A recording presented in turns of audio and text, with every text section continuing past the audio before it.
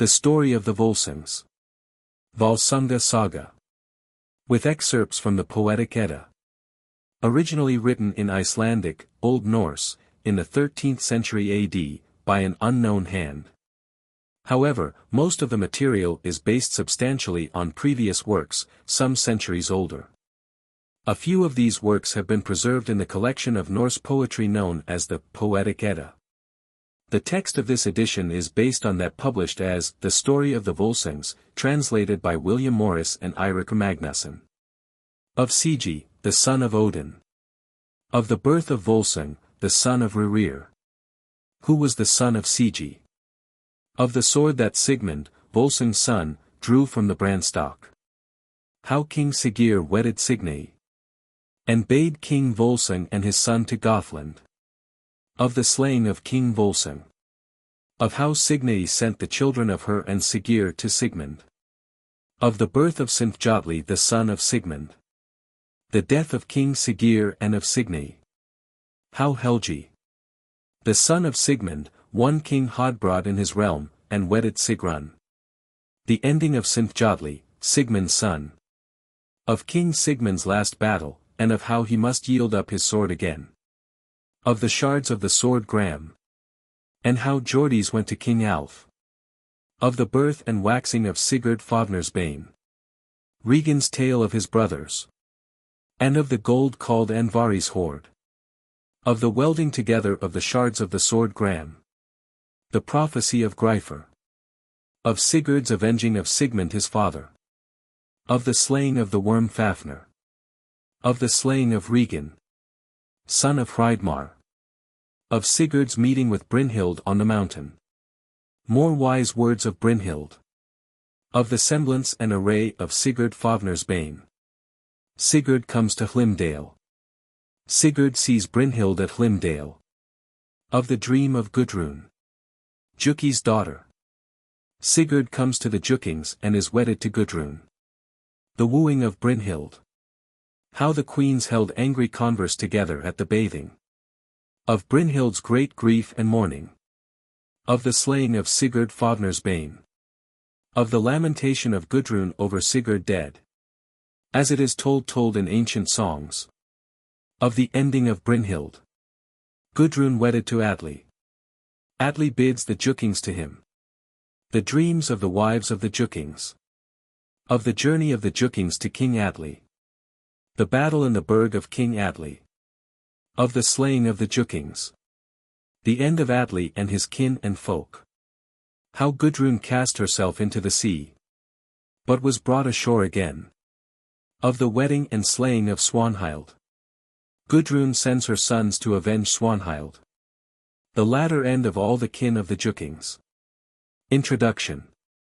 It would seem fitting for a northern folk, deriving the greater and better part of their speech, laws, and customs from a northern root, that the north should be to them, if not a holy land, yet at least a place more to be regarded than any part of the world beside. That howsoever their knowledge widened of other men, the faith and deeds of their forefathers would never lack interest for them, but would always be kept in remembrance. One cause after another has, however, aided in turning attention to classic men and lands at the cost of our own history. Among battles, every schoolboy knows the story of Marathon or Salamis, while it would be hard indeed to find one who did more than recognize the name, if even that, of the great fights of Hafrsfjord or Stiklestad. The language and history of Greece and Rome, their laws and religions, have been always held part of the learning needful to an educated man, but no trouble has been taken to make him familiar with his own people or their tongue. Even that Englishman who knew Alfred, Bede, Cadman, as well as he knew Plato, Caesar, Cicero, or Pericles, would be hard bestead were he asked about the great peoples from whom we sprang, the warring of Harold Fairhair or St. Olaf. The Viking, kingdoms in these, the British, Western Isles, the settlement of Iceland, or even of Normandy. The knowledge of all these things would now be even smaller than it is among us were it not that there was one land left where the olden learning found refuge and was kept in being. In England, Germany, and the rest of Europe, what is left of the traditions of pagan times has been altered in 1,000 ways by foreign influence, even as the peoples and their speech have been by the influx of foreign blood. But Iceland held to the old tongue that was once the universal speech of northern folk, and held also the great stores of tale and poem that are slowly becoming once more the common heritage of their descendants. The truth, care, and literary beauty of its records, the varied and strong life shown alike in tale and history, and the preservation of the old speech, character, and tradition, a people placed apart as the Icelanders have been, combined to make valuable what Iceland holds for us. Not before 1770, when Bishop Percy translated Mallet's Northern Antiquities, was anything known here of Icelandic, or its literature.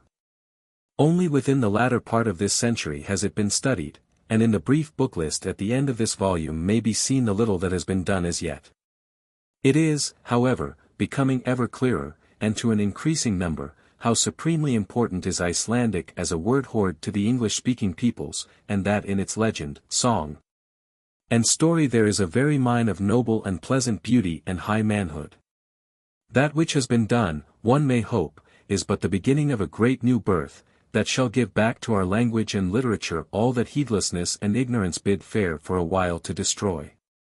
The Scandogothic peoples who poured southward and westward over Europe, to shake empires and found kingdoms, to meet Greek and Roman in conflict, and levy tribute everywhere, had kept up their constantly recruited waves of incursion, until they had raised a barrier of their own blood.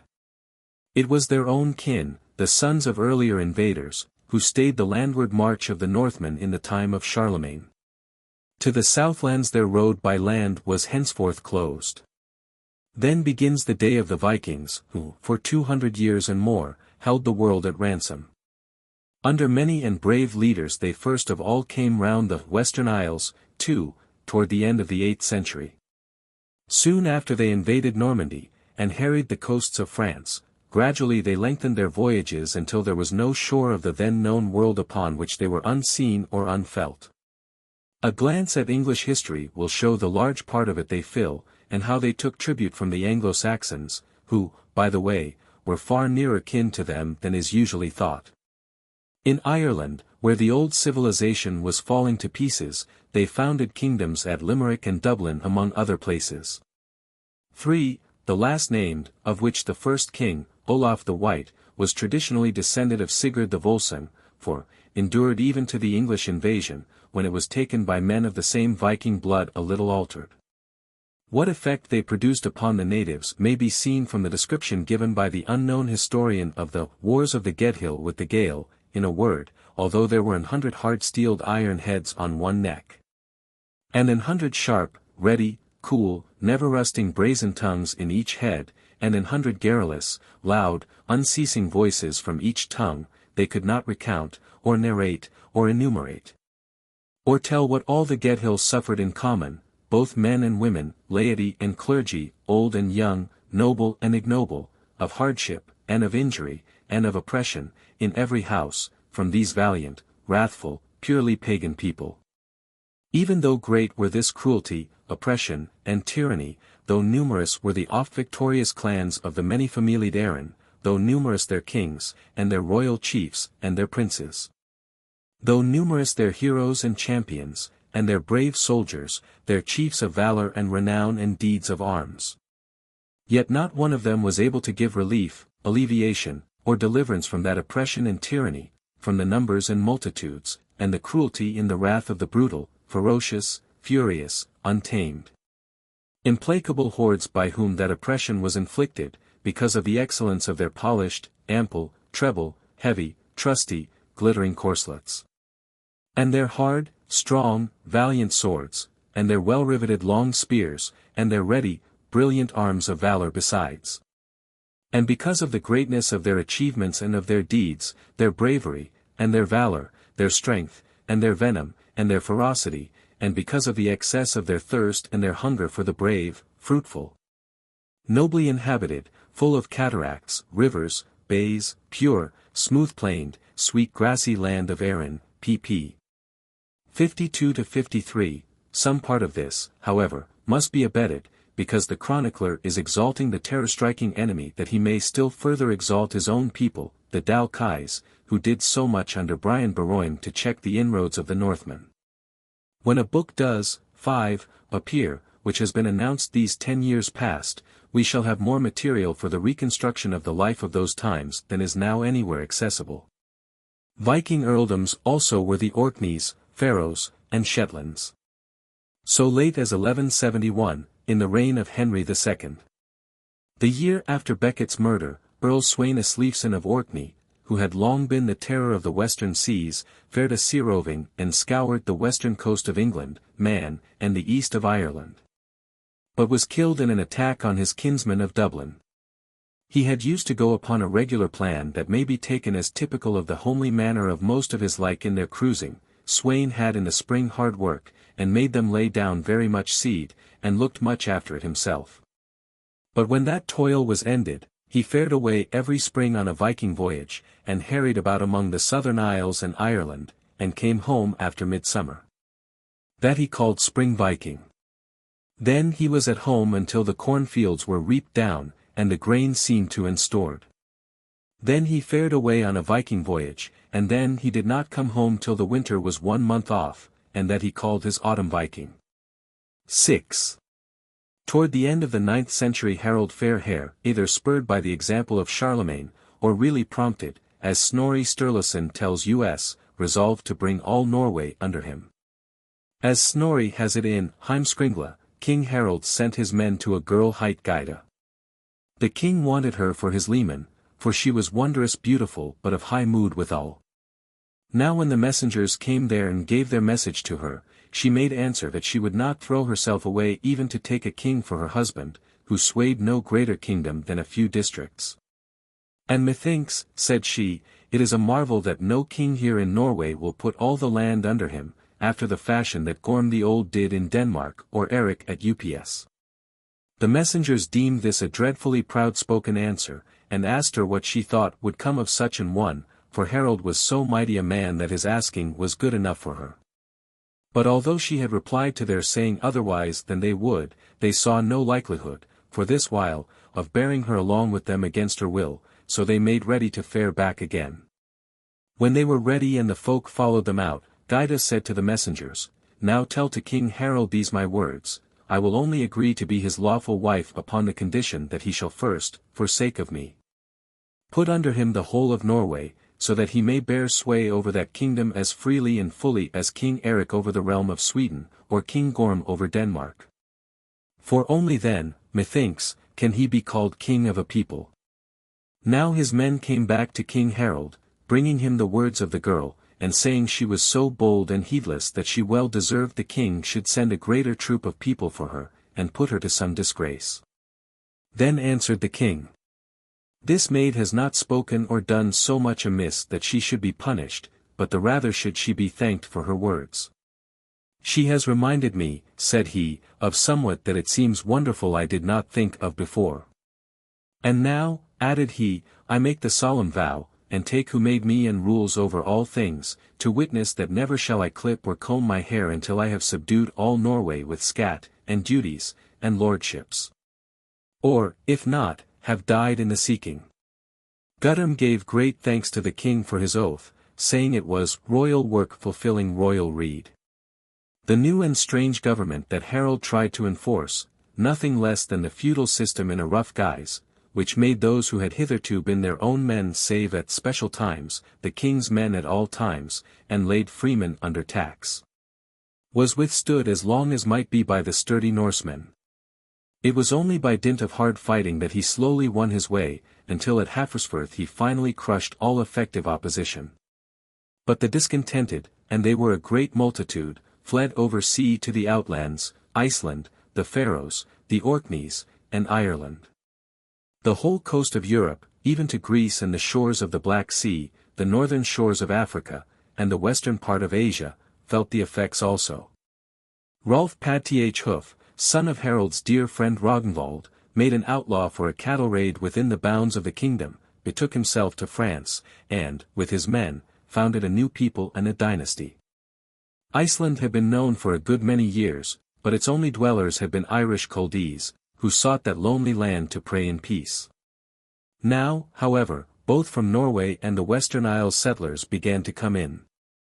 Aud, widow of Olaf the White, king of Dublin, came, bringing with her many of mixed blood, for the Gethill, pronounced Gael, Irish, and the Gael, pronounced Gaul, strangers, not only fought furiously, but made friends firmly.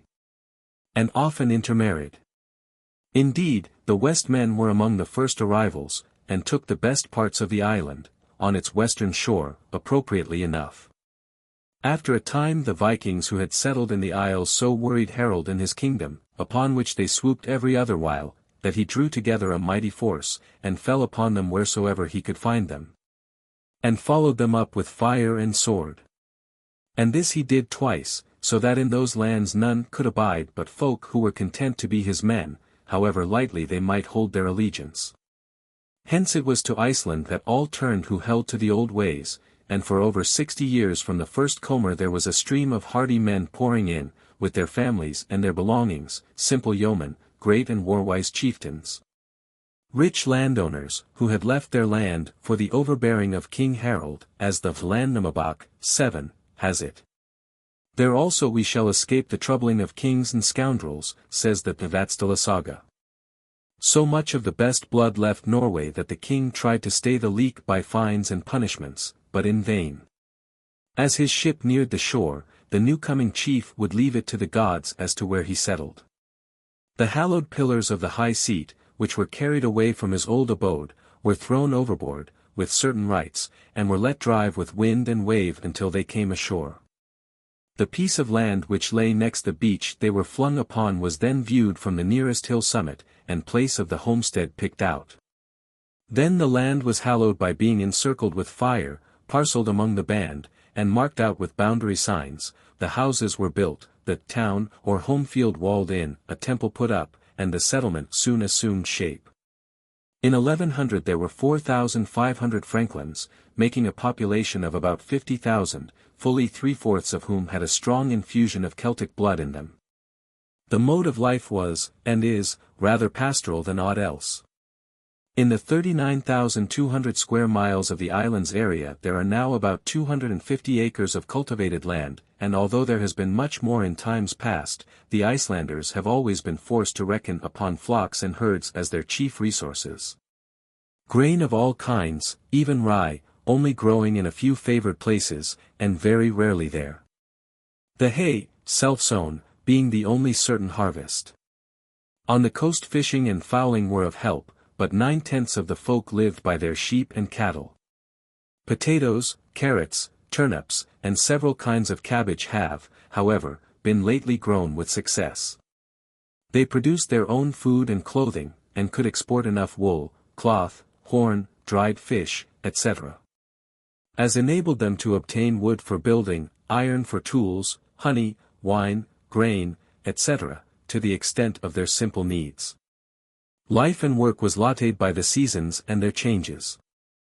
Outdoor work, fishing, herding, haymaking, and fuel-getting, filling the long days of summer, while the long, dark winter was used in weaving and 100 indoor crafts. The climate is not so bad as might be expected, seeing that the island touches the polar circle, the mean temperature at Reykjavik being 39 degrees. The religion which the settlers took with them into Iceland, the ethnic religion of the Norse folk, which fought its last great fight at Stiklestad, where Olaf Haraldsson lost his life and won the name of saint, was, like all religions, a compound of myths, those which had survived from savage days, and those which expressed the various degrees of a growing knowledge of life and better understanding of nature. Some historians and commentators are still fond of the unscientific method of taking a later religion, in this case Christianity, and writing down all apparently coincident parts of belief as having been borrowed from the Christian teachings by the Norse folk, while all that remain they lump under some sliding head. Every folk has from the beginning of time sought to explain the wonders of nature, and has, after its own fashion, set forth the mysteries of life. The lowest savage, no less than his more advanced brother, has a philosophy of the universe by which he solves the world problem to his own satisfaction, and seeks to reconcile his conduct with his conception of the nature of things. Now, it is not to be thought, save by a priori reasoners, that such a folk as the Northmen, a mighty folk, far advanced in the arts of life, imaginative, literary, should have had no further creed than the totemistic myths of their primitive state. A state they have wholly left ere they enter history. Judging from universal analogy, the religion of which record remains to us was just what might be looked for at the particular stage of advancement the Northmen had reached. Of course something may have been gained from contact with other peoples, from the Greeks during the long years in which the northern races pressed upon their frontier, from the Irish during the existence of the Western Viking kingdoms. But what I particularly warn young students against is the constant effort of a certain order of minds to wrest facts into agreement with their pet theories of religion or what not. The whole tendency of the more modern investigation shows that the period of myth transmission is long over ere history begins. The same confusion of different stages of myth-making is to be found in the Greek religion, and indeed in those of all peoples. Similar conditions of mind produce similar practices, apart from all borrowing of ideas and manners. In Greece we find snake dances, bear dances, swimming with sacred pigs, leaping about in imitation of wolves, dog feasts, and offering of dogs' flesh to the gods, all of them practices dating from crude savagery. Mingled with ideas of exalted and noble beauty, but none now, save a bigot, would think of accusing the Greeks of having stolen all their higher beliefs. Even were some part of the matter of their myths taken from others, yet the Norsemen have given their gods a noble, upright, great spirit, and placed them upon a high level that is all their own. 8. From the Prose Edda the following all too brief statement of the salient points of Norse belief is made up. The first and eldest of gods is Hight All-Father. He lives from all ages, and rules over all his realm, and sways all things great and small. He smithied heaven and earth, and the lift, and all that belongs to them. What is most, he made man, and gave him a soul that shall live and never perish. And all men that are right-minded shall live and be with himself in Vingolf, but wicked men fare to hell, and thence into Night-Hell, that is beneath in the ninth world. Before the earth, 'twas the morning of time, when yet naught was, nor sand nor sea was there, nor cooling streams. Earth was not found, nor heaven above, a yawning gap there was, but grass nowhere. Many ages ere the earth was Shapen was Niflheim made, but first was that land in the southern sphere Hight Muspel, that burns and blazes, and may not be trodden by those who are outlandish and have no heritage there.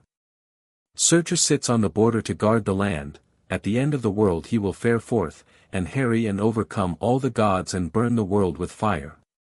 Ere the races were yet mingled, or the folk of men grew, yawning gap, which looked towards the north parts, was filled with thick and heavy ice and rime, and everywhere within were fog and gusts. But the south side of yawning gap lightened by the sparks and gleeds that flew out of Muspelheim, as cold arose out of Niflheim and all things grim, so was that part that looked towards Muspel hot and bright.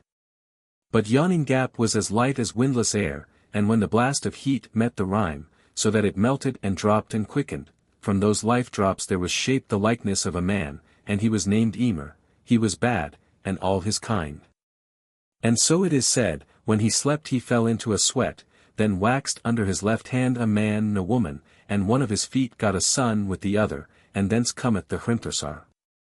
The next thing when the rime dropped was that the cow Hight Od Humla was made of it, but 4 milk rivers ran out of her teats, and she fed Emer. She licked rime stones that were salt, and the first day there came at even, out of the stones, a man's hair, the second day a man's head, the third day all the man was there.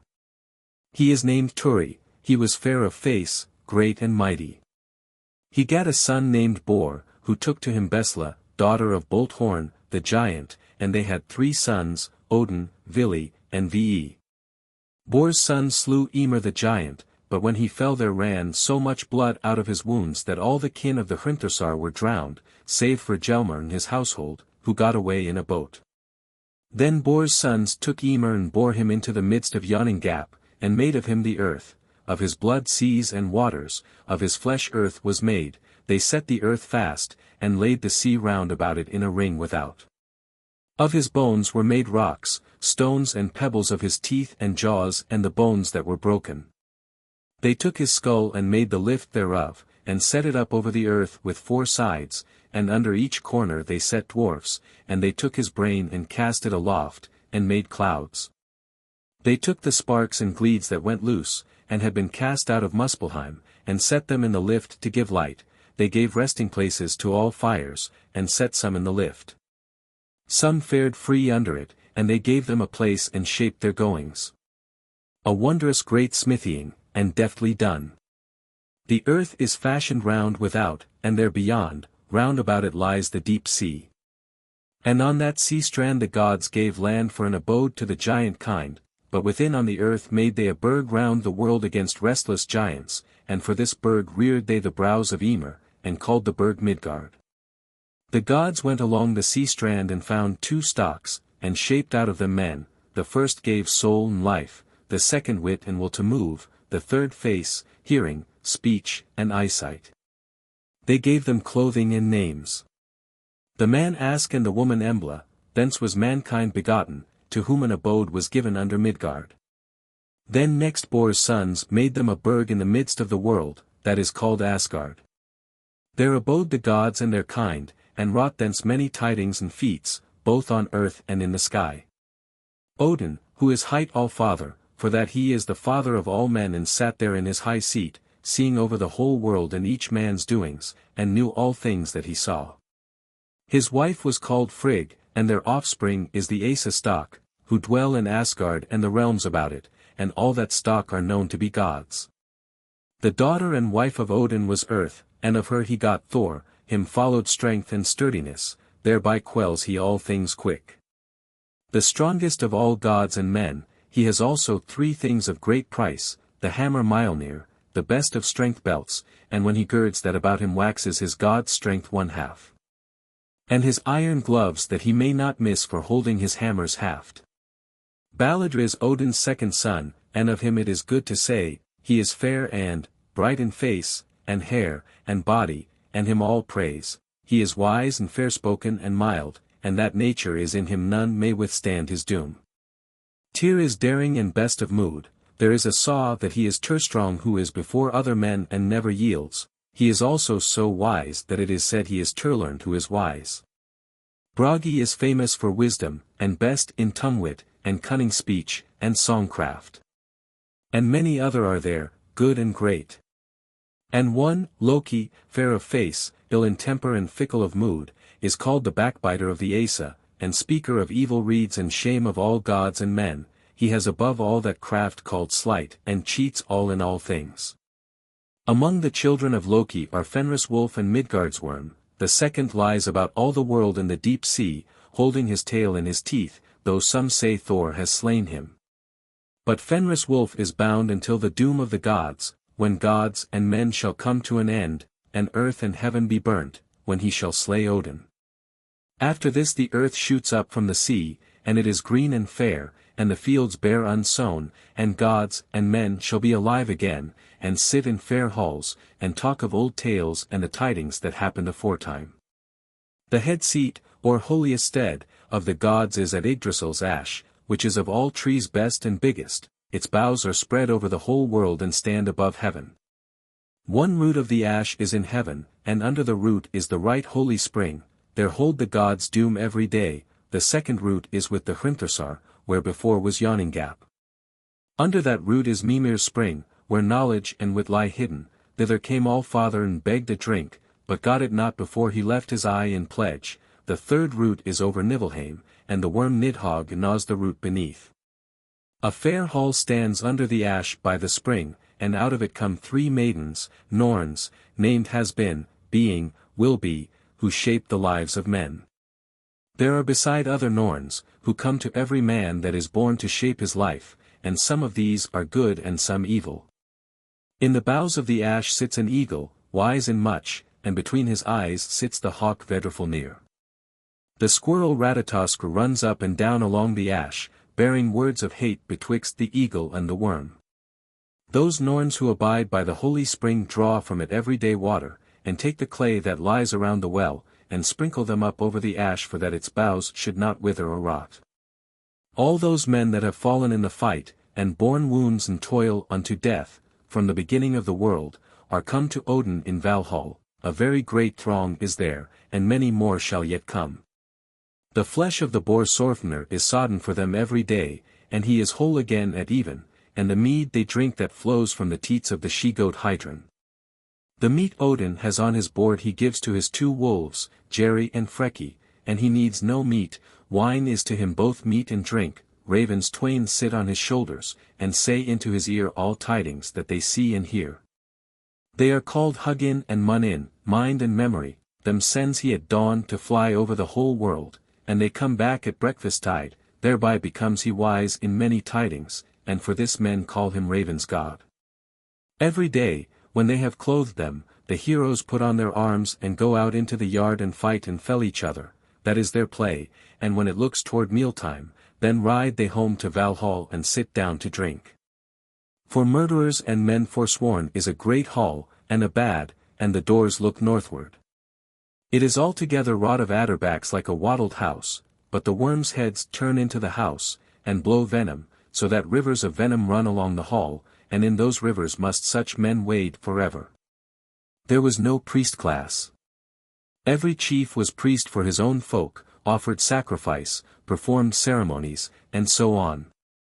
In politics the homestead, with its franklin owner, was the unit. The thing, or hundred moot, the primal organization, and the godord, or chieftainship, its tie. The chief who had led a band of kinsmen and followers to the new country, taken possession of land, and shared it among them, became their head ruler and priest at home, speaker and president of their thing.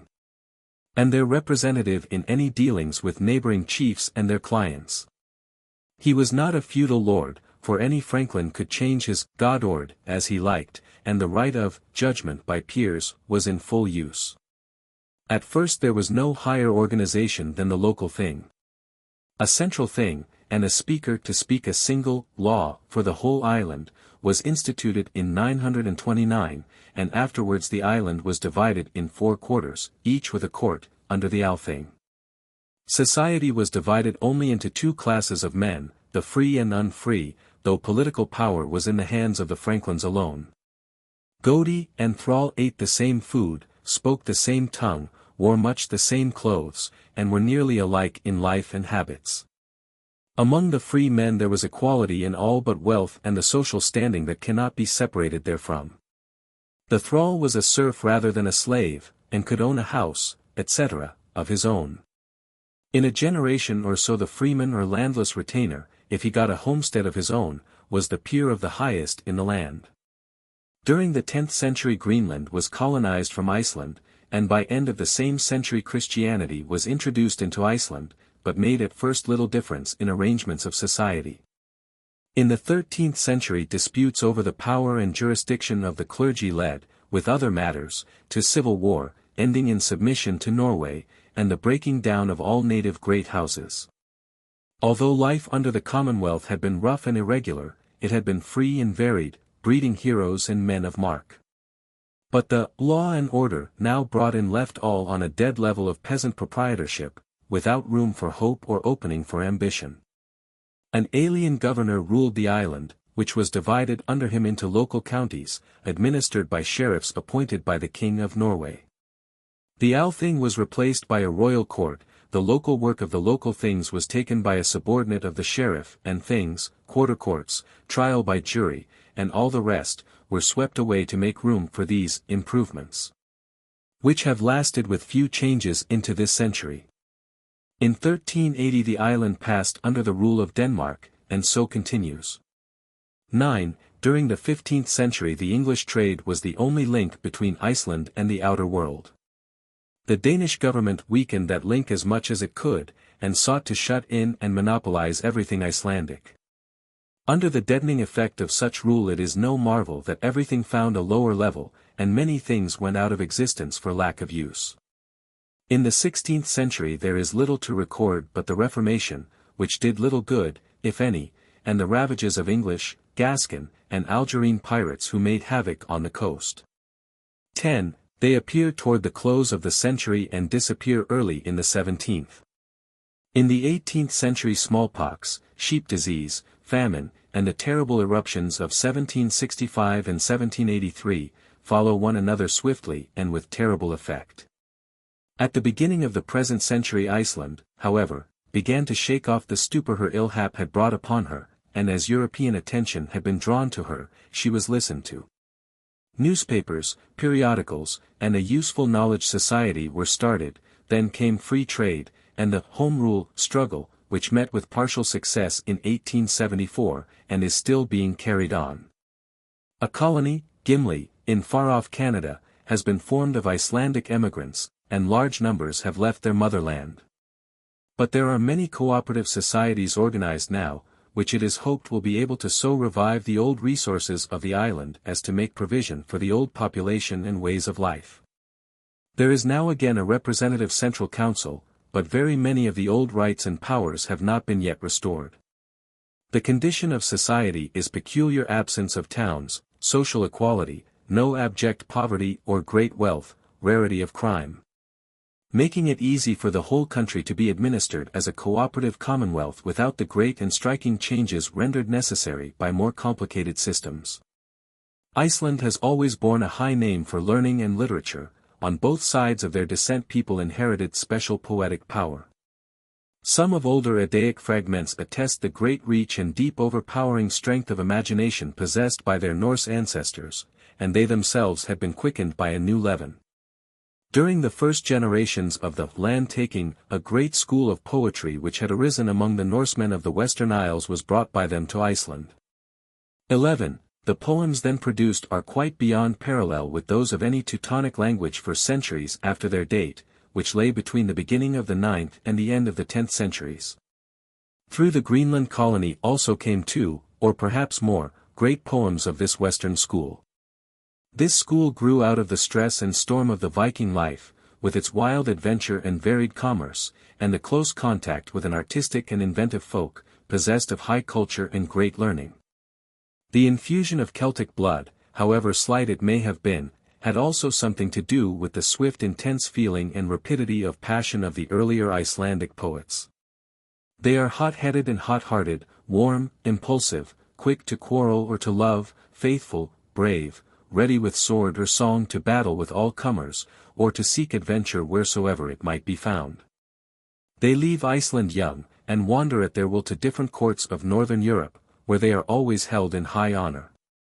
Gunnlaug Wormtongue, 12, in 1004 came to England, after being in Norway, as the saga says, now sail Gunnlaug and his fellows into the English main, and come at autumntide south to London Bridge, where they hauled ashore their ship.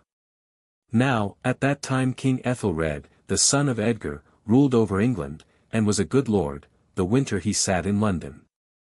But in those days there was the same tongue in England as in Norway and Denmark. But the tongues changed when William the Bastard won England, for thenceforward French went current there, for he was of French kin. Gunnlaug went presently to the king, and greeted him well and worthily. The king asked him from what land he came, and Gunnlaug told him all as it was. But, said he, I have come to meet thee, Lord, for that I have made a song on thee, and I would that it might please thee to hearken to that song. The king said it should be so, and Gunnlaug gave forth the song well and proudly, and this is the burden thereof. As God are all folk fearing. The Fire Lord King of England. Kin of all kings and all folk. To Ethelred the head bow.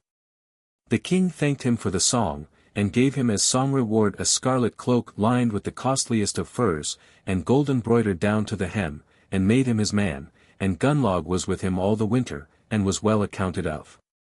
The poems in this volume are part of the wonderful fragments which are all that remain of ancient Scandinavian poetry. Every piece which survives has been garnered by VIII and Powell in the volumes of their corpus, where those who seek may find.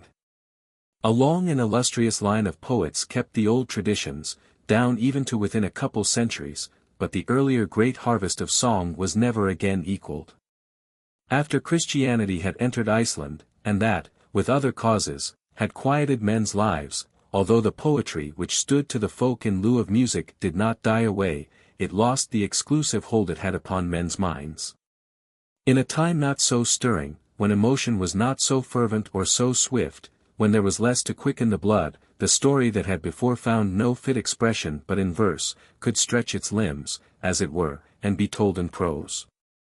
Something of Irish influence is again felt in this new departure and that marvelous new growth, the saga, that came from it, but is little more than an influence.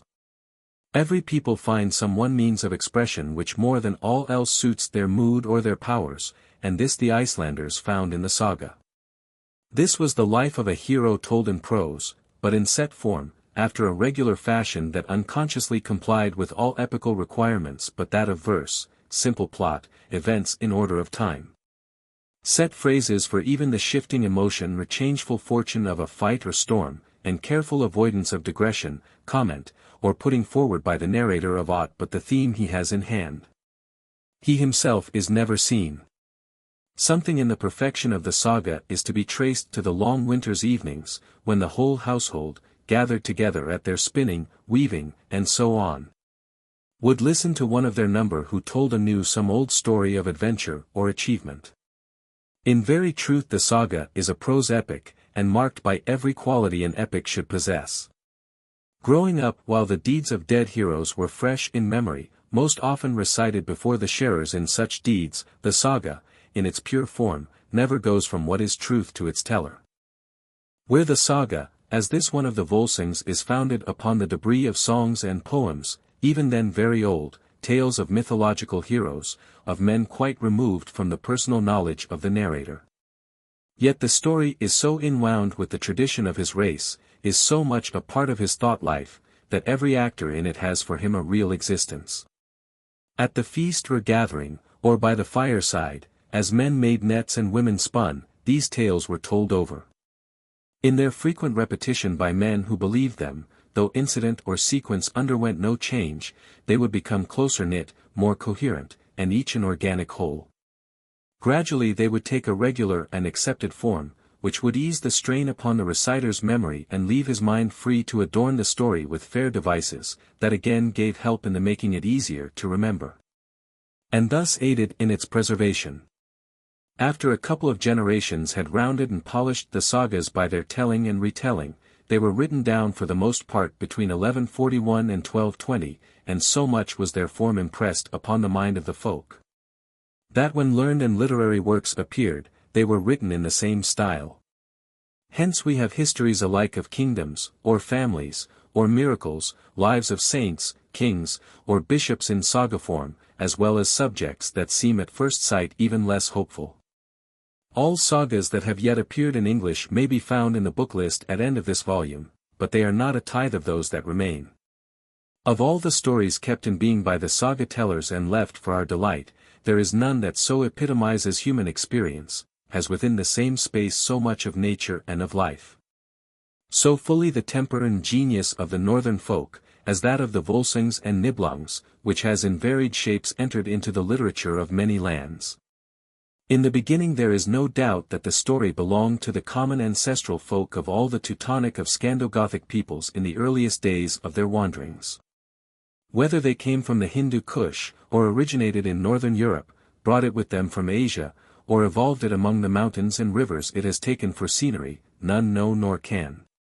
But each branch of their descendants has it in one form or another, and as the Icelanders were the very crown and flower of the northern folk, so also the story which is the peculiar heritage of that folk received in their hands its highest expression and most noble form.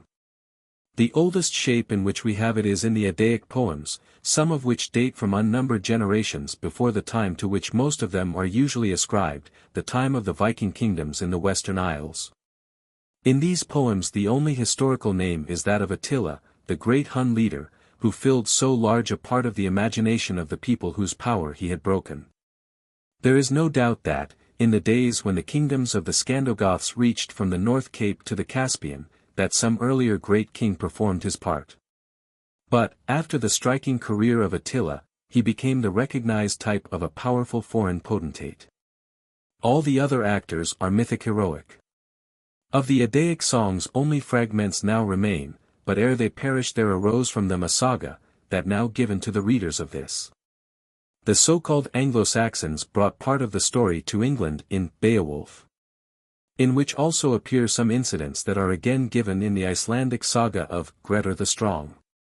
Most widely known is the form taken by the story in the hands of an unknown medieval German poet, who, from the broken ballads then surviving wrote the Nibelungenlied, or more properly, Nibelungen Nacht, the Need of the Nibelungs.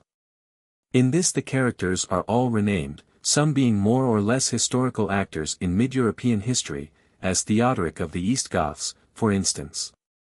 The whole of the earlier part of the story has disappeared, and though Siegfried, Sigurd, has slain a dragon, there is nothing to connect it with the fate that follows the treasure, and Vari, the Volsungs, Fafnir, and Regan are all forgotten. The mythological features have become faint, and the general air of the whole is that of medieval romance. The sword Gram is replaced by Baumang, and the helm of Oing by the Tarn cap, the former with no gain, the latter with great loss. The curse of Andvari, which in the saga is grimly real, working itself out with slow, sure steps that no power of God or man can turn aside, in the medieval poem is but a mere scenic effect, a strain of mystery and magic. That runs through the changes of the story with much added picturesqueness, but that has no obvious relation to the working out of the plot, or fulfillment of their destiny by the different characters.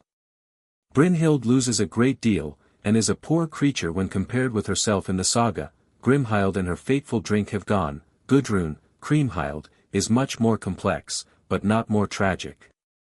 One new character, Rudiger, appears as the type of chivalry, but Sigurd, Siegfried, the central figure, though he has lost by the omission of so much of his life, is, as before, the embodiment of all the virtues that were dear to northern hearts.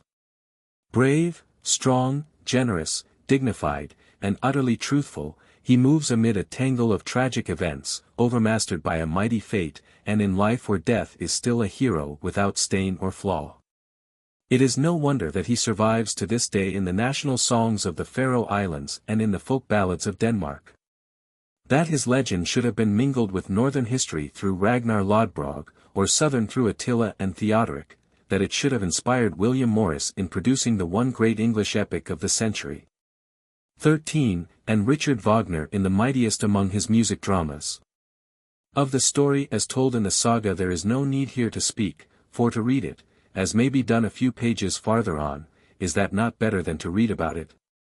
But it may be urged upon those that are pleased and moved by the passion and power, the strength and deep truth of it, to find out more than they now know of the folk among whom it grew, and the land in which they dwelt. In so doing they will come to see how needful are a few lessons from the healthy life and speech of those days, to be applied in the bettering of our own. H. Halliday Sparling. Endnotes. 1. Viking, Ice, Vikinger. Vik, a bay or creek, Inger.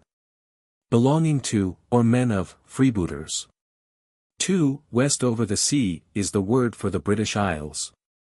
3. C. Todd, J. H. War of the Gedhill with the Gael. 4. He was son of Ingild, son of Thora, daughter of Sigurd. Snakeitiecha, son of Ragnar Lodbrok by Aslog, daughter of Sigurd by Brynhild. The genealogy is, doubtless, quite mythical. 5. A collection of sagas and other historical documents relating to the settlements and descents of the Northmen on the British Isles. Ed. G. W. Docent, DCL, and Gudbrand. Vigfussen, M.A., in the press. Longmans, London. 8 VO. 6. Orkneyinga Saga. 7. Land-taking book, Land Nam, land-taking, from, at Nima. Land, hence also the early settlers were called Landnamsmen. 8. To all interested in the subject of comparative mythology. Andrew Lang's two admirable books, Custom and Myth, 1884. 8 VO, and Myth, Ritual, and Religion, 2 volumes. Crown 8 VO. 1887, both published by Longmans, London, may be warmly recommended. 9. Iceland was granted full independence from Denmark in 1944. DBK. 10. These pirates are always appearing about the same time in English state papers as plundering along the coasts of the British Isles, especially Ireland. 11.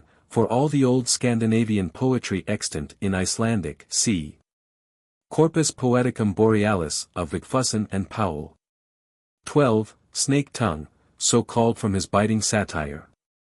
13. Sigurd the Volsung, which seems to have become all but forgotten in this century. DBK. Translator's Preface. In offering to the reader this translation of the most complete and dramatic form of the great epic of the North, we lay no claim to special critical insight, nor do we care to deal at all with vexed questions. But are content to abide by existing authorities, doing our utmost to make our rendering close and accurate, and, if it might be so, at the same time, not over prosaic. It is to the lover of poetry and nature, rather than to the student, that we appeal to enjoy and wonder at this great work, now for the first time, strange to say, translated into English. This must be our excuse for speaking here, as briefly as may be, of things that will seem to the student over well known to be worth mentioning, but which may give some ease to the general reader who comes across our book. The prose of the Volsunga Saga was composed probably sometime in the 12th century, from floating traditions no doubt, from songs which, now lost, were then known, at least in fragments, to the sagaman. And finally from songs, which, written down about his time, are still existing. The greater part of these last the reader will find in this book, some inserted amongst the prose text by the original storyteller, and some by the present translators. And the remainder in the latter part of the book, put together as nearly as may be in the order of the story, and forming a metrical version of the greater portion of it. These songs from the Elder Edda we will now briefly compare with the prose of the Volsung story, premising that these are the only metrical sources existing of those from which the sagaman told his tale. Except for the short snatch on p. 24:1 of our translation, nothing is now left of these till we come to the episode of Helgi hunting Spain, Sigurd's half-brother. There are 2 songs left relating to this, from which the prose is put together. To a certain extent they cover the same ground, but the latter half of the second is, wisely as we think, left untouched by the sagaman, as its interest is of itself too great not to encumber the progress of the main story.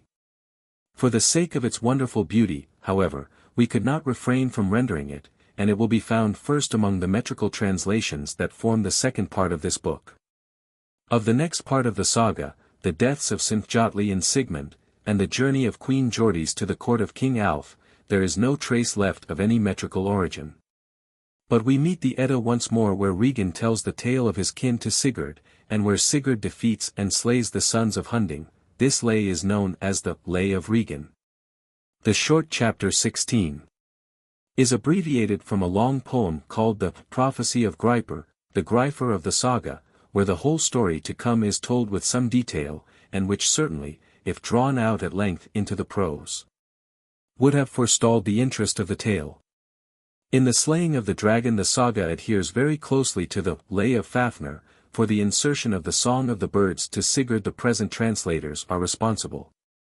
Then comes the waking of Brynhild, and her wise reeds to Sigurd, taken from the Lay of Sigurdrifa, the greater part of which, in its metrical form, is inserted by the sagaman into his prose. But the stanza relating Brynhild's awaking we have inserted into the text, the latter part, omitted in the prose, we have translated for the second part of our book. Of Sigurd at Hlimdale, of Gudrun's dream, the magic potion of Grimhild, the wedding of Sigurd consequent on that potion. Of the wooing of Brynhild for Gunnar, her marriage to him, of the quarrel of the queens, the brooding grief and wrath of Brynhild, and the interview of Sigurd with her, of all this, the most dramatic and best considered parts of the tale. There is now no more left that retains its metrical form than the few snatches preserved by the sagaman, though many of the incidents are alluded to in other poems. Chapter 30 is met by the poem called the Short Lay of Sigurd, which, fragmentary apparently at the beginning, gives us something of Brynhild's awakening wrath and jealousy, the slaying of Sigurd, and the death of Brynhild herself. This poem we have translated entire.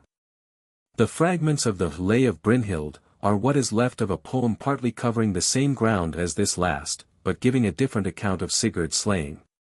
It is very incomplete, though the sagaman has drawn some incidents from it. The reader will find it translated in our second part. But before the death of the heroine we have inserted entire into the text as chapter 31. The first lay of Gudrun, the most lyrical, the most complete, and the most beautiful of all the Eddaic poems, a poem that any age or language might count among its most precious possessions. From this point to the end of the saga it keeps closely to the Songs of Edda, in chapter 32. The sagaman has rendered into prose that ancient lay of Gudrun, except for the beginning, which gives again another account of the death of Sigurd. This lay also we have translated. The grand poem, called the Hellride of Brynhild, is not represented directly by anything in the prose except that the sagaman has supplied from it a link or two wanting in the Lay of Sigurdrifa. It will be found translated in our second part. The betrayal and slaughter of the Jukings or Nibelungs, and the fearful end of Atli and his sons, and court, are recounted in two lays, called the Lays of Atli. The longest of these, the Greenland Lay of Atli, is followed closely by the sagaman. The shorter one we have translated. The end of Gudrun, of her daughter by Sigurd and of her sons by her last husband Jonakr, treated of in the last 4 chapters of the saga, are very grandly and poetically given in the songs called the Wedding of Gudrun, and the Lay of Hamdir, which are also among our translations. These are all the songs of the Edda which the sagaman has dealt with, but one other, the Lament of Oddrun, we have translated on account of its intrinsic merit. As to the literary quality of this work we say much, but we think we may well trust the reader of poetic insight to break through whatever entanglement of strange manners or unused element may at first trouble him. And to meet the nature and beauty with which it is filled, we cannot doubt that such a reader will be intensely touched by finding, amidst all its wildness and remoteness, such a startling realism, such subtlety, such close sympathy with all the passions that may move himself today. In conclusion, we must again say how strange it seems to us, that this Volsung tale, which is in fact an unversified poem, should never before been translated into English. For this is the great story of the North, which should be to all our race what the tale of Troy was to the Greeks, to all our race first, and afterwards. When the change of the world has made our race nothing more than a name of what has been, a story too, then should it be to those that come after us no less than the tale of Troy has been to us. William Morris and Eirik Magnussen. Endnotes. 1. Chapter 8. DBK. The Story of the Volsungs and Nibelungs. Chapter 1. Of Sigi, the son of Odin. Here begins the tale, and tells of a man who was named Sigi, and called of men the son of Odin. Another man withal is told of in the tale, hight Skadi, a great man and mighty of his hands. Yet was Sigi the mightier and the higher of kin, according to the speech of men of that time. Now Skadi had a thrall with whom the story must deal somewhat, Brady by name, who was called after that work which he had to do. In prowess and might of hand he was equal to men who were held more worthy, yea, and better than some thereof. Now it is to be told that, on a time, Sigi fared to the hunting of the deer, and the thrall with him. And they hunted deer daylong till the evening, and when they gathered together their prey in the evening, lo, greater and more by far was that which Brady had slain than Sigi's prey. And this thing he much misliked, and he said that great wonder it was that a very thrall should outdo him in the hunting of deer, so he fell on him and slew him, and buried the body of him thereafter in a snowdrift. Then he went home at evening tide and says that Brady had ridden away from him into the wildwood. Soon was he out of my sight, he says, and not more I wot of him. Skadi misdoubted the tale of Sigi, and deemed that this was a guile of his, and that he would have slain Brady. So he sent men to seek for him, and to such an end came their seeking, that they found him in a certain snowdrift. Then said Skadi, that men should call that snowdrift Brady's drift from henceforth, and thereafter have folk followed, so that in such wise they call every drift that is right great. Thus it is well seen that Sigi has slain the thrall and murdered him, so he is given forth to be a wolf in holy places, 1, and may no more abide in the land with his father.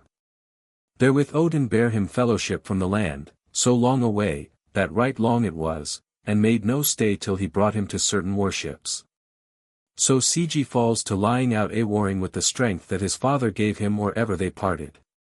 And happy was he in his warring, and ever prevailed, till he brought it about that he won by his wars land and lordship at the last. And thereupon he took to him a noble wife, and became a great and mighty king, and ruled over the land of the Huns, and was the greatest of warriors. He had a son by his wife, who was called Refer, who grew up in his father's house, and soon became great of growth, and shapely. Endnotes. 1. Wolf in holy places, a man put out of the pale of society. For crimes, an outlaw. Chapter 2. Of the birth of Volsung, the son of Rerir, who was the son of Sigi. Now Sigi grew old, and had many to envy him, so that at last those turned against him whom he trusted most, yea, even the brothers of his wife. For these fell on him at his unwariest, when there were few with him to withstand them, and brought so many against him, that they prevailed against him, and there fell Sigi and all his folk with him. But Rerir, his son, was not in this trouble, and he brought together so mighty a strength of his friends and the great men of the land, that he got to himself both the lands and kingdom of Sigi his father. And so now, when he deems that the feet under him stand firm in his rule, then he calls to mind that which he had against his mother's brothers, who had slain his father. So the king gathers together a mighty army, and therewith falls on his kinsmen, deeming that if he made their kinship of small account, yet none the less they had first wrought evil against him. So he wrought his will herein, in that he departed not from strife before he had slain all his father's banesmen, though dreadful the deed seemed in every wise. So now he gets land, lordship, and fee, and is become a mightier man than his father before him.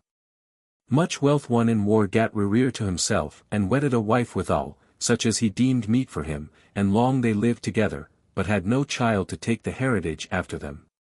And ill content they both were with that, and prayed the gods with heart and soul that they might get them a child. And so it is said that Odin hears their prayer, and Freya no less hearkens wherewith they prayed unto her, so she, never lacking for all good counsel, calls to her casket-bearing May, 1, the daughter of Hrimnir the giant. And sets an apple in her hand, and bids her bring it to the king.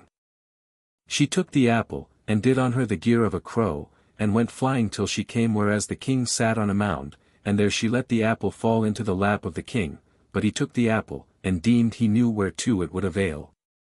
So he goes home from the mound to his own folk, and came to the queen, and some deal of that apple she ate.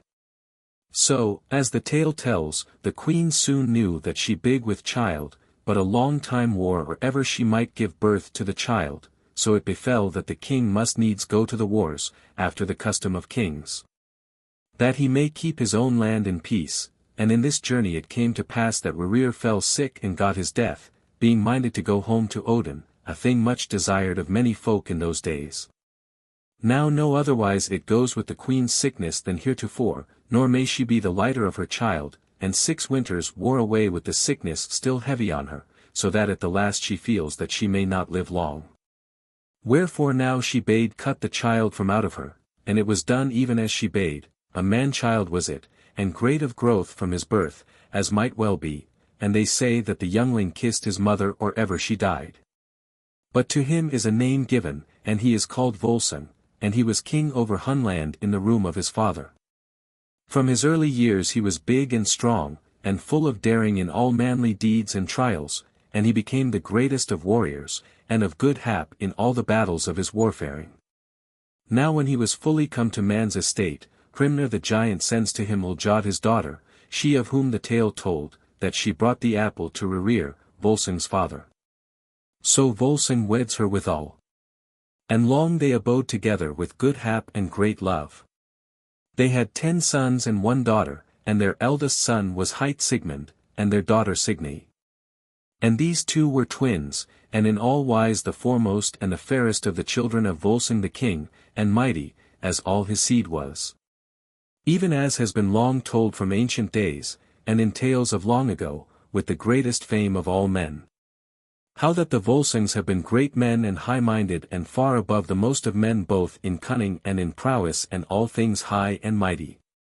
So says the story that King Volsung let build a noble hall in such a wise, that a big oak tree stood therein, and that the limbs of the tree blossomed fair out over the roof of the hall, while below stood the trunk within it. And the said trunk did men call Branstock. Endnotes. 1. May, as, Maeg, a maid. Chapter 3. Of the sword that Sigmund, Volsung's son, drew from the branstock. There was a king called Sigir, who ruled over Gothland, a mighty king and of many folk. He went to meet Volsung, the king, and prayed him for Signy his daughter to wife, and the king took his talk well, and his sons withal, but she was loath thereto, yet she bade her father rule in this as in all other things that concerned her. So the king took such rede, 1, that he gave her to him, and she was betrothed to King Sigir, and for the fulfilling of the feast and the wedding, was King Sigir to come to the house of King Volsung. The king got ready the feast according to his best might, and when all things were ready, came the king's guests and King Sigir withal at the day appointed, and many a man of great account had Sigir with him. The tale tells that great fires were made endlong the hall, and the great tree aforesaid stood midmost thereof, withal folk say that, when as men sat by the fires in the evening, a certain man came into the hall unknown of aspect to all men.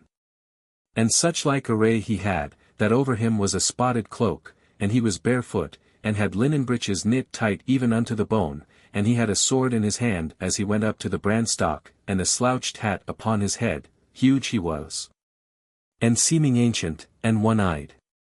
2. So he drew his sword and smote it into the tree trunk so that it sank in up to the hilts, and all held back from greeting the man. Then he took up the word, and said, Whoso draweth this sword from this stock, shall have the same as a gift from me, and shall find in good sooth that never bare he better sword in hand than is this. Therewithout went the old man from the hall, and none knew who he was or whither he went. Now men stand up, and none would fain be the last to lay hand to the sword, for they deemed that he would have the best of it who might first touch it. So all the noblest went thereto first, and then the others, one after other, but none who came thereto might avail to pull it out, for in no wise would it come away howsoever they tugged at it. But now up comes Sigmund, King Volsung's son, and sets hand to the sword, and pulls it from the stock, even as if it lay loose before him. So good that weapon seemed to all, that none thought he had seen such a sword before, and Sigir would fain buy it of him at thrice its weight of gold. But Sigmund said, Thou mightest have taken the sword no less than I from there whereas it stood, if it had been thy lot to bear it. But now, since it has first of all fallen into my hand, never shalt thou have it, though thou biddest therefor all the gold thou hast. King Sigir grew wroth at these words, and deemed Sigmund had answered him scornfully, but whereas was a wary man and a double-dealing, he made as if he heeded this matter in no wise, yet that same evening he thought how he might reward it. As was well seen afterwards. Endnotes.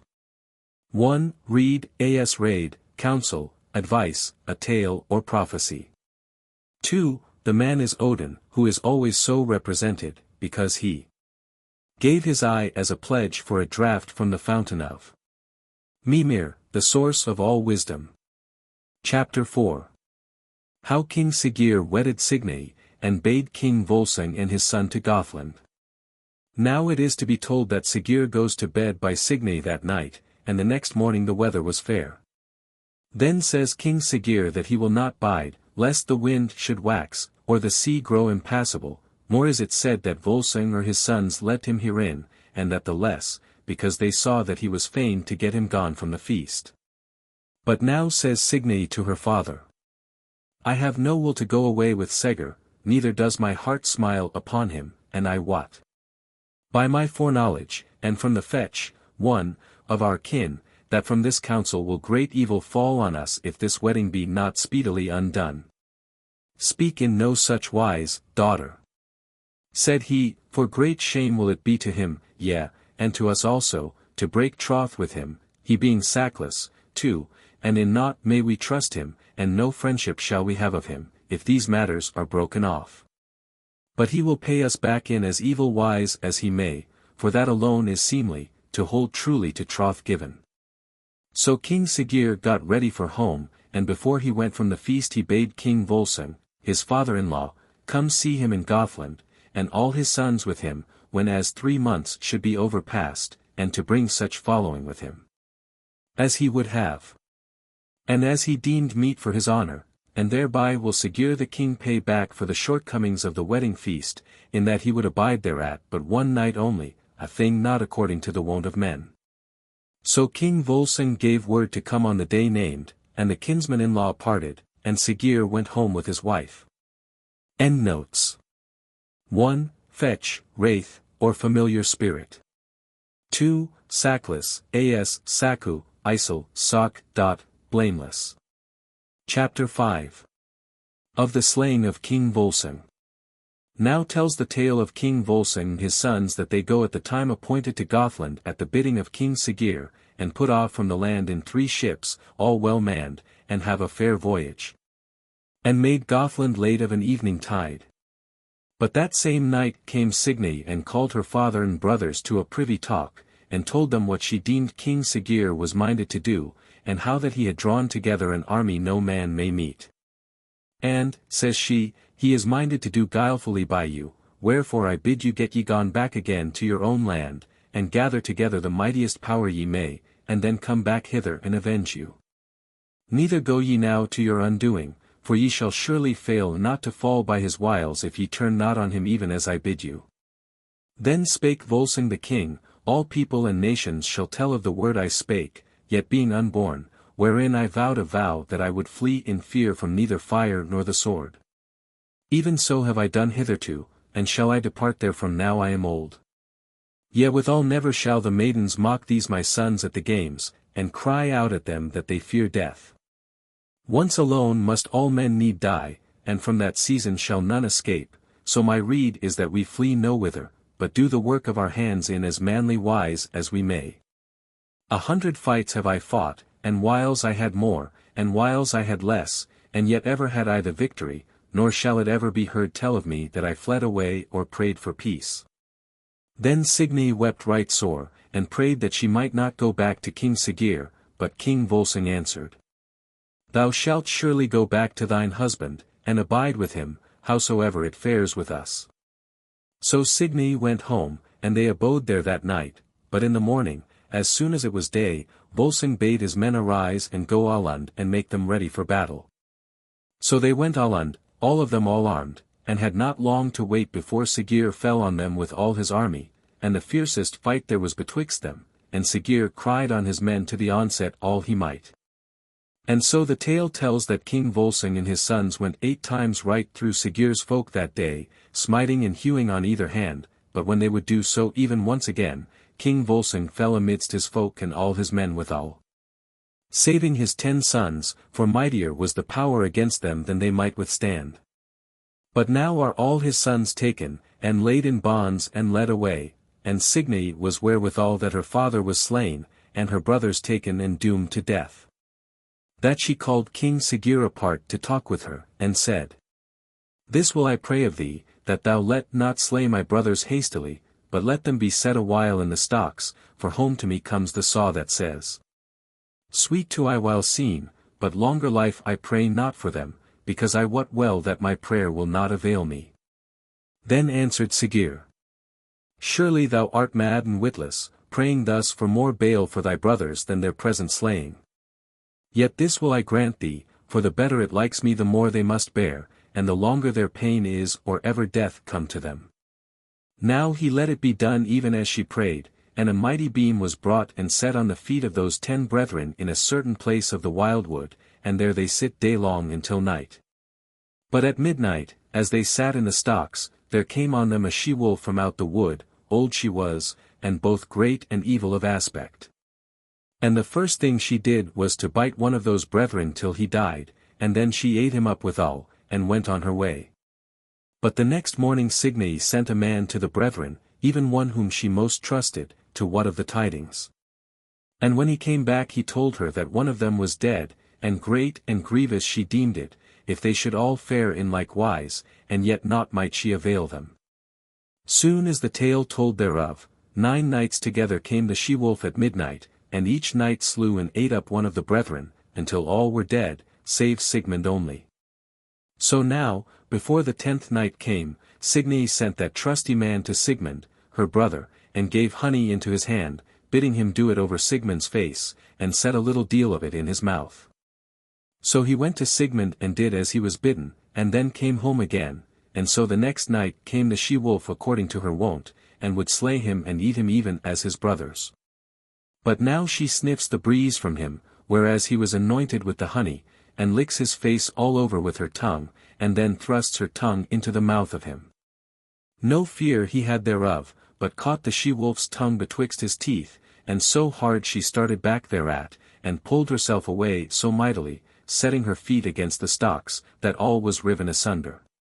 But he ever held so fast that the tongue came away by the roots, and thereof she had her bane. But some men say that this same she-wolf was the mother of King Siggeir, who had turned herself into this likeness by trolls' lore and witchcraft. Chapter 6. Of how Signy sent the children of her and Siggeir to Sigmund. Now when as Sigmund is loosed and the stocks are broken, he dwells in the woods and holds himself there. But Signy sends yet again to what of the tidings, whether Sigmund were alive or no, but when those who were sent came to him, he told them all as it had betid, and how things had gone betwixt him and the wolf. So they went home and tell Signy the tidings, but she goes and finds her brother, and they take counsel in such wise as to make a house underground in the wildwood. And so things go on a while, Signy hiding him there, and sending him such things as he needed, but King Siggeir deemed that all the Volsungs were dead. Now Siggeir had 2 sons by his wife, whereof it is told that when the eldest was 10 winters old, Signy sends him to Sigmund, so that he might give him help, if he would in any wise strive to avenge his father. So the youngling goes to the wood, and comes late in evening tide to Sigmund's earth house, and Sigmund welcomed him in seemly fashion, and said that he should make ready their bread, but I, said he, will go seek firewood. Therewith he gives the meal bag into his hands while he himself went to fetch firing, but when he came back the youngling had done naught at the bread making. Then asked Sigmund if the bread be ready.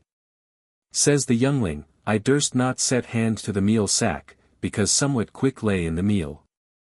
Now Sigmund deemed he wot that the lad was of no such heart as that he would be fain to have him for his fellow, and when he met his sister, Sigmund said that he had come no nigher to the aid of a man though the youngling were with him.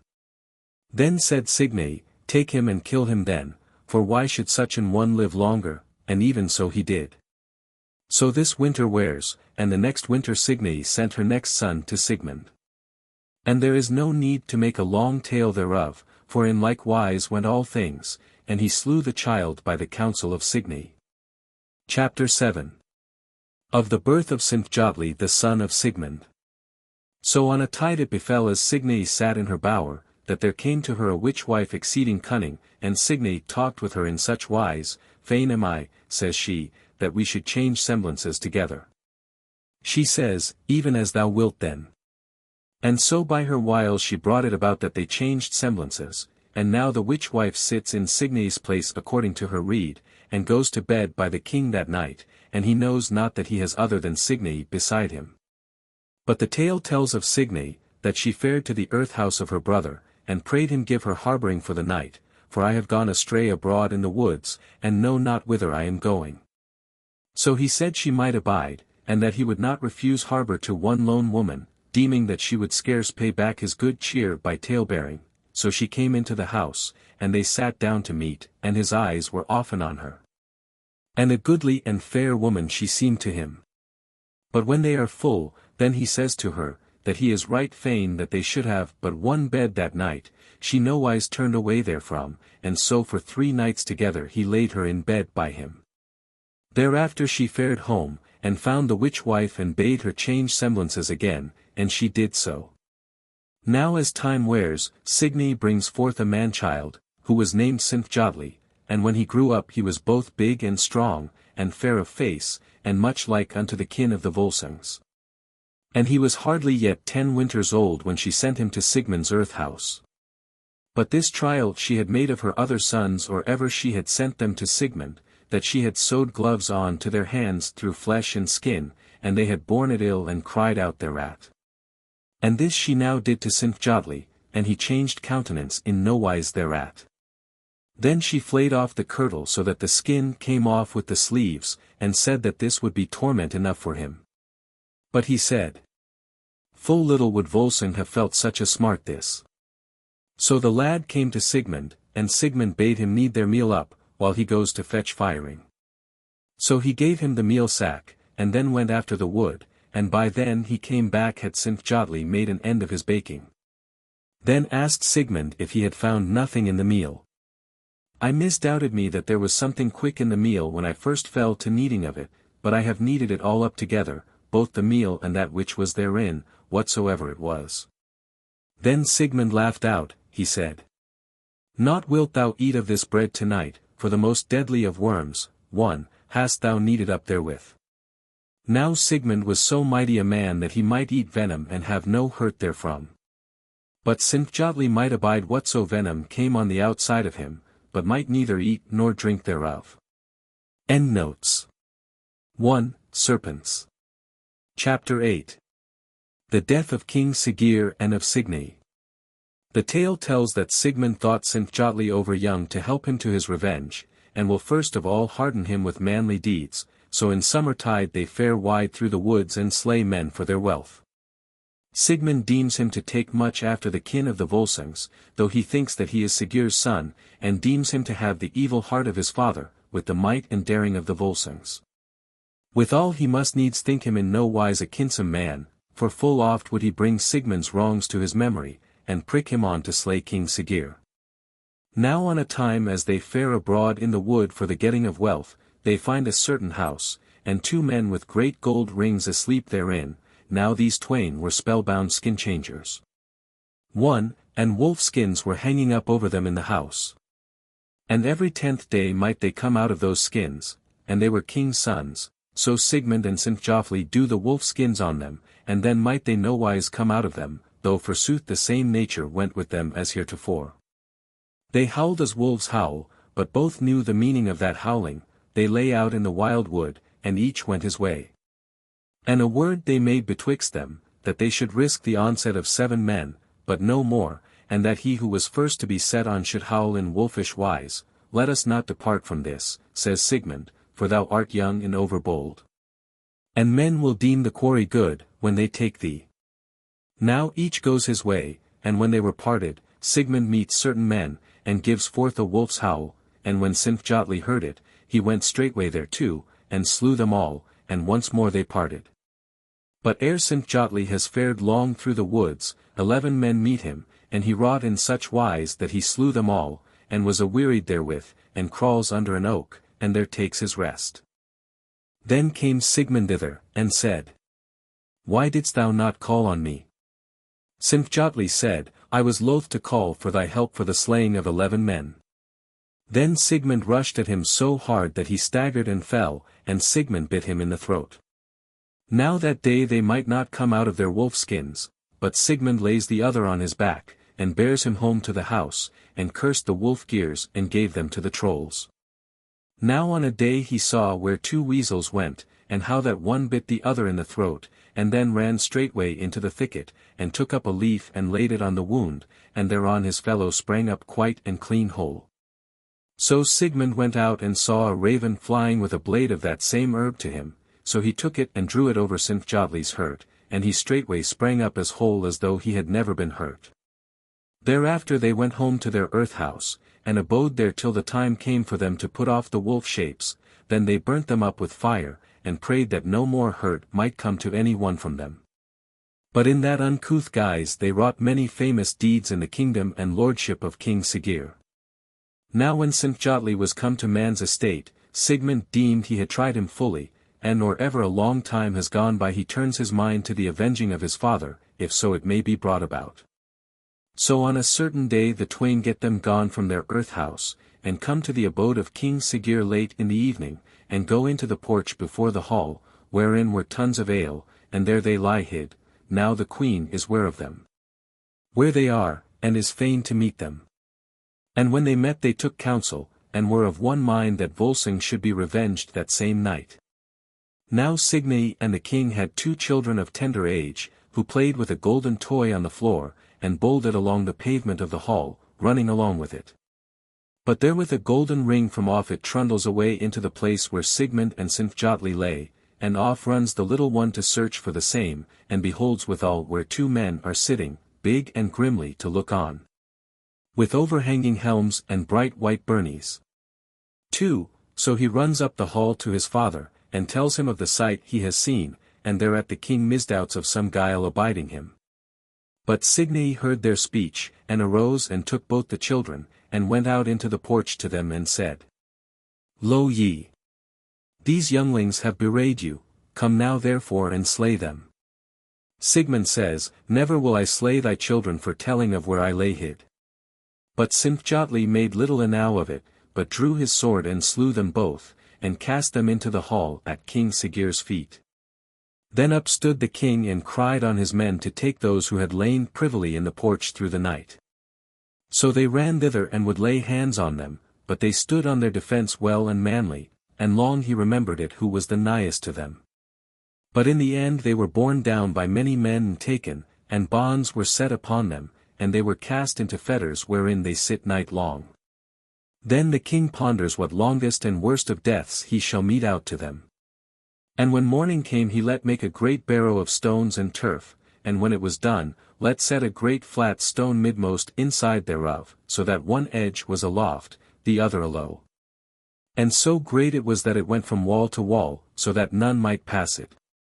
Now he bids folk take Sigmund and XXIII and set them in the barrow, on either side of the stone, for the worse for them he deemed it, that they might hear each the other's speech, and yet that neither might pass one to the other. But now, while they were covering in the barrow with the turf slips, thither came Signy, bearing straw with her, and cast it down to XXIII, and bade the thralls hide this thing from the king. They said yea thereto, and therewithal was the barrow closed in. But when night fell, XXIII said to Sigmund, Belike we shall scarce need meat for a while, for here has the queen cast swine's flesh into the barrow, and wrapped it round about on the outer side with straw.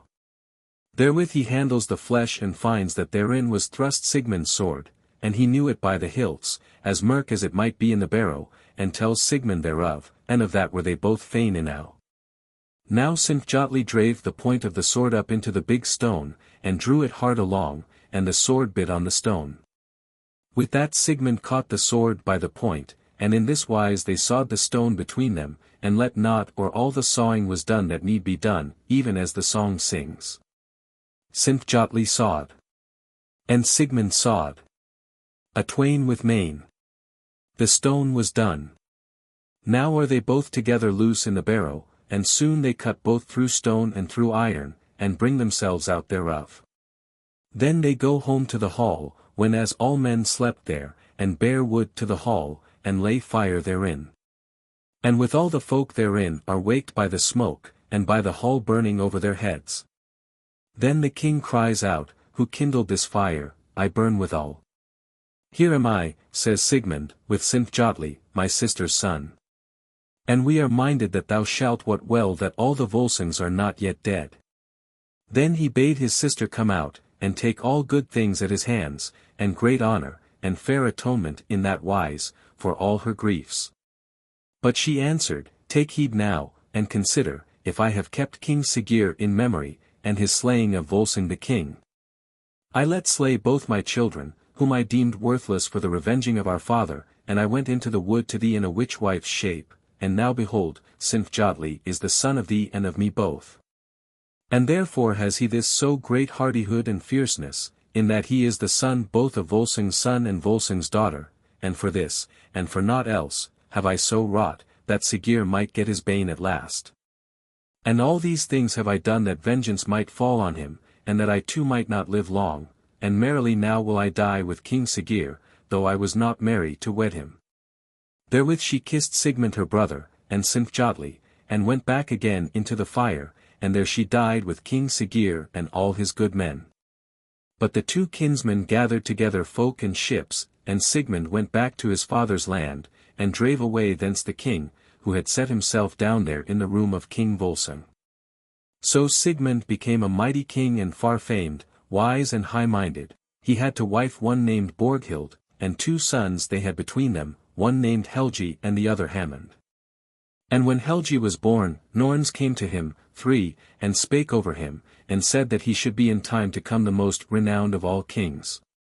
Even therewith was Sigmund come home from the wars, and so therewith he gives him the name of Helgi, and these matters as tokens thereof, land of rings, sunlitten hill, and sharp-shearing sword, and withal prayed that he might grow of great fame. And like unto the kin of the Volsungs. And so it was that he grew up high-minded, and well-beloved, and above all other men in all prowess, and the story tells that he went to the wars when he was 15 winters old.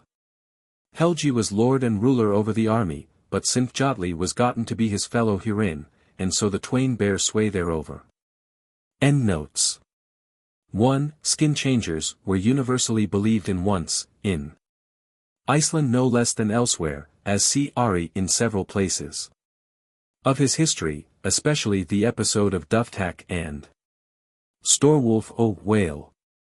Men possessing the power of becoming wolves at intervals, in the present case compelled so to become, wr wolves or lupskuru, find large place in medieval story, but were equally well known in classic times. Belief in them still lingers in parts of Europe, where wolves are to be found. Herodotus tells of the Nuri, who assumed once a year the shape of wolves. Pliny says that one of the family of Antaeus, chosen by lot annually, became a wolf, and so remained for 9 years. Giraldus Cambrensis will have it that Irishmen may become wolves. And Nennius asserts point-blank that the descendants of wolves are still in ossuary, they retransform themselves into wolves when they bite. Apuleius, Petronius, and Lucian have similar stories. The Emperor Sigismund convoked a council of theologians in the 15th century who decided that wolves did exist. 2. Berni, as, Bern, Corslet, Quiras. 3. Norns came to him. Nornir are the fates of the northern mythology. They are 3, Urd, the past, Verdandi, the present, and Skuld, the future. They sit beside the fountain of Urd, Urdarbrunner, which is below one of the roots of Yggdrasil, the world tree, which tree their office it is to nourish by sprinkling it with the waters of the fountain. Chapter 9. How Helgi, the son of Sigmund, won King Hodbrod in his realm, and wedded Sigrun. Now the tale tells that Helgi in his warring met a king Heithunding, a mighty king, and lord of many men in many lands. They fell to battle together, and Helgi went forth mightily, and such was the end of that fight that Helgi had the victory, but King Hunding fell and many of his men with him. But Helgi is deemed to have grown greatly in fame because he had slain so mighty a king. Then the sons of Hunding draw together a great army to avenge their father. Hard was the fight betwixt them. But Helgi goes through the folk of those brothers unto their banner, and there slays these sons of Hunding, Alf and Iolf, Herward and Hagbard, and wins there a great victory. Now as Helgi fared from the fight, he met a many women right fair and worthy to look on, who rode in exceeding noble array, but one far excelled them all. Then Helgi asked them the name of that their lady and queen, and she named herself Sigrun, and said she was daughter of King Hogni. Then said Helgi, fare home with us, good welcome shall ye have. Then said the king's daughter, other work lies before us than to drink with thee. Yea, and what work, king's daughter, said Helgi. She answers, King Hogni has promised me to Hodbrod, the son of King Granmar, but I have vowed a vow that I will have him to my husband no more than if he were a crow's son and not a king's. And yet will the thing come to pass, but and if thou standest in the way thereof, and goest against him with an army, and takest me away withal, for verily with no king would I rather bide on bolster than with thee. Be of good cheer, king's daughter, says he, for certes he and I shall try the matter, or ever thou be given to him, yea, we shall behold which may prevail against the other, and hereto I pledge my life. Thereafter, Helgi sent men with money in their hands to summon his folk to him, and all his power is called together to Redberg, and there Helgi abode till such time as a great company came to him from Hidinzi. And therewithal came mighty power from Norvi Sound aboard great and fair ships. Then King Helgi called to him the captain of his ships, who was hight Leif, and asked him if he had told over the tale of his army. "A thing not easy to tell, Lord," says he, "on the ships that came out of Norvey Sound are 12,000 men, and otherwhere are half as many again." Then bade King Helgi turn into the firth, called Varen's Firth, and they did so, but now there fell on them so fierce a storm and so huge a sea, that the beat of the waves on board and bow was to hearken to like as the clashing together of high hills broken. But Helgi bade men fear not, nor take in any sail, but rather hoist every rag higher than heretofore, but little did they miss of foundering or ever they made land. Then came Sigrun, daughter of King Hogni, down onto the beach with a great army, and turned them away thence to a good haven called Nipalund, but the landsmen see what has befallen and come down to the seashore. The brother of King Hodbrod, lord of a land called Swearen's Cairn, cried out to them, and asked them who was captain over that mighty army. Then up stands Sinfjotli, with a helm on his head, bright shining as glass, and a byrnie as white as snow. A spear in his hand, and thereon a banner of renown, and a gold-rimmed shield hanging before him. And well he knew with what words to speak to kings. "Go thou and say, when thou hast made an end of feeding thy swine and thy dogs, and when thou beholdest thy wife again, that here are come the Volsungs, and in this company may King Helgi be found.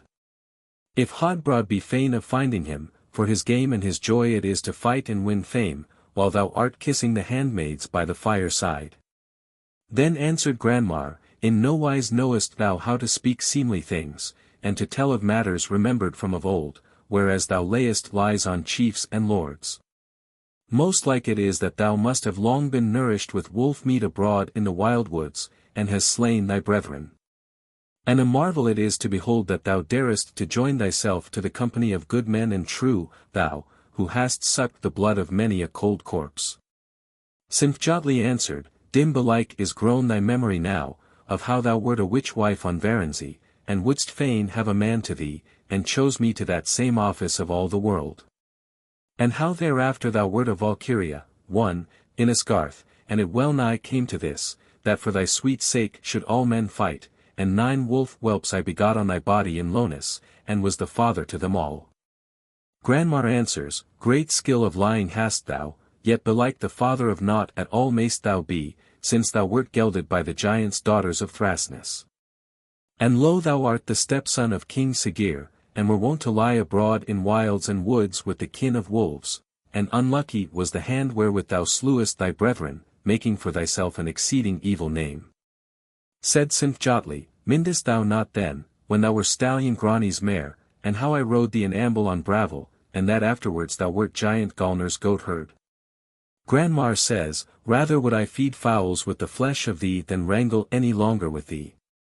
Then spake King Helgi, "Better were it for ye, and a more manly deed, to fight, rather than to speak such things as it is a shame even to hearken to. Granmar's sons are no friends of me and of mine, yet are they hardy men none the less." So Granmar rode away to meet King Hodbrod, at a stead called Sunfels, and the horses of the twain were named Svepid and Svegjud. The brothers met in the castle porch, and Granmar told Hodbrod of the war news. King Hodbrod was clad in a byrnie, and had his helm on his head. He asked, "What men are anigh, why look ye so wrathful?"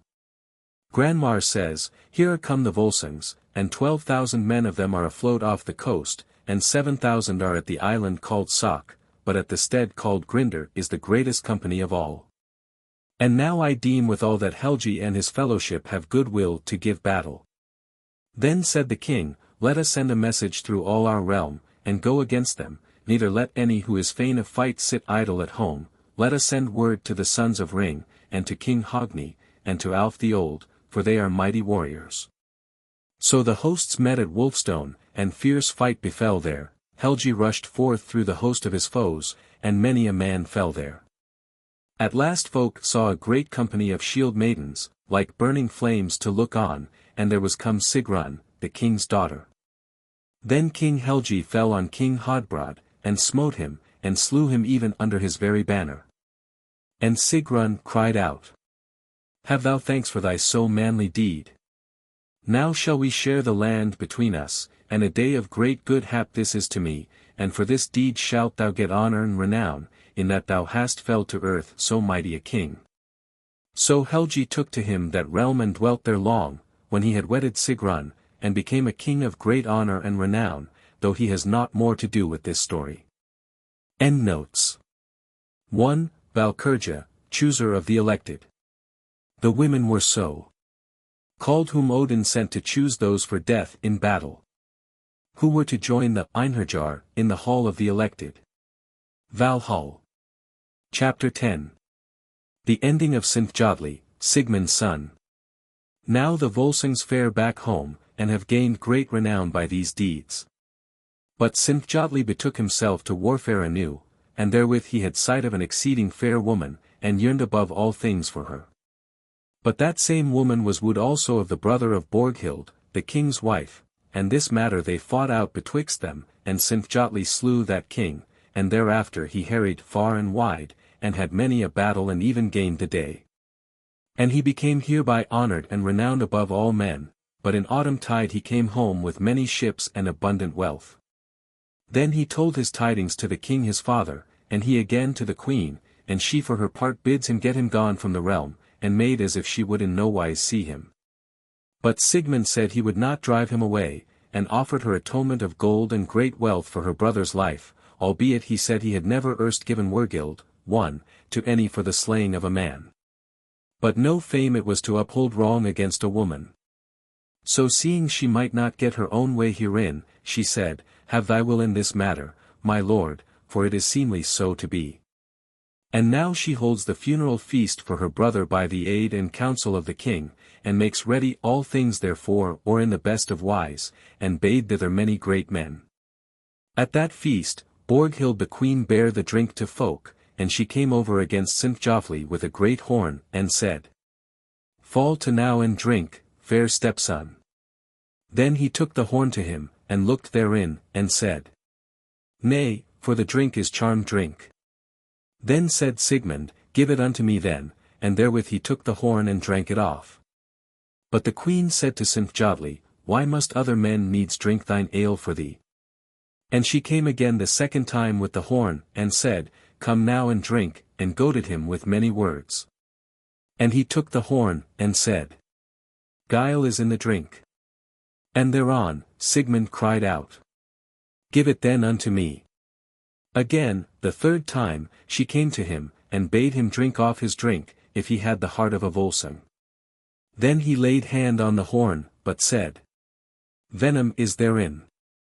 Nay, let the lip strain it out then, O son, quoth Sigmund, and by then was he exceeding drunk with drink, and therefore spake he in that wise.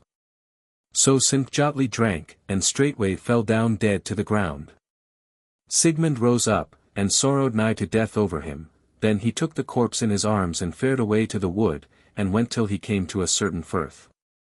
And there he saw a man in a little boat, and that man asked if he would be wafted by him over the firth, and he said yea thereto.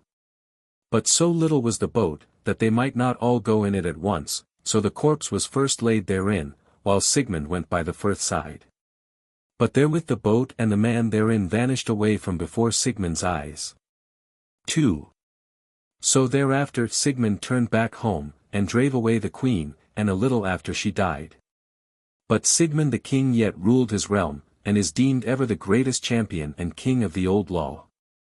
Endnotes. 1. Wergild, fine for manslaying, wer, man, and gild, a payment. 2. The man in the boat is Odin, doubtless.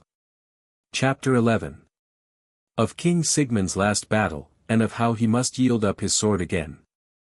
There was a king called Ilami, mighty and of great fame, and his daughter was called Jordies, the fairest and wisest of womankind, and Sigmund hears it told of her that she was meet to be his wife, yea if none else were. So he goes to the house of King Ilami, who would make a great feast for him, if so be he comes not thither in the guise of a foe. So messages were sent from one to the other that this present journey was a peaceful one, and not for war.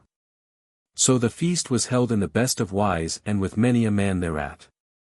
Fairs were in every place established for King Sigmund, and all things else were done to the aid and comfort of his journey, so he came to the feast, and both kings hold their state in one hall. Thither also was come King Lingi, son of King Hunding, and he also is wooing the daughter of King Ilamai. Now the king deemed he knew that the twain had come thither but for one errand, and thought withal that war and trouble might be looked for from the hands of him who brought not his end about. So he spake to his daughter, and said, Thou art a wise woman, and I have spoken it, that thou alone shalt choose a husband for thyself, choose therefore between these two kings, and my rede shall be even as thine. A hard and troublous matter, says she, yet will I choose him who is of greatest fame, King Sigmund to wife, albeit he is well stricken in years. So to him was she betrothed, and King Lingi gat him gone. Then was Sigmund wedded to Jordies, and now each day was the feast better and more glorious than on the day before it. But thereafter Sigmund went back home to Hunland, and King Ilamai, his father-in-law, with him, and King Sigmund betakes himself to the due ruling of his realm. But King Lingi and his brethren gather an army together to fall on Sigmund, for as in all matters they were wont to have the worser lot, so did this bite the sorest of all, and they would fain prevail over the might and pride of the Volsungs. So they came to Hunland, and sent King Sigmund word how that they would not steal upon him, and that they deemed he would scarce slink away from them. So Sigmund said he would come and meet them in battle, and drew his power together. But Jordies was born into the wood with a certain bondmaid, and mighty wealth went with them, and there she abode the while they fought. Now the Vikings rushed from their ships in numbers not to be borne up against, but Sigmund the king, and Ilamai, set up their banners, and the horns blew up to battle. But King Sigmund let blow the horn his father erst had had, and cheered on his men to the fight, but his army was far the fewest. Now was that battle fierce and fell, and though Sigmund were old, yet most heartily he fought, and was ever the foremost of his men. No shield or byrnie might hold against him, and he went ever through the ranks of his foemen on that day, and no man might see how things would fare between them. Many an arrow and many a spear was aloft in air that day, and so his spearites wrought for him that he got no wound, and none can tell over the tale of those who fell before him, and both his arms were red with blood, even to the shoulders. But now when as the battle had dured a while, there came a man into the fight clad in a blue cloak, and with a slouched hat on his head, one-eyed he was, and bare a bill in his hand. And he came against Sigmund the king, and have up his bill against him, and as Sigmund smote fiercely with the sword it fell upon the bill and burst asunder in the midst, thenceforth the slaughter and dismay turned to his side. For the good hap of King Sigmund had departed from him, and his men fell fast about him. Naught did the king spare himself, but the rather cheered on his men, but even as the saw says, no might gainst many, so was it now proven. And in this fight fell Sigmund the king, and King Ilamai, his father-in-law, in the forefront of their battle, and therewith the more part of their folk. Endnotes. 1. Odin coming to change the ownership of the sword he had given Sigmund. See Chapter 3. Chapter 12. Of the shards of the sword Gram, and how Jordies went to King Alf. Now King Lingi made for the king's abode, and was minded to take the king's daughter there, but failed herein, for there he found neither wife nor wealth, so he fared through all the realm, and gave his men rule thereover. And now deemed that he had slain all the kin of the Volsungs, and that he need dread them no more from henceforth. Now Jordies went amidst the slain that night of the battle, and came whereas lay King Sigmund, and asked if he might be healed, but he answered. Many a man lives after hope has grown little. But my good hap has departed from me, nor will I suffer myself to be healed, nor wills Odin that I should ever draw a sword again, since this my sword and his is broken. Lo now, I have waged war while it was his will. Not ill would I deem matters, said she, if thou mightest be healed and avenge my father. The king said, that is fated for another man. Behold now, thou art great with a man-child. Nourish him well and with good heed, and the child shall be the noblest and most famed of all our kin, and keep well with all the shards of the sword, thereof shall a goodly sword be made, and it shall be called Gram, and our son shall bear it. And shall work many a great work therewith, even such as eld shall never minish. For his name shall abide and flourish as long as the world shall endure, and let this be enow for thee.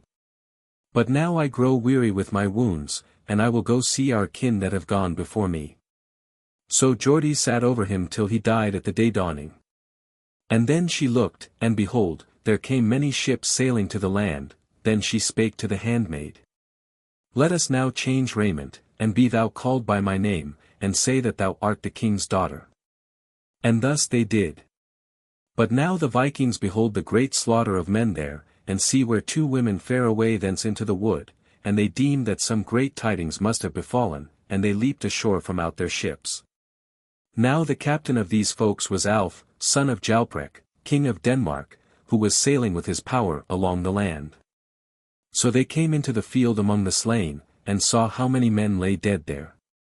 Then the king bade go seek for the women and bring them thither, and they did so. He asked them what women they were.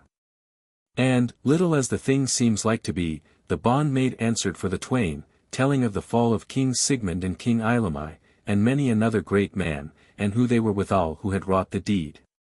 Then the king asks if they wot where the wealth of the king was bestowed, and then says the bondmaid. It may well be deemed that we know full surely thereof. And therewith she guides them to the place where the treasure lay, and there they found exceeding great wealth, so that men deem they have never seen so many things of price heaped up together in one place. All this they bore to the ships of King Alf, and Geordie's, and the bondmaid went with them. Therewith these sail away to their own realm, and talk how that surely on that field had fallen the most renowned of kings. So the king sits by the tiller, but the women abide in the forecastle, but talk he had with the women and held their counsels of much account. In such wise the king came home to his realm with great wealth, and he himself was a man exceeding goodly to look on. But when he had been but a little while at home, the queen, his mother, asked him why the fairest of the two women had the fewer rings and the less worthy attire. I deem, she said, that she whom ye have held of least account is the noblest of the twain. He answered, I too have misdoubted me, that she is little like a bondwoman, and when we first met, in seemly wise she greeted noble men. Lo now, we will make a trial of the thing. So on a time as men sat at the drink, the king sat down to talk with the women, and said, In what wise do ye note the wearing of the hours, when as night grows old, if ye may not see the lights of heaven? Then says the bondwoman, This sign have I, that when as in my youth I was wont to drink much in the dawn, so now when I no longer use that manner, I am yet wont to wake up at that very same tide, and by that token do I know thereof. Then the king laughed and said, Ill manners for a king's daughter. And therewith he turned to Geordie's, and asked her even the same question. But she answered, My father erst gave me a little gold ring of such nature, that it groweth cold on my finger in the day dawning, and that is the sign that I have to know thereof.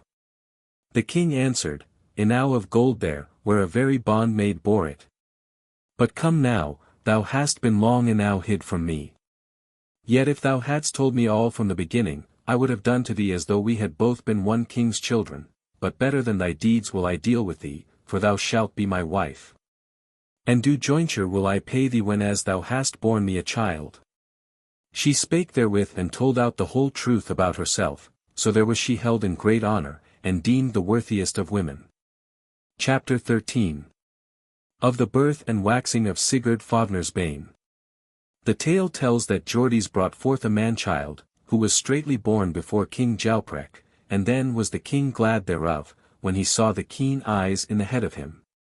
And he said that few men would be equal to him or like unto him in any wise. So he was sprinkled with water, and had to name Sigurd, of whom all men speak with one speech and say that none was ever his like for growth and goodliness. He was brought up in the house of King Jalprek in great love and honor. And so it is, that whenso all the noblest men and greatest kings are named in the olden tales, Sigurd is ever put before them all, for might and prowess, for high mind and stout heart. Wherewith he was far more abundantly gifted than any man of the northern parts of the wide world. So Sigurd waxed in King Jalprek's house, and there was no child but loved him, through him was Geordies betrothed to King Alf, and jointure meted to her. Now Sigurd's foster father was hight Regan, the son of Hreidmar. He taught him all manner of arts, the chess play, and the lore of runes, and the talking of many tongues, even as the wont was with kings' sons in those days. But on a day when they were together, Regan asked Sigurd, if he knew how much wealth his father had owned, and who had the ward thereof. Sigurd answered, and said that the kings kept the ward thereof. Said Regan, dost thou trust them all utterly? Sigurd said, it is seemly that they keep it till I may do somewhat therewith, for better they wot how to guard it than I do. Another time came Regan to talk to Sigurd, and said, a marvellous thing truly that thou must needs be a horse boy to the kings, and go about like a running knave. Nay, said Sigurd, it is not so, for in all things I have my will, and whatso thing I desire is granted me with good will. Well, then, said Regan, ask for a horse of them. Yea, quoth Sigurd, and that shall I have, whenso I have need thereof. Thereafter Sigurd went to the king, and the king said, what wilt thou have of us? Then said Sigurd, I would even a horse of thee for my disport. Then said the king, choose for thyself a horse, and whatso thing else thou desirest among my matters. So the next day went Sigurd to the wood, and met on the way an old man, long-bearded, that he knew not, who asked him whither away. Sigurd said, I am minded to choose me a horse, come thou, and counsel me thereon. Well then, said he, go we and drive them to the river which is called Biseltarn. They did so, and drave the horses down into the deeps of the river, and all swam back to land but one horse, and that horse Sigurd chose for himself. Grey he was of hue, and young of years, great of growth, and fair to look on, nor had any man yet crossed his back. Then spake the greybeard, from Sleipnir's kin is this horse come, and he must be nourished heedfully, for it will be the best of all horses, and therewithal he vanished away. So Sigurd called the horse Grani, the best of all the horses of the world, nor was the man he met other than Odin himself. Now yet again spake Regan to Sigurd, and said, not enough is thy wealth, and I grieve right sore that thou must needs run here and there like a churl's son. But I can tell thee where there is much wealth for the winning, and great name and honor to be won in the getting of it. Sigurd asked where that might be, and who had watch and ward over it. Regan answered, Fafnir is his name, and but a little way hence he lies, on the waste of Nida Heath. And when thou comest there thou mayst well say that thou hast never seen more gold heaped together in one place, and that none might desire more treasure, though he were the most ancient and famed of all kings. Young am I, says Sigurd, yet know I the fashion of this worm, and how that none durst go against him, so huge and evil is he. Regan said, nay it is not so, the fashion and the growth of him is even as of other lingworms, one, and an over great tale men make of it, and even so would thy forefathers have deemed.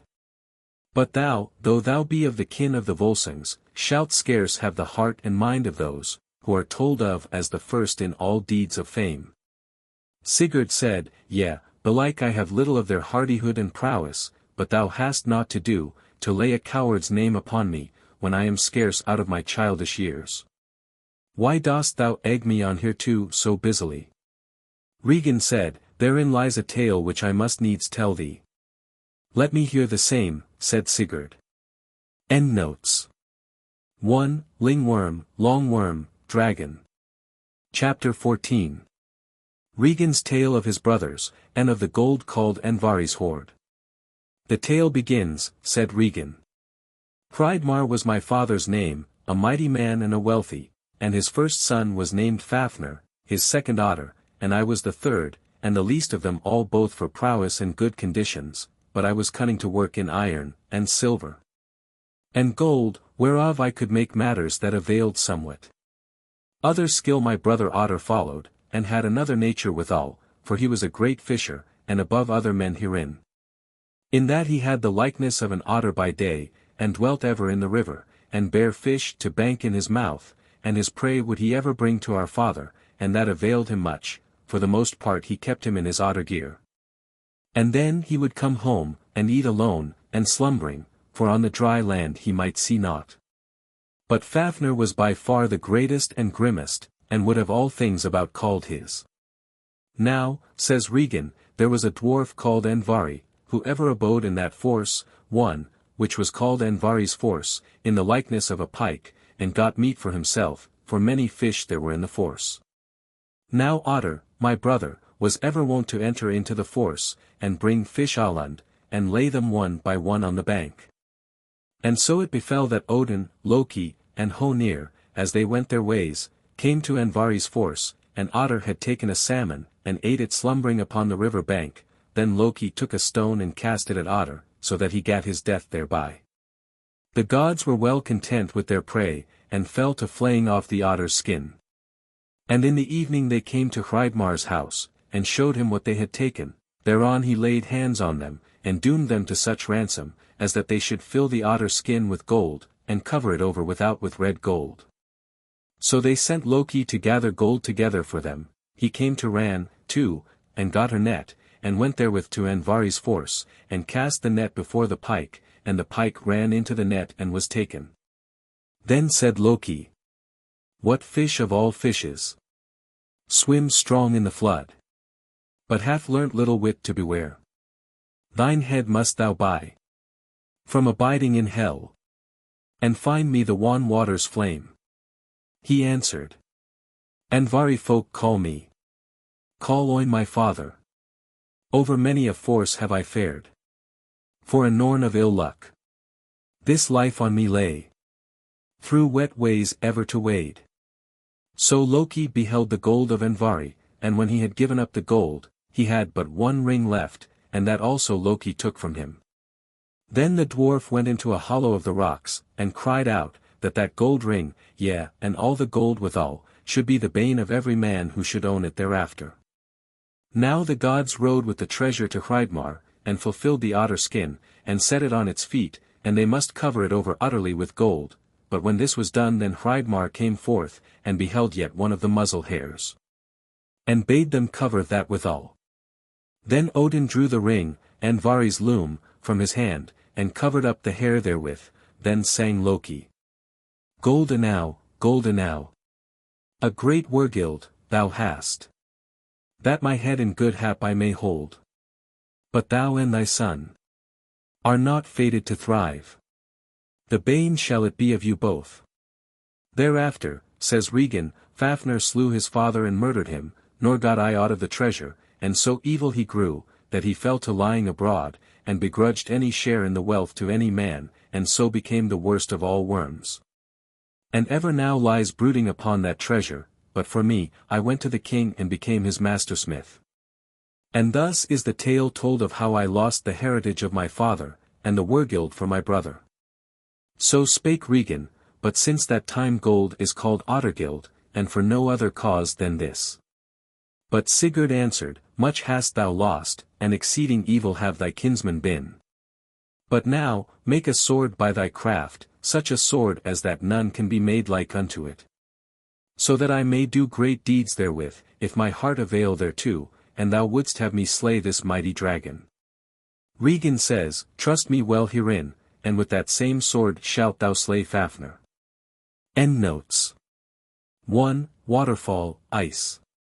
Foss, firs. 2. Ran is the goddess of the sea, wife of Aegir. The otter was held sacred by Norse folk and figures in the myth and legend.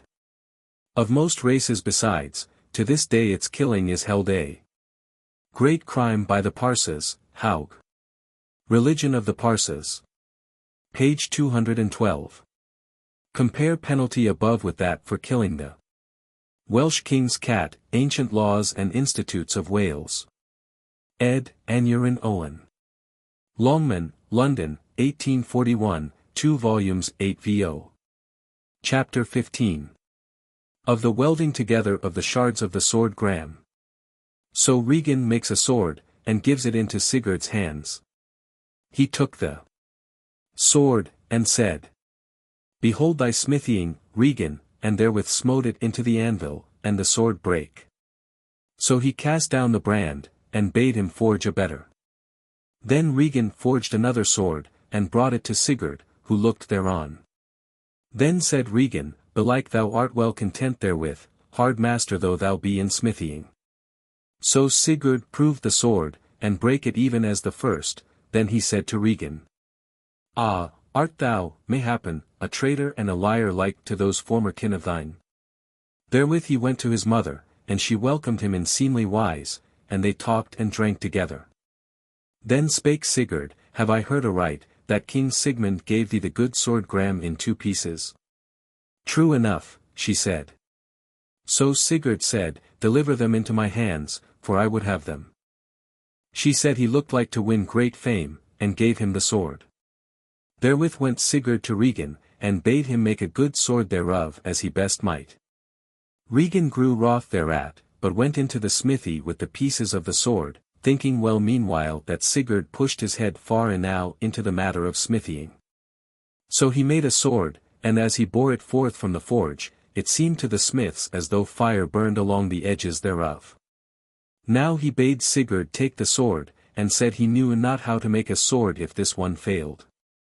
Then Sigurd smote it into the anvil, and cleft it down to the stock thereof, and neither burst the sword nor brake it. Then he praised the sword much, and thereafter went to the river with a lock of wool, and threw it up against the stream, and it fell asunder when it met the sword. Then was Sigurd glad, and went home. But Regan said, Now whereas I have made the sword for thee, belike thou wilt hold to thy troth given, and wilt go meet Fafnir. Surely will I hold thereto, said Sigurd, yet first must I avenge my father. Now Sigurd the older he grew, the more he grew in the love of all men, so that every child loved him well. Chapter 16. The Prophecy of Greifr. There was a man hight Greifr, one, who was Sigurd's mother's brother, and a little after the forging of the sword Sigurd went to Greifr, because he was a man who knew things to come. And what was fated to men, of him Sigurd asked diligently how his life should go. But Greifr was long or he spake, yet at the last, by reason of Sigurd's exceeding great prayers, he told him all his life and the fate thereof, even as afterwards came to pass. So when Greifr had told him all even as he would, he went back home. And a little after he and Regan met. Then said Regan, Go thou and slay Fafnir, even as thou hast given thy word. Sigurd said, That work shall be wrought. But another is first to be done, the avenging of Sigmund the king and the other of my kinsmen who fell in that their last fight. Endnotes. 1. Called Greipr, in the Edda. Chapter 17. Of Sigurd's avenging of Sigmund his father. Now Sigurd went to the kings, and spake thus. Here have I abode a space with you, and I owe you thanks and reward, for great love and many gifts and all due honor. But now will I away from the land and go meet the sons of Hunding, and do them to wit that the Volsungs are not all dead, and your might would I have to strengthen me therein. So the king said that they would give him all things soever that he desired, and therewith was a great army got ready, and all things wrought in the most heedful wise, ships and all war gear. So that his journey might be of the stateliest, but Sigurd himself steered the dragon keel which was the greatest and noblest. Richly wrought were their sails, and glorious to look on. So they sail and have wind at will, but when a few days were overpast, there arose a great storm on the sea, and the waves were to behold even as the foam of men's blood. But Sigurd bade take in no sail, howsoever they might be riven, but rather to lay on higher than heretofore. But as they sailed past the rocks of Ness, a certain man hailed the ships, and asked who was captain over that navy. Then was it told him that the chief and lord was Sigurd, the son of Sigmund, the most famed of all the young men who now are. Then said the man, Naught but one thing, certes, do all say of him, that none among the sons of kings may be likened unto him. Now fain were I that ye would shorten sail on some of the ships, and take me aboard. Then they asked him of his name, and he sang. Nikar I hight. When I gladdened Hugin. And went to battle. Bright son of Volsung. Now may ye call. The carle on the cliff top. Foam Orf Jalner. Fain would I with you. They made for land therewith, and took that man aboard. Then quoth Sigurd, one, as the song says. Tell me this, O Nikar. Since full well thou knowest. Fate of gods, good and ill of mankind. What best our hap forsooth. When amid the battle. About us sweeps the sword edge. Quoth Nikar.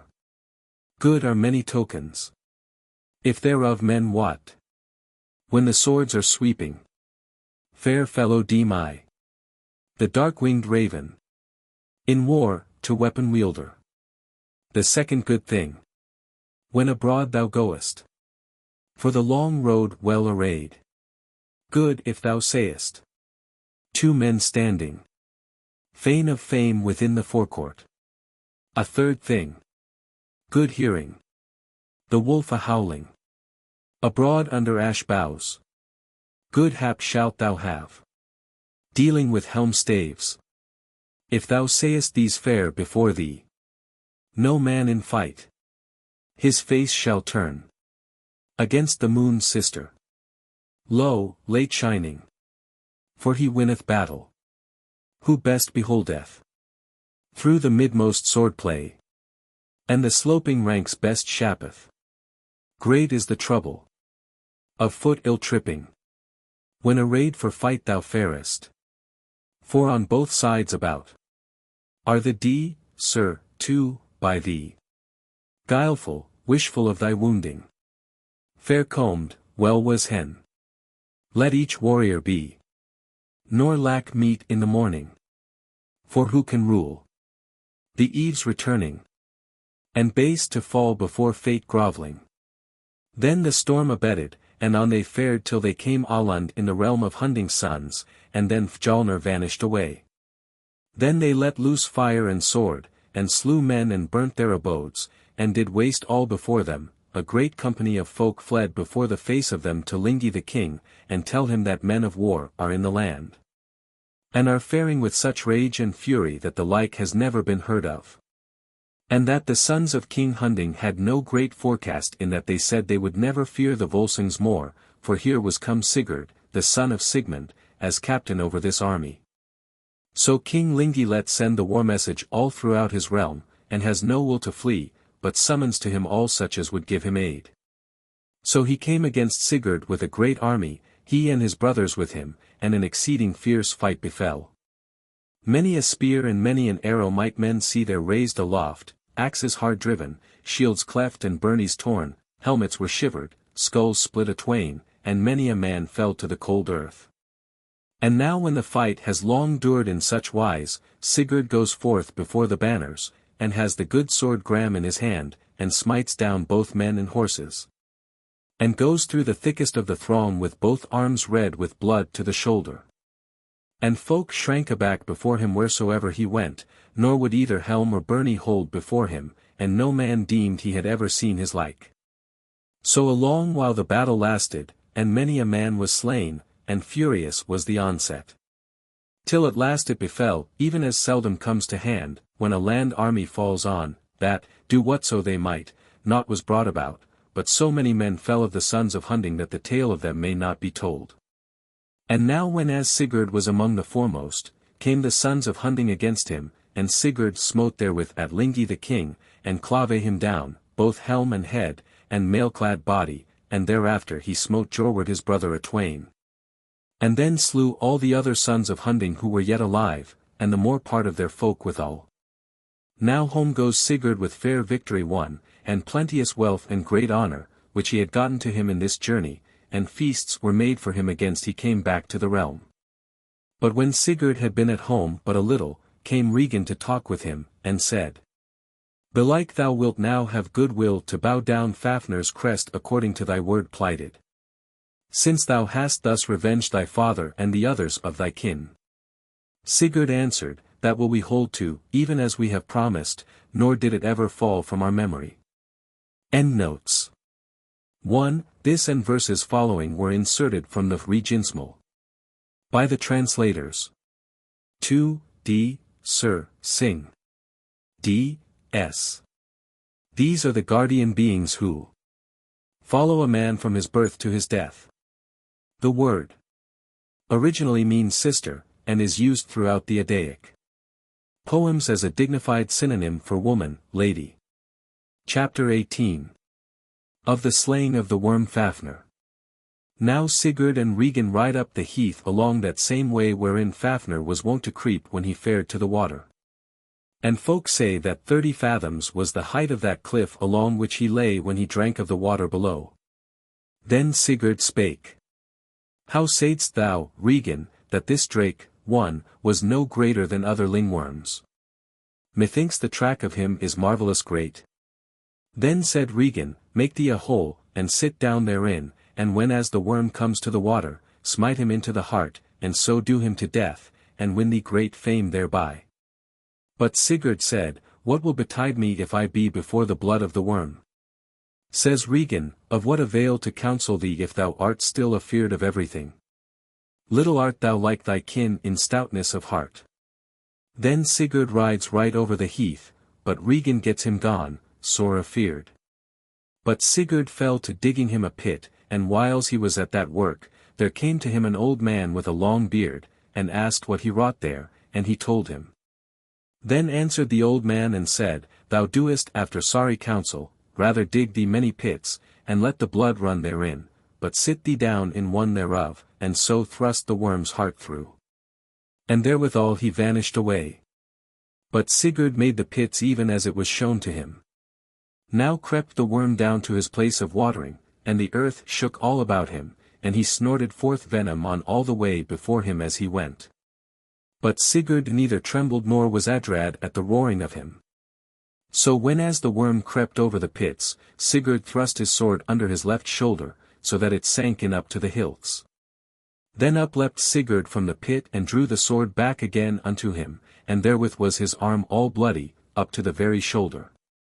Now when that mighty worm was ware that he had his death wound, then he lashed out head and tail, so that all things soever that were before him were broken to pieces. So when as Fafnir had his death wound, he asked, Who art thou? And who is thy father? And what thy kin, that thou wert so hardy as to bear weapons against me? Sigurd answered, Unknown to men is my kin. I am called a noble beast, too, neither father have I nor mother, and all alone have I fared hither. Said Fafnir, Whereas thou hast neither father nor mother, of what wonder wert thou born then? But now, though thou tellest me not thy name on this my death day, yet thou knowest verily that thou liest unto me. He answered, Sigurd am I called, and my father was Sigmund. Says Fafnir, Who egged thee on to this deed, and why wouldst thou be driven to it? Hadst thou never heard how that all folk were adrad of me, and of the awe of my countenance? But an eager father thou hadst, O bright-eyed swain. Sigurd answered, A hearty heart urged me on hereto, and a strong hand and this sharp sword, which well thou knowest now, stood me in stead in the doing of the deed. Seldom hath hardy eld a faint-heart youth. Fafnir said, Well, I wot that hadst thou waxed amid thy kin, thou mightest have good skill to slay folk in thine anger. But more of a marvel is it, that thou, a bondsman taken in war, shouldst have the heart to set on me, for few among bondsmen have heart for the fight. Said Sigurd, Wilt thou then cast it in my teeth that I am far away from my kin? Albeit I was a bondsman, yet was I never shackled. God what thou hast found me free enow. Fafnir answered, In angry wise dost thou take my speech, but hearken, for that same gold which I have owned shall be thy bane too. Quoth Sigurd, Fain would we keep all our wealth till that day of days, yet shall each man die once for all.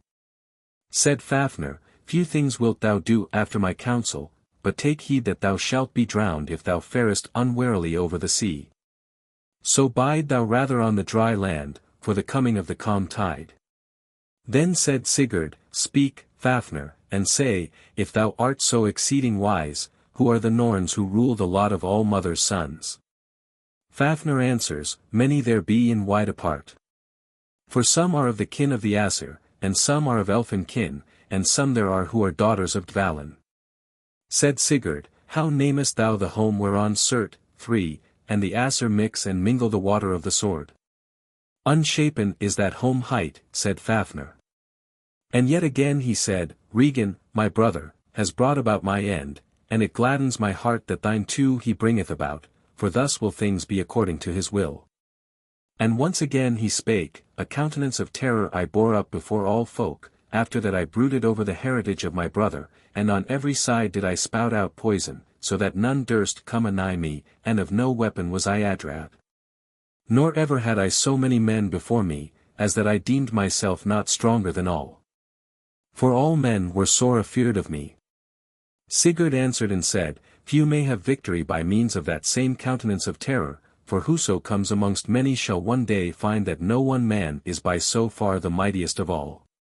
Then says Fafnir, Such counsel I give thee, that thou take thy horse and ride away at thy speediest, for ofttimes it falls out so, that he who gets a death wound avenges himself none the less. Sigurd answered, Such as thy redes are I will nowise do after them, nay, I will ride now to thy lair and take to me that great treasure of thy kin. Ride there then, said Fafnir, and thou shalt find gold enow to suffice thee for all thy life days, yet shall that gold be thy bane, and the bane of every onesoever who owns it. Then up stood Sigurd, and said, Home would I ride and lose all that wealth, if I deemed that by the losing thereof I should never die, but every brave and true man will fain have his hand on wealth till that last day. But thou, Fafnir, wallow in the death pain till death and hell have thee. And therewithal Fafnir died. Endnotes. 1. Lat. Draco, a dragon. 2. Unknown to men is my kin. Sigurd refusing to tell his name is to be referred to the superstition that a dying man could throw a curse on his enemy. 3. Surt, a fire giant, who will destroy the world at the Ragnarok, or destruction of all things. Asir, the gods. Chapter 19. Of the slaying of Regan, son of Hreidmar. Thereafter came Regan to Sigurd, and said, Hail, Lord and Master, a noble victory hast thou won in the slaying of Fafnir, whereas none durst heretofore abide in the path of him. And now shall this deed of fame be of renown while the world stands fast. Then stood Regan staring on the earth a long while, and presently thereafter spake from heavy mood, Mine own brother hast thou slain, and scarce may I be called sackless of the deed. Then Sigurd took his sword Gram and dried it on the earth, and spake to Regan. Afar thou faredst when I wrought this deed and tried this sharp sword with the hand and the might of me. With all the might and main of a dragon must I strive, while thou wert laid alow in the heather bush, wotting not if it were earth or heaven. Said Regan, Long might this worm have lain in his lair, if the sharp sword I forged with my hand had not been good at need to thee, had that not been, neither thou nor any man would have prevailed against him as at this time. Sigurd answers, When as men meet foes in fight, better is stout heart than sharp sword. Then said Regan, exceeding heavily, Thou hast slain my brother, and scarce may I be sackless of the deed. Therewith Sigurd cut out the heart of the worm with the sword called Riddle, but Regan drank of Fafnir's blood, and spake, Grant me a boon, and do a thing little for thee to do. Bear the heart to the fire, and roast it, and give me thereof to eat. Then Sigurd went his ways and roasted it on a rod, and when the blood bubbled out he laid his finger thereon to assay it, if it were fully done. And then he set his finger in his mouth, and lo, when the heart-blood of the worm touched his tongue, straightway he knew the voice of all fowls, and heard withal how the woodpeckers chattered in the brake beside him. There sittest thou, Sigurd, roasting Fafnir's heart for another, that thou shouldest eat thine own self, and then thou shouldest become the wisest of all men. And another spake, There lies Regan, minded to beguile the man who trusts in him. But yet again said the third, Let him smite the head from off him then, and be only lord of all that gold. And once more the fourth spake and said, Ah, the wiser were he if he followed after that good counsel, and rode thereafter to Fafnir's lair, and took to him that mighty treasure that lieth there, and then rode over Hindfell. Whereas sleeps Brynhild. For there would he get great wisdom. Ah, wise he were, if he did after your redes, and bethought him of his own will, for where wolf's ears are, wolf's teeth are near. Then cried the fifth, Yea, not so wise is he as I deem him, if he spareth him, whose brother he hath slain already. At last spake the sixth, Handy and good rede to slay him, and be lord of the treasure. Then said Sigurd, The time is unborn wherein Regan shall be my bane, nay, rather one road shall both these brothers fare. And therewith he drew his sword Gram and struck off Regan's head. Then heard Sigurd the woodpeckers singing, even as the song says. 1. For the first sang. Bind thou, Sigurd, The bright red rings. Not meet it is. Many things to fear. A fair may know I. Fair of all the fairest. Girt about with gold. Good for thy getting. And the second. Green go the ways. Toward the hall of Juki. That the fates show forth. To those who fare thither. There the rich king. Reareth a daughter. Thou shalt deal, Sigurd. With gold for thy sweetling. And the third. A high hall is there. Reared upon Hindfell. Without all around it. Sweeps the red flame aloft. Wise men wrought. That wonder of halls. With the unhidden gleam. Of the glory of gold. Then the fourth sang. Soft on the fell. A shield may sleepeth. The lime tree's red plague. Playing about her. The sleep thorn set Odin. Into that maiden. For her choosing in war. The one he willed not. Go, son, behold. That may under helm. Whom from battle. Vinscorner bore. From her may not turn. The torment of sleep. Dear offspring of kings. In the dread Norn's despite. Then Sigurd ate some deal of Fafnir's heart, and the remnant he kept. Then he leapt on his horse and rode along the trail of the worm Fafnir, and so right unto his abiding place, and he found it open, and beheld all the doors and the gear of them that they were wrought of iron, yea, and all the beams of the house. And it was dug down deep into the earth, there found Sigurd gold exceeding plenteous, and the sword Roddy, and thence he took the helm of awe, and the gold byrnie, and many things fair and good. So much gold he found there, that he thought verily that scarce might 2 horses, or 3 belike, bear it thence. So he took all the gold and laid it in 2 great chests, and set them on the horse Grani, and took the reins of him, but nowise will he stir, neither will he abide smiting. Then Sigurd knows the mind of the horse, and leaps on the back of him, and smites and spurs into him, and off the horse goes even as if he were unladen. Endnotes. 1. The songs of the birds were inserted from Reginsmal by the translators. Chapter 20. Of Sigurd's meeting with Brynhild on the mountain. By long roads rides Sigurd, till he comes at the last up onto Hindfell, and wends his way south to the land of the Franks. And he sees before him on the fell a great light, as of fire burning, and flaming up even unto the heavens. And when he came thereto, lo, a shield-hung castle before him, and a banner on the topmost thereof. Into the castle went Sigurd, and saw one lying there asleep, and all armed. Therewith he takes the helm from off the head of him, and sees that it is no man, but a woman, and she was clad in a byrnie as closely set on her as though it had grown to her flesh, so he rent it from the collar downwards. And then the sleeves thereof, and ever the sword bit on it as if it were cloth. Then said Sigurd that overlong had she lain asleep, but she asked, What thing of great might is it that has prevailed to rend my byrnie, and draw me from my sleep? Even as sings the song, 1. What bit on the byrnie? Why breaks my sleep away? Who has turned from me my one tormenting? Ah, is it so, that here is come Sigurd Sigmund's son, bearing Fafnir's helm on his head and Fafnir's bane in his hand? Then answered Sigurd, Sigmund's son. With Sigurd's sword. E'en now rent down the Raven's wall. Of the Volsungs' kin is he who has done the deed. But now I have heard that thou art daughter of a mighty king, and folk have told us that thou wert lovely and full of lore, and now I will try the same. Then Brynhild sang. Long have I slept. And slumbered long. Many and long are the woes of mankind. By the might of Odin. Must I bide helpless. To shake from off me the spells of slumber. Hail to the day come back. Hail, sons of the daylight. Hail to thee, dark night, and thy daughter.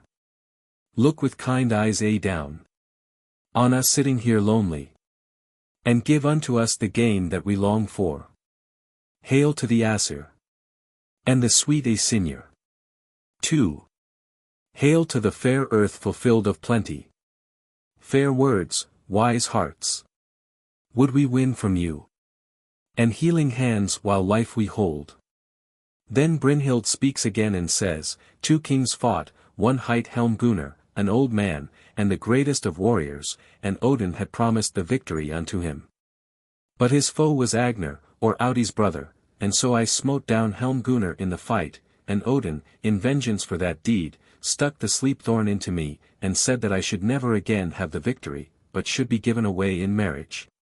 But thereagainst I vowed a vow, that never would I wed one who knew the name of fear. Then said Sigurd, Teach us the lore of mighty matters. She said, Belike thou canst more skill in all than I, yet will I teach thee. Yea, and with thanks, if there be aught of my cunning that will in anywise pleasure thee, either of runes or of other matters that are the root of things. But now let us drink together, and may the gods give to us twain a good day, that thou mayst win good help and fame from my wisdom, and that thou mayst hereafter mind thee of that which we twain speak together. Then Brynhild filled a beaker and bore it to Sigurd, and gave him the drink of love, and spake. Beer bring I to thee. Fair fruit of the Byrne's clash. Mixed is it mightily. Mingled with fame. Brimming with bright lays. And pitiful runes. Wise words, sweet words. Speech of great game. Runes of war know thou. If great thou wilt be.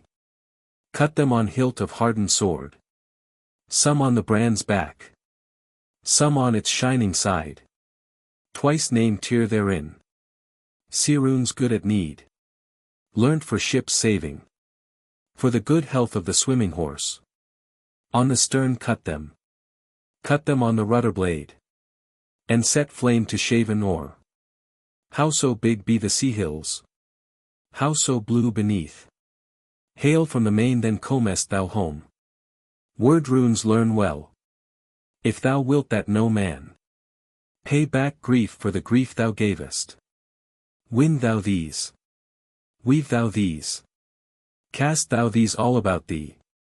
At the thing. Where folk throng. Unto the full doom faring. Avail runes know the wisdom. If thou wilt that another's wife. Should not bewray thine heart that trusteth. Cut them on the mead horn. On the back of each hand. And nick an N upon thy nail. Ale have thou heed. To sign from all harm. Leak lay thou in the liquor. Then I know for sure. Never cometh to thee. Mead with hurtful matters mingled. Help runes shalt thou gather. If skill thou wouldst gain. To loosen child from low-laid mother. Cut be they in hands hollow. Wrapped the joints round about. Call for the good folks gainsome helping. Learn the bowrune's wisdom. If leech lore thou lovest. And wilt what about wounds searching. On the bark be they scored. On the buds of trees. Whose boughs look eastward ever. Thought runes shalt thou deal with. If thou wilt be of all men. Fairest souled white, and wisest. These arted. These first cut. These first took to heart high cropped. On the shield were they scored. That stands before the shining God. On early waking's ear. On all-knowing's hoof. On the wheel which runneth. Under Ragnar's chariot. On Sleipnir's jaw teeth. On the sleigh's traces. On the rough bear's paws. And on Bragi's tongue. On the wolf's claws. And on eagle's bill. On bloody wings. And bridge's end. On loosing palms. And pity's path. On glass, and on gold. And on goodly silver. In wine and in wort. And the seat of the witch wife. On Gungnir's point. And Grani's bosom. On the Norn's nail. And the neb of the night owl. All these so cut. Were shaven and sheared. And mingled in with holy mead. And sent upon wide ways enow. Some abide with the elves. Some abide with the Aesir. Or with the wise Vanir. Some still hold the sons of mankind. These be the book runes. And the runes of good help. And all the ale runes. And the runes of much might. To whomso they may avail. Unbewildered, unspoilt. They are wholesome to have. Thrive thou with these then. When thou hast learnt their lore. Till the gods end thy life days. Now shalt thou choose thee. E'en as choice is bidden. Sharp steel's root and stem. Choose song or silence. See to each in thy heart. All hurt has been heeded. Then answered Sigurd. Ne'er shall I flee. Though thou wottest me fey. Never was I born for blenching. Thy loved reed will I hold aright in my heart. Even as long as I may live. Endnotes. 1. The stanzas on the 2 following pages were inserted here. From Sigurdrafasmal, by the translators. 2. Goddesses. Chapter 21. More wise words of Brynhild. Sigurd spake now, sure no wiser woman than thou art one may be found in the wide world. Teach me more yet of thy wisdom. She answers, seemly is it that I do according to thy will, and show thee forth more reeds of great avail, for thy prayers' sake and thy wisdom. And she spake withal. Be kindly to friend and kin, and reward not their trespasses against thee. Bear and forbear, and win for thee thereby long-enduring praise of men. Take good heed of evil things, a may's love, and a man's wife, full oft thereof doth ill befall.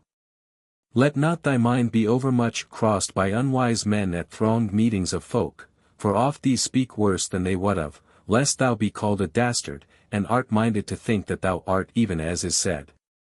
Slay such an one on another day, and so reward his ugly talk. If thou farest by the way whereas bide evil things, be well ware of thyself. Take not harbour near the highway, though thou be benighted, for oft abide there ill wights for men's bewilderment. Let not fair women beguile thee, such as thou mayst meet at the feast, so that the thought thereof stand thee instead of sleep, and a quiet mind, draw them not to thee with kisses or other sweet things of love. If thou hearest the fool's word of a drunken man, strive not with him being drunk with drink and witless, many a grief, and the very death, groweth from out such things. Fight thy foes in the field, nor be burnt in thine house. Never swear thou wrongsome oath, great and grim is the reward for the breaking of plighted troth. Give kind heed to dead men, sick dead, see dead, deal heedfully with their dead corpses. Trow never in him for whom thou hast slain father, brother, or whatso near kin, though young he be, for oft waxes wolf in youngling. Look thou with good heed to the wiles of thy friends. But little skill is given to me, that I should foresee the ways of thy life, yet good it were that hate fell not on thee from those of thy wife's house. Sigurd spake, none among the sons of men can be found wiser than thou. And thereby swear I, that thee will I have as my own, for near to my heart thou least. She answers, thee would I fainest choose, though I had all men's sons to choose from. And thereto they plighted troth both of them. Chapter 22. Of the semblance and array of Sigurd Fafnir's bane. 1. Now Sigurd rides away, many-folded is his shield, and blazing with red gold, and the image of a dragon is drawn thereon, and this same was dark brown above, and bright red below. And with even such like image was adorned helm, and saddle, and coat armor, and he was clad in the golden byrnie, and all his weapons were gold wrought. Now for this cause was the drake drawn on all his weapons, that when he was seen of men, all folk might know who went there, all those who had heard of his slaying of that great dragon, that the Volsungs call Fafnir. And for that cause are his weapons gold wrought, and brown of hue, and that he was by far above other men in courtesy and goodly manners, and well nigh in all things else. And when as folk tell of all the mightiest champions, and the noblest chiefs, then ever is he named the foremost, and his name goes wide about on all tongues north of the sea of the Greek lands, and even so shall it be while the world endures. Now the hair of this Sigurd was golden red of hue, fair of fashion, and falling down in great locks, thick and short was his beard, and of no other colour, high-nosed he was, broad and high-boned of face. So keen were his eyes, that few durst gaze up under the brows of him, his shoulders were as broad to look on as the shoulders of two, most duly was his body fashioned betwixt height and breadth, and in such wise as was seemliest. And this is the sign told of his height, that when he was girt with his sword Gram, which same was 7 spans long, as he went through the full-grown rye fields, the due shoe of the said sword smote the ears of the standing corn. And, for all that, greater was his strength than his growth, well could he wield sword, and cast forth spear, shoot shaft, and hold shield, bend bow, back horse, and do all the goodly deeds that he learned in his youth's days. Wise he was to know things yet undone, and the voice of all fowls he knew, wherefore few things fell on him unawares. Of many words he was, and so fair of speech withal, that whensoever he made it his business to speak, he never left speaking before that to all men it seemed full sure, that no otherwise must the matter be than as he said. His sport and pleasure it was to give aid to his own folk, and to prove himself in mighty matters, to take wealth from his unfriends, and give the same to his friends. Never did he lose heart, and of naught was he adrad. Endnotes. 1. This chapter is nearly literally the same as chapter 166 of the Volsunga Saga, ed. Perinskiold, Stockholm, 1715. Chapter 23. Sigurd comes to Hlimdale. Forth Sigurd rides till he comes to a great and goodly dwelling, the lord whereof was a mighty chief called Hymir. He had to wife a sister of Brynhild, who was hight Beckhild, because she had bidden at home, and learned handicraft, whereas Brynhild fared with helm and byrnie unto the wars, wherefore was she called Brynhild. Hymir and Beckhild had a son called Alswid, the most courteous of men. Now at this stead were men disporting them abroad, but when they see the man riding thereto, they leave their play to wonder at him, for none such had they ever seen erst. So they went to meet him, and gave him good welcome. Alswid bade him abide and have such things at his hands as he would, and he takes his bidding blithesomely, due service withal was established for him. For men bore the treasure of gold from off the horse, and the 5th took it to him to guard the same, therein were many things to behold, things of great price, and seldom seen. And great game and joy men had to look on byrnies and helms, and mighty rings, and wondrous great golden stoops, and all kinds of war weapons. So there dwelt Sigurd long in great honour holden. And tidings of that deed of fame spread wide through all lands, of how he had slain that hideous and fearful dragon. So good joyance had they there together, and each was leal to other. And their sport was in the arraying of their weapons, and the shafting of their arrows, and the flying of their falcons. Chapter 24. Sigurd sees Brynhild at Hlimdale. In those days came home to Hymir, Brynhild, his foster daughter, and she sat in her bower with her maidens, and could more skill in handicraft than other women. She sat, overlaying cloth with gold, and sewing therein the great deeds which Sigurd had wrought, the slaying of the worm, and the taking of the wealth of him, and the death of Regan withal.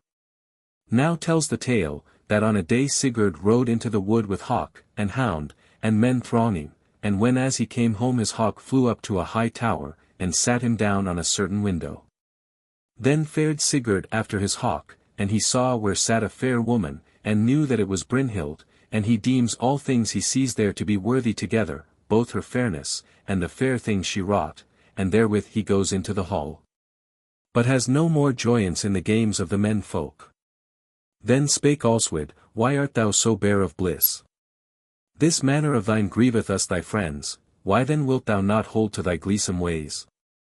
Lo, thy hawks pine now, and thy horse Grani droops, and long will it be ere we are booted thereof. Sigurd answered, Good friend, hearken to what lies on my mind, for my hawk flew up into a certain tower. And when I came thereto and took him, lo there I saw a fair woman, and she sat by a needlework of gold, and did thereon my deeds that are past, and my deeds that are to come. Then said Alswid, Thou hast seen Brynhild, Budli's daughter, the greatest of great women. Yea, verily, said Sigurd, but how came she hither? Alswid answered, Short space there was betwixt the coming hither of the twain of you. Says Sigurd, Yea, but a few days agone I knew her for the best of the world's women. Alswit said, Give not all thine heed to one woman, being such a man as thou art, ill life to sit lamenting for what we may not have. I shall go meet her, says Sigurd, and get from her love like my love, and give her a gold ring in token thereof. Alswit answered, None has ever yet been known whom she would let sit beside her, or to whom she would give drink. For ever will she hold to warfare and to the winning of all kinds of fame. Sigurd said, We know not for sure whether she will give us answer or not, or grant us a seat beside her. So the next day after, Sigurd went to the bower, but Alswit stood outside the bower door, fitting shafts to his arrows.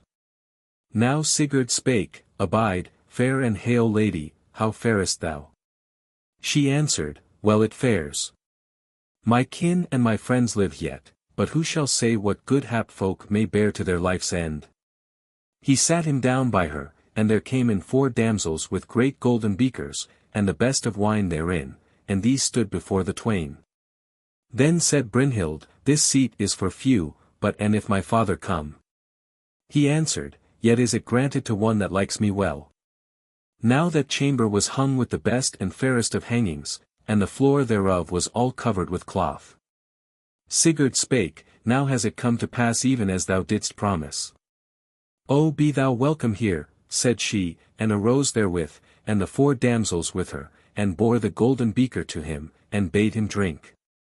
He stretched out his hand to the beaker, and took it, and her hand withal, and drew her down beside him, and cast his arms round about her neck and kissed her, and said, Thou art the fairest that was ever born.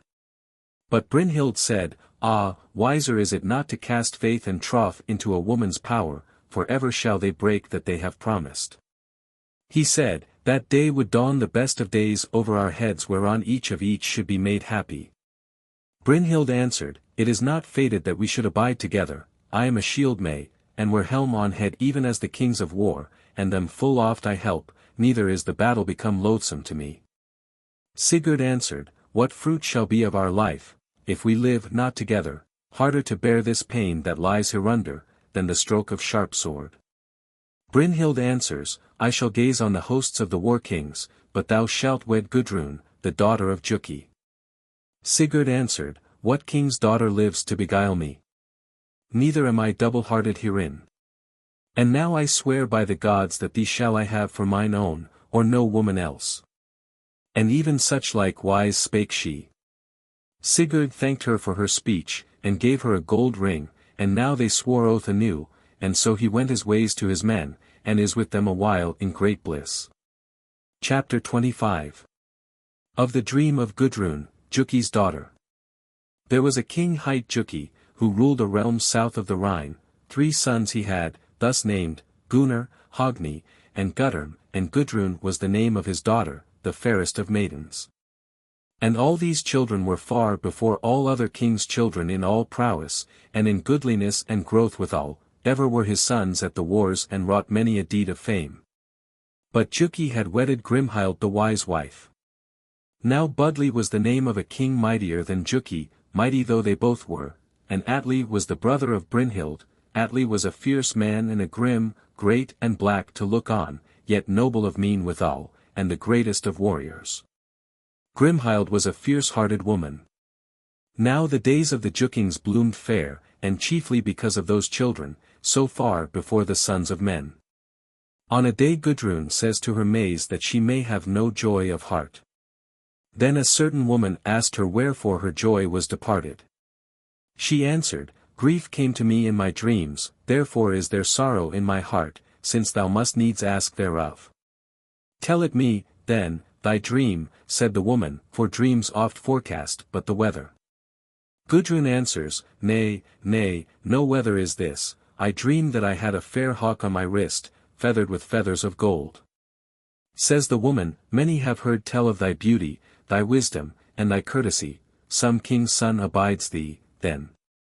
Gudrun answers, I dreamed that naught was so dear to me as this hawk, and all my wealth had I cast aside rather than him.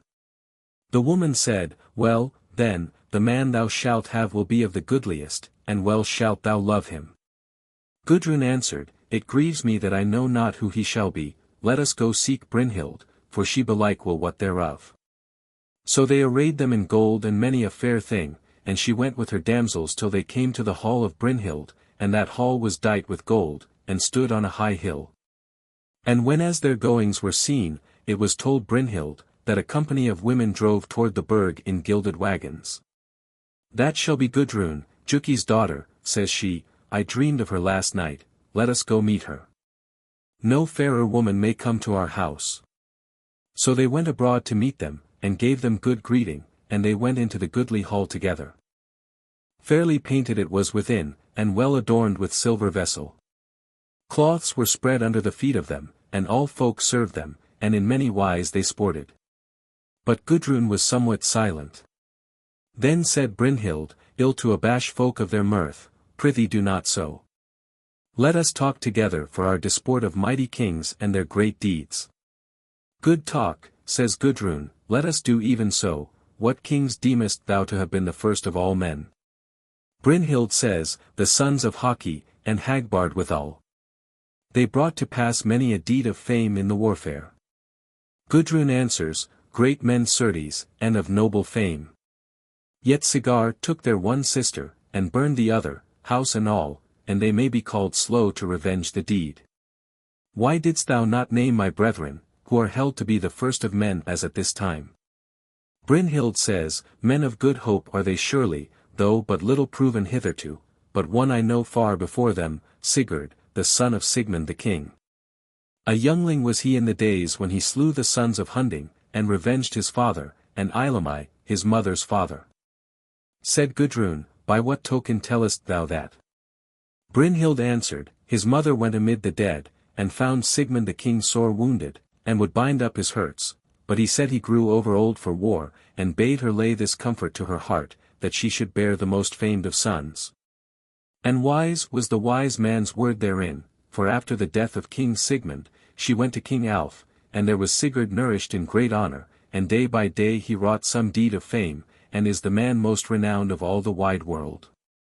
Gudrun says, from love hast thou gained these tidings of him, but for this cause came I here, to tell thee dreams of mine which have brought me great grief. Says Brynhild, let not such matters sadden thee. Abide with thy friends who wish thee blithesome, all of them. This I dreamed, said Gudrun, that we went, a many of us in company, from the bower, and we saw an exceeding great hart, that far excelled all other deer ever seen, and the hair of him was golden. And this deer we were all fain to take, but I alone got him, and he seemed to me better than all things else, but sit hence thou, Brynhild, didst shoot and slay my deer even at my very knees, and such grief was that to me that scarce might I bear it. And then afterwards thou gavest me a wolf cub, which besprinkled me with the blood of my brethren. Brynhild answers, I will read thy dream, even as things shall come to pass hereafter. For Sigurd shall come to thee, even he whom I have chosen for my well-beloved, and Grimhild shall give him mead mingled with hurtful things, which shall cast us all into mighty strife. Him shalt thou have, and him shalt thou quickly miss. And Atli the king shalt thou wed, and thy brethren shalt thou lose, and slay Atli withal in the end. Gudrun answers, grief and woe to know that such things shall be. And therewith she and hers get them gone home to King Juki. Chapter 26. Sigurd comes to the Jukings and is wedded to Gudrun.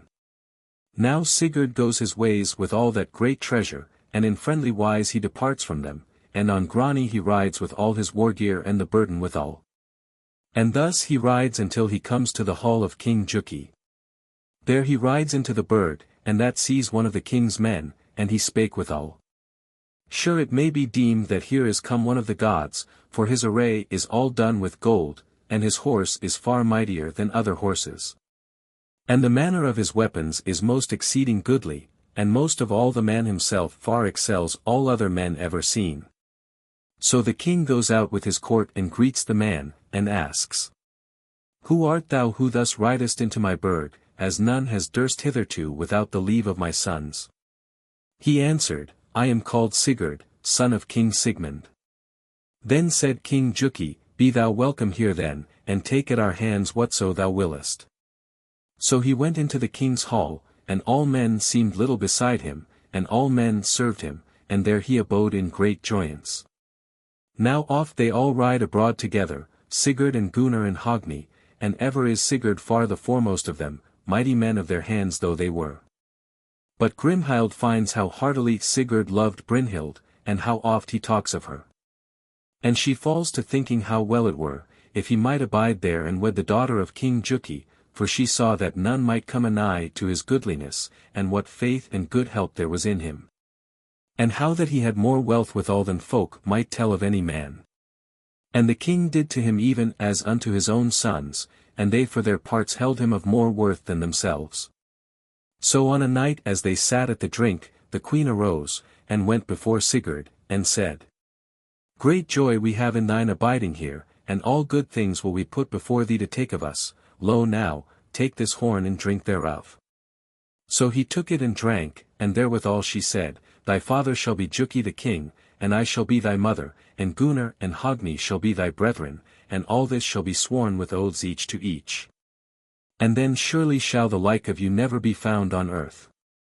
Sigurd took her speech well, for with the drinking of that drink all memory of Brynhild departed from him.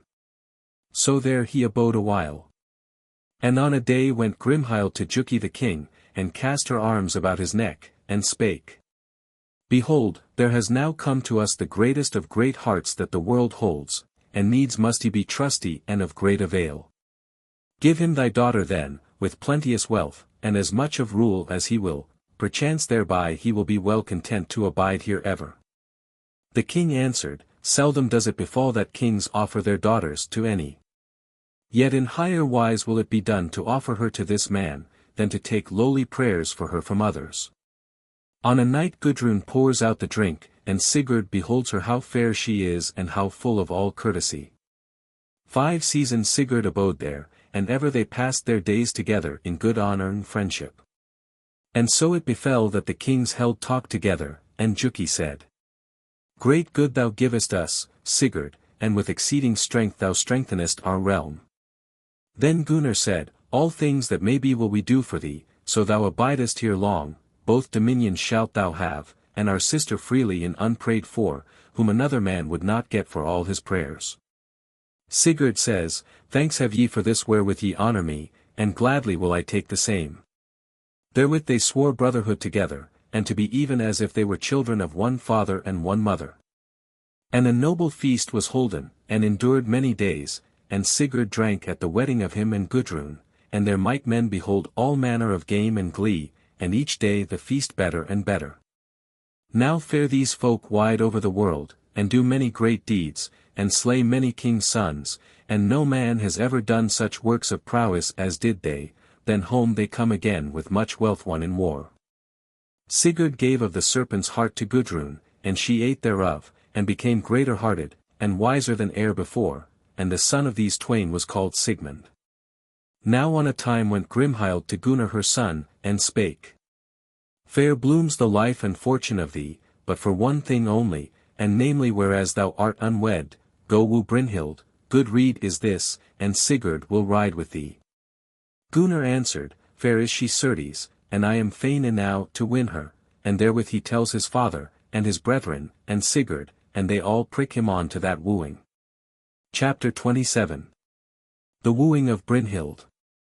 Now they array them joyously for their journey, and ride over hill and dale to the house of King Budli, and woo his daughter of him. In a good wise he took their speech, if so be that she herself would not deny them.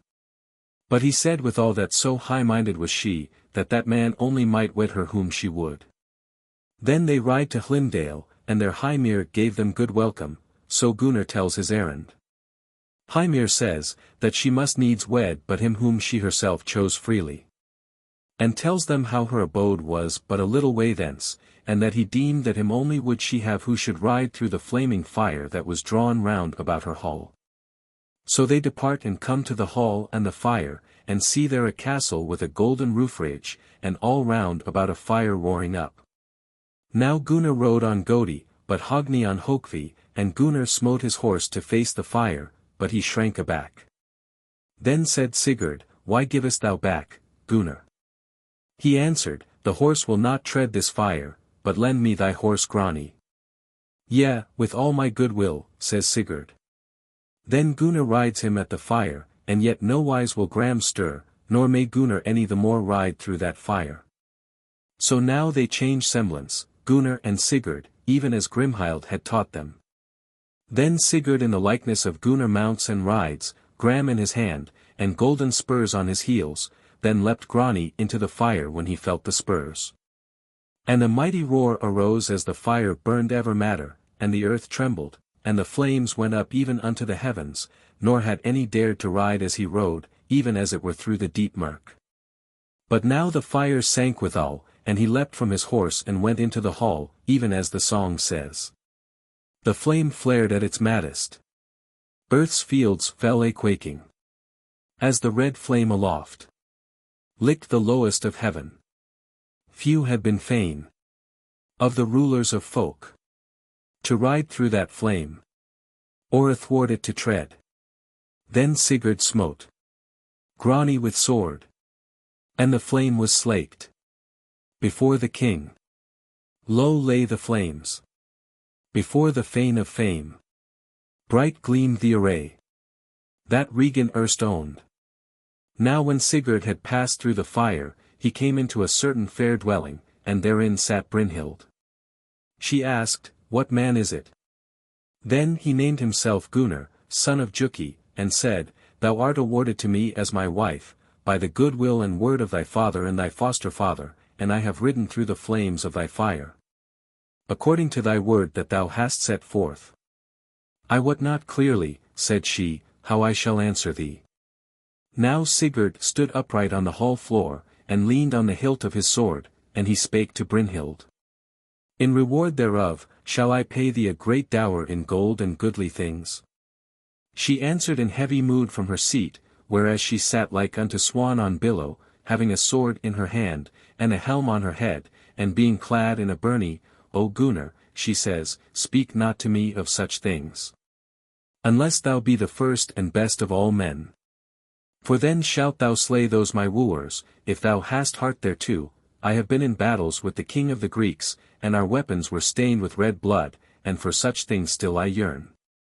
He answered, Yea, certes many great deeds hast thou done, but yet call thou to mind thine oath, concerning the riding through of this fire, wherein thou didst swear that thou wouldst go with the man who should do this deed.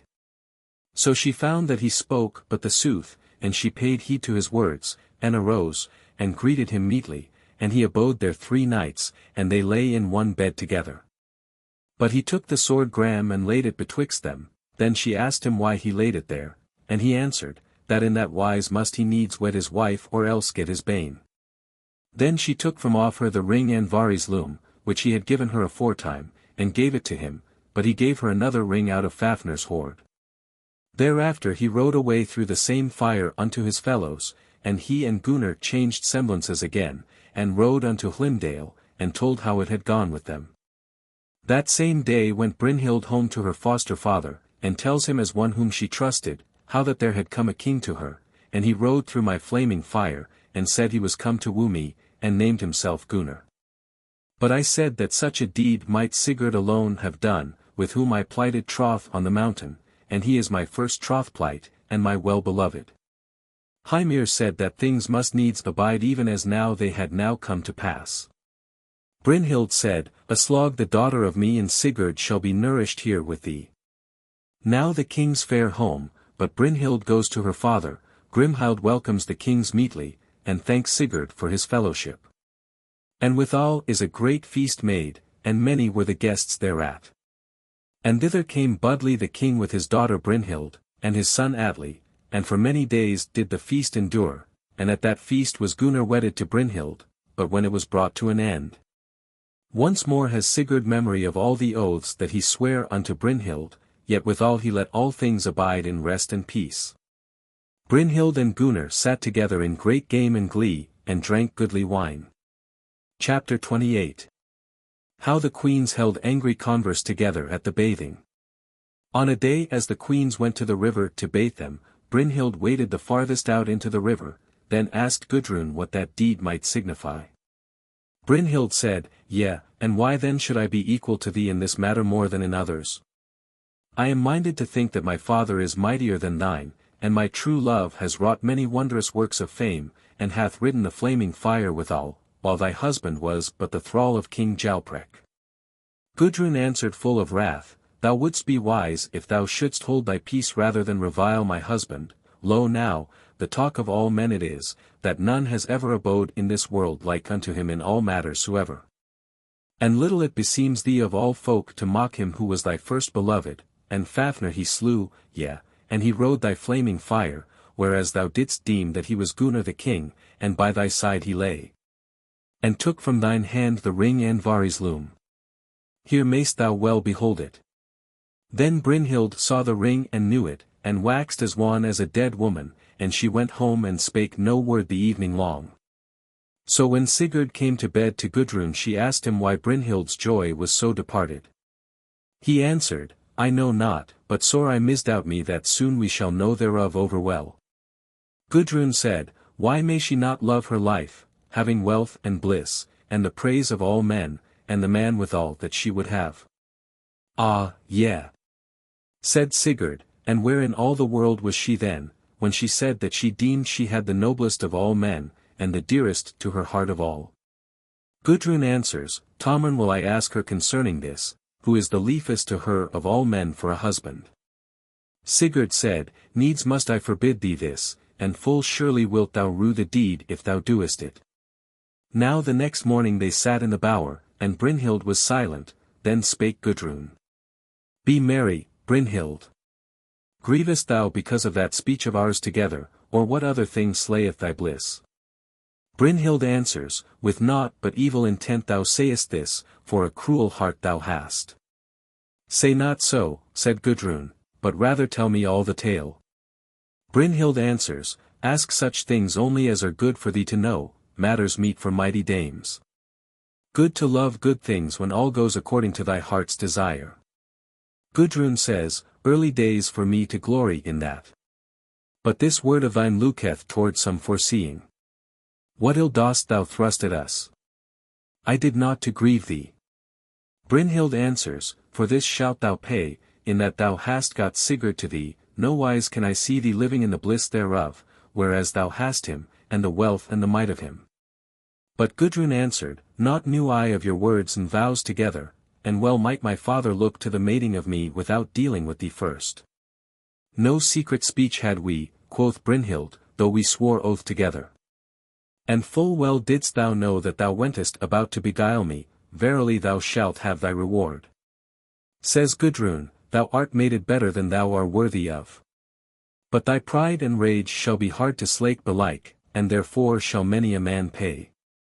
Ah, I should be well content, said Brynhild, if thou hadst not the nobler man. Gudrun answers, So noble a husband hast thou, that who knows of a greater king or a lord of more wealth and might? Says Brynhild, Sigurd slew Fafner, and that only deed is of more worth than all the might of King Gunnar. Even as the song says, The worm Sigurd slew. Nor e'er shall that deed be worsened by age, while the world is alive. But thy brother the king never durst, never bore the flame to ride down through the fire to fare. Gudrun answers, Grani would not abide the fire under Gunnar the king, but Sigurd durst the deed, and thy heart may well abide without mocking him. Brynhild answers, Nowise will I hide from thee that I deem no good of Grimhild. Says Gudrun, Nay, lay no ill words on her, for in all things she is to thee as to her own daughter. Ah, says Brynhild, she is the beginning of all this hail that biteth so. An evil drink she bare to Sigurd, so that he had no more memory of my very name. All wrong thou talkest, a lie without measure is this, quoth Gudrun. Brynhild answered, Have thou joy of Sigurd according to the measure of the wiles wherewith ye have beguiled me. Unworthily have ye conspired against me, may all things go with you as my heart hopes. Gudrun says, More joy shall I have of him than thy wish would give unto me, but to no man's mind it came, that he had aforetime his pleasure of me, nay not once. Evil speech thou speakest, says Brynhild. When thy wrath runs off thou wilt rue it, but come now, let us no more cast angry words one at the other. Says Gudrun, Thou wert the first to cast such words at me, and now thou makest as if thou wouldst amend it, but a cruel and hard heart abides behind. Let us lay aside vain babble, says Brynhild. Long did I hold my peace concerning my sorrow of heart, and, lo now, thy brother alone do I love, let us fall to other talk. Gudrun said, far beyond all this doth thine heart look. And so ugly ill befell from that going to the river, and that knowing of the ring, wherefrom did all their talk arise. Chapter 29. Of Brynhild's great grief and mourning. After this talk Brynhild lay abed, and tidings were brought to King Gunnar that Brynhild was sick. He goes to see her thereon, and asks what ails her. But she answered him not, but lay there as one dead, and when he was hard on her for an answer, she said, What didst thou with that ring that I gave thee, even the one which King Budli gave me at our last parting? When thou and King Juki came to him and threatened fire and the sword, unless ye had me to wife. Yea, at that time he led me apart, and asked me which I had chosen of those who were come, but I prayed him that I might abide to ward the land and be chief over the third part of his men. Then were there two choices for me to deal betwixt, either that I should be wedded to him whom he would, or lose all my weal and friendship at his hands. And he said withal that his friendship would be better to me than his wrath. Then I bethought me whether I should yield to his will, or slay many a man. And therewithal I deemed that it would avail little to strive with him, and so it fell out, that I promised to wed whomsoever should ride the horse Grani with Fafnir's horde, and ride through my flaming fire. And slay those men whom I called on him to slay, and now so it was, that none durst ride, save Sigurd only, because he lacked no heart thereto. Yea, and the worm he slew, and Regan, and 5 kings beside, but thou, Gunnar, durst do naught, as pale as a dead man didst thou wax, and no king thou art, and no champion. So whereas I made a vow unto my father, that him alone would I love who was the noblest man alive, and that this is none save Sigurd, lo, now have I broken my oath and brought it to naught, since he is none of mine. And for this cause shall I compass thy death. And a great reward of evil things have I wherewith to reward Grimhild, never, I wot, has woman lived eviler or of lesser heart than she. Gunnar answered in such wise that few might hear him, Many a vile word hast thou spoken, and an evil-hearted woman art thou, whereas thou revilest a woman far better than thou, never would she curse her life as thou dost. Nay, nor has she tormented dead folk, or murdered any, but lives her life well praised of all. Brynhild answered, Never have I dwelt with evil things privily, or done loathsome deeds, yet most fain I am to slay thee. And therewith would she slay King Gunnar, but Hogni laid her in fetters, but then Gunnar spake withal. Nay, I will not that she abide in fetters. Then said she, Heed it not. For never again sayest thou me glad in thine hall, never drinking, never at the chess-play, never speaking the words of kindness, never overlaying the fair cloths with gold, never giving thee good counsel. Ah, my sorrow of heart that I might not get Sigurd to me. Then she sat up and smote her needlework, and rent it asunder, and bade set open her bower doors, that far away might the wailings of her sorrow be heard. Then great mourning and lamentation there was, so that folk heard it far and wide through that abode. Now Gudrun asked her bower maidens why they sat so joyless and downcast. What has come to you, that ye fare ye as witless women, or what unheard of wonders have befallen you? Then answered a waiting lady, Hight Swaflod, an untimely, an evil day it is, and our hall is fulfilled of lamentation. Then spake Gudrun to one of her handmaids, Arise, for we have slept long, go, wake Brynhild, and let us fall to our needlework and be merry. Nay, nay, she says, nowise may I wake her, or talk with her. For many days has she drunk neither mead nor wine, surely the wrath of the gods has fallen upon her. Then spake Gudrun to Gunnar, Go and see her, she says, and bid her know that I am grieved with her grief. Nay, says Gunnar, I am forbid to go see her or to share her weal. Nevertheless he went unto her, and strives in many wise to have speech of her, but gets no answer whatsoever. Therefore he gets him gone and finds Hogni, and bids him go see her. He said he was loath thereto, but went, and gat no more of her. Then they go and find Sigurd, and pray him to visit her. He answered not thereto, and so matters abode for that night. But the next day, when he came home from hunting, Sigurd went to Gudrun, and spake. In such wise do matters show to me, as though great and evil things will betide from this trouble and upheaving, and that Brynhild will surely die. Gudrun answers, O my lord, by great wonders is she encompassed, 7 days and 7 nights has she slept, and none has dared wake her. Nay, she sleeps not, said Sigurd, her heart is dealing rather with dreadful intent against me. Then said Gudrun, weeping, woe worth the while for thy death. Go and see her, and what if her fury may not be abated, give her gold, and smother up her grief and anger therewith. Then Sigurd went out, and found the door of Brynhild's chamber open. He deemed she slept, and drew the clothes from off her, and said, Awake, Brynhild. The sun shineth now over all the house, and thou hast slept enough, cast off grief from thee, and take up gladness. She said, And how then hast thou dared to come to me? In this treason none was worse to me than thou. Said Sigurd, Why wilt thou not speak to folk? For what cause sorrowest thou? Brynhild answers, Ah, to thee will I tell of my wrath. Sigurd said, As one under a spell art thou, if thou deemest that there is aught cruel in my heart against thee, but thou hast him for husband whom thou didst choose. Ah, nay, she said, never did Gunnar ride through the fire to me, nor did he give me to dower the host of the slain. I wondered at the man who came into my hall, for I deemed indeed that I knew thine eyes. But I might not see clearly, or divide the good from the evil, because of the veil that lay heavy on my fortune. Says Sigurd, No nobler men are there than the sons of Juki, they slew the king of the Danes, and that great chief, the brother of King Budli. Brynhild answered, Surely for many an ill deed must I reward them. Mind me not of my griefs against them. But thou, Sigurd, slewest the worm, and rotest the fire through, yea, and for my sake, and not one of the sons of King Juki. Sigurd answers, I am not thy husband, and thou art not my wife. Yet did a far-famed king pay dower to thee.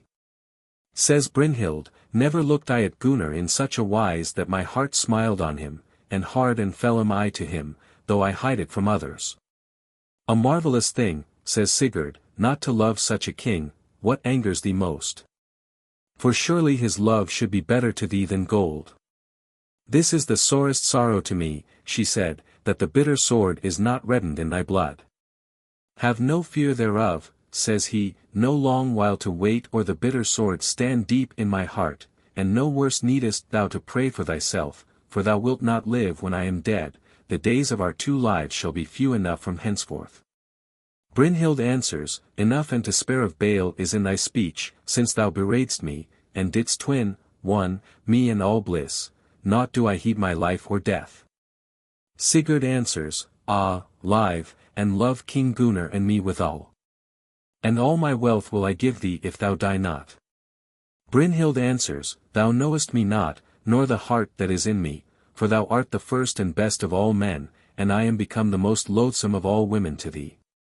This is truer, says Sigurd, that I love thee better than myself, though I fell into the wiles from whence our lives may not escape, for whenso my own heart and mind availed me, then I sorrowed sore that thou wert not my wife. But as I might I put my trouble from me, for in a king's dwelling was I, and withal and in spite of all I was well content that we were all together. Well may it be, that shall come to pass which is foretold. Neither shall I fear the fulfillment thereof. Brynhild answered, and said, Too late thou tellest me that my grief grieved thee, little pity shall I find now. Sigurd said, This my heart would, that thou and I should go into one bed together. Even so wouldst thou be my wife. Said Brynhild, Such words may nowise be spoken, nor will I have 2 kings in one hall, I will lay my life down rather than beguile Gunnar the king. And therewith she called to mind how they met, they two, on the mountain, and swore oath each to each. But now is all changed, and I will not live. I might not call to mind thy name, said Sigurd, or know thee again, before the time of thy wedding, the greatest of all griefs is that. Then said Brynhild, I swore an oath to wed the man who should ride my flaming fire, and that oath will I hold to, or die. Rather than thou die, I will wed thee, and put away Gudrun, said Sigurd. But therewithal so swelled the heart betwixt the sides of him, that the rings of his byrnie burst asunder. I will not have thee, says Brynhild, nay, nor any other. Then Sigurd got him gone. So saith the song of Sigurd. Out then went Sigurd, the great king's well loved.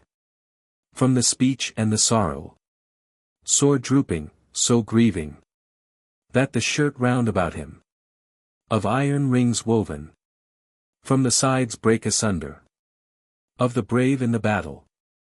So when Sigurd came into the hall, Gunnar asked if he had come to a knowledge of what great grief lay heavy on her, or if she had power of speech, and Sigurd said that she lacked it not.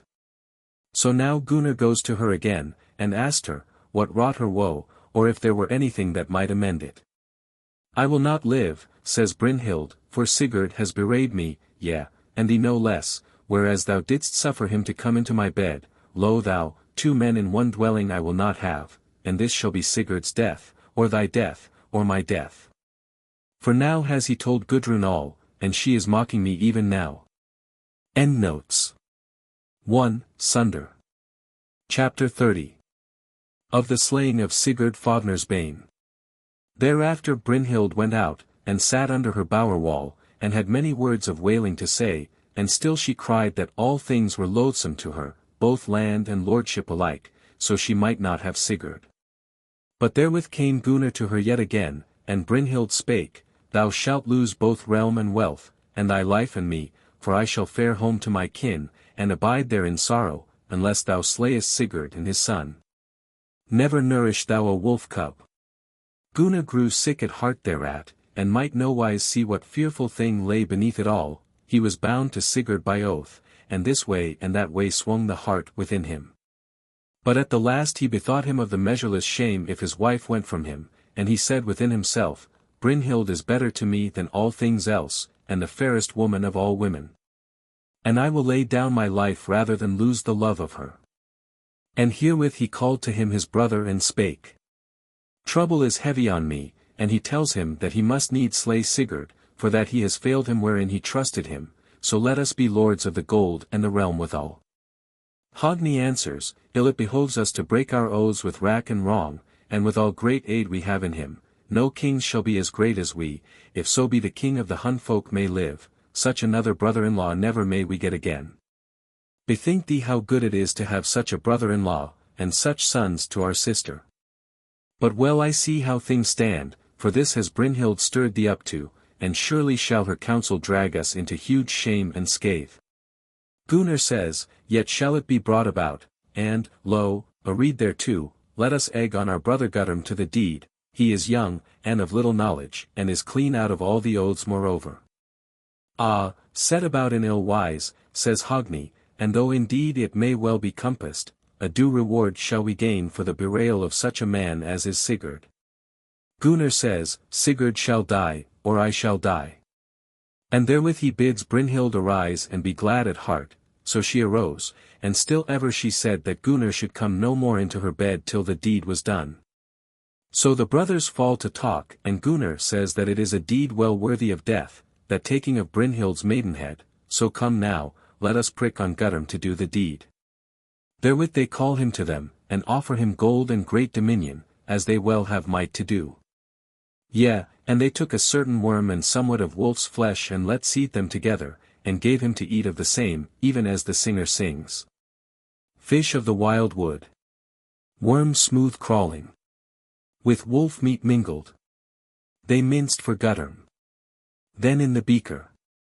In the wine his mouth knew. They set it, still doing.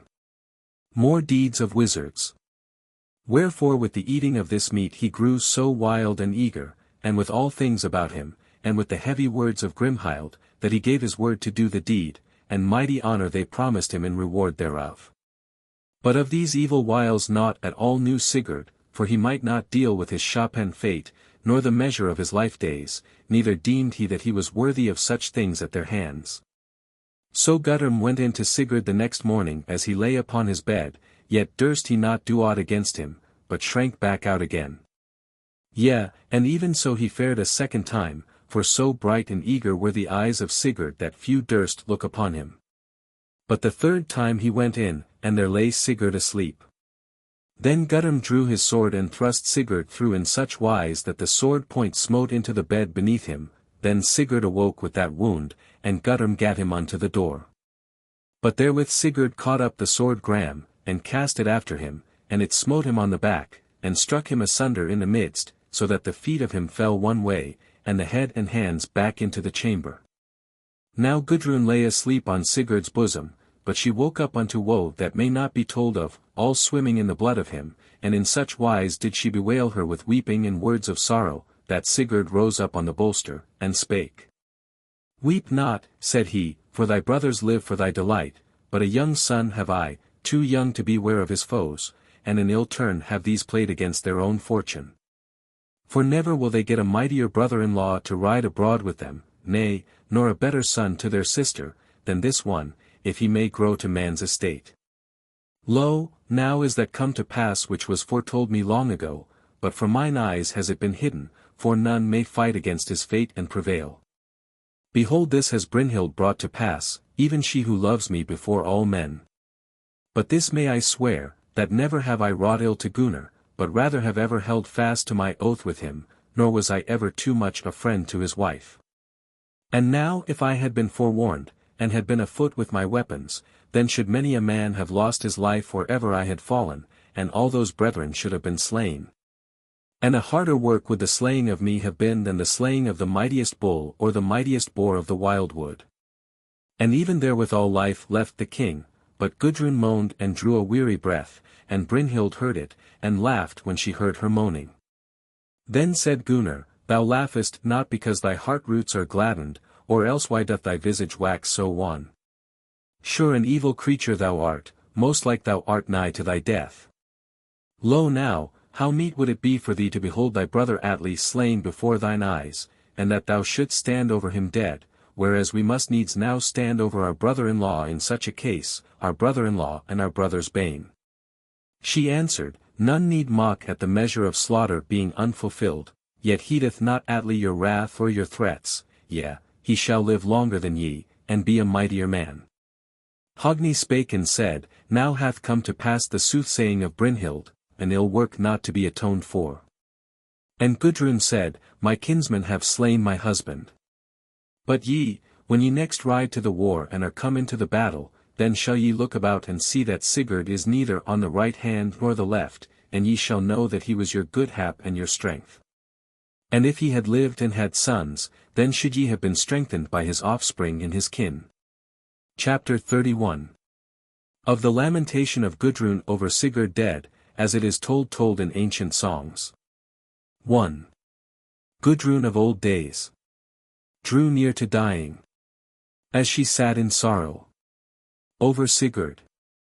Yet she sighed not, nor smote hand on hand, nor wailed she aught, as other women. Then went earls to her, full of all wisdom, fain help to deal to her dreadful heart.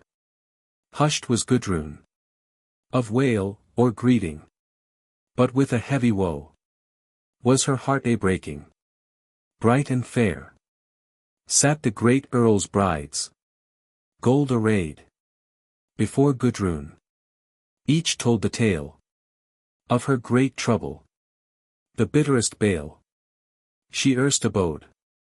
Then spake Giaflog, Juki's sister, Lo upon earth I live most loveless, who of 5 mates must see the ending of daughters twain, and 3 sisters of brethren 8, and abide behind lonely, not gat Gudrun of wail and greeting, so heavy was she for her dead husband, so dreadful hearted, for the king laid dead there. Then spake her Borg, Queen of Hunland, Crueler tale have I to tell of my 7 sons, down in the Southlands, and the 8th man, my mate, felled in the death mead, father and mother, and 4 brothers, On the wide sea. The winds and death played with. The billows beat. On the bulwark boards. Alone must I sing o'er them. Alone must I array them. Alone must my hands deal with their departing. And all this was in one season's wearing. And none was left for love or solace. Then was I bound, a prey of the battle, when that same season wore to its ending. As a tiring May, must I bind the shoon of the Duke's high dame. Every day at dawning, from her jealous hate, get I heavy mocking, cruel lashes. She laid upon me. Never met I better master, or mistress worser, in all the wide world. Not gat Gudrun, of wail or greeting, so heavy was she, for her dead husband, so dreadful hearted, for the king laid dead there. Then spake Gulrund, Juki's daughter, O foster mother, wise as thou mayst be, naught canst thou better. The young wife's bale, and she bade uncover the dead king's corpse. She swept the sheet away from Sigurd, and turned his cheek towards his wife's knees. Look on thy loved one, lay lips to his lips, e'en as thou wert clinging to thy king alive yet. Once looked Gudrun, one look only, and saw her lord's locks lying all bloody, the great man's eyes glazed and deadly, and his heart's bulwark broken by sword edge. Back then sank Gudrun, back on the bolster. Loosed was her head array, red did her cheeks grow, and the raindrops ran down over her knees. Then wept Gudrun, Juki's daughter, so that the tears flowed through the pillow, as the geese withal, that were in the home field. The fair fowls the May owned, fell a screaming. Then spake Gulrund, Juki's daughter, surely knew I no love like your love, among all men, on the mould abiding. Naught wouldst thou joy in, without or within doors, O my sister, save beside Sigurd. Then spake Gudrun, Juki's daughter, such was my Sigurd, among the sons of Juki, as is the king leek o'er the low grass waxing, or a bright stone strung on band, or a pearl of price on a prince's brow. Once was I counted by the king's warriors higher than any of Hergen's maze. Now am I as little as the leaf may be amid windswept wood. Now when dead he lieth, I miss from my seat, I miss from my bed, my darling of sweet speech. Wrought the sons of Juki, wrought the sons of Juki, this sore sorrow, yea, for their sister, most sore sorrow. So may your lands lie waste on all sides, as ye have broken your bounden oaths. Ne'er shalt thou, Gunnar, the gold have joy of. The dear-bought rings shall drag thee to death, whereon thou swearest oath unto Sigurd. Ah, in the days bygone, great mirth in the home field, when my Sigurd set saddle on Grani, and they went their ways for the wooing of Brynhild. An ill day, an ill woman, and most ill hap. Then spake Brynhild, Budli's daughter, may the woman lack both love and children, who gained greeting for thee, O Gudrun, who gave thee this morning many words. Then spake Gulrund, Juki's daughter, hold peace of such words, thou hated of all folk.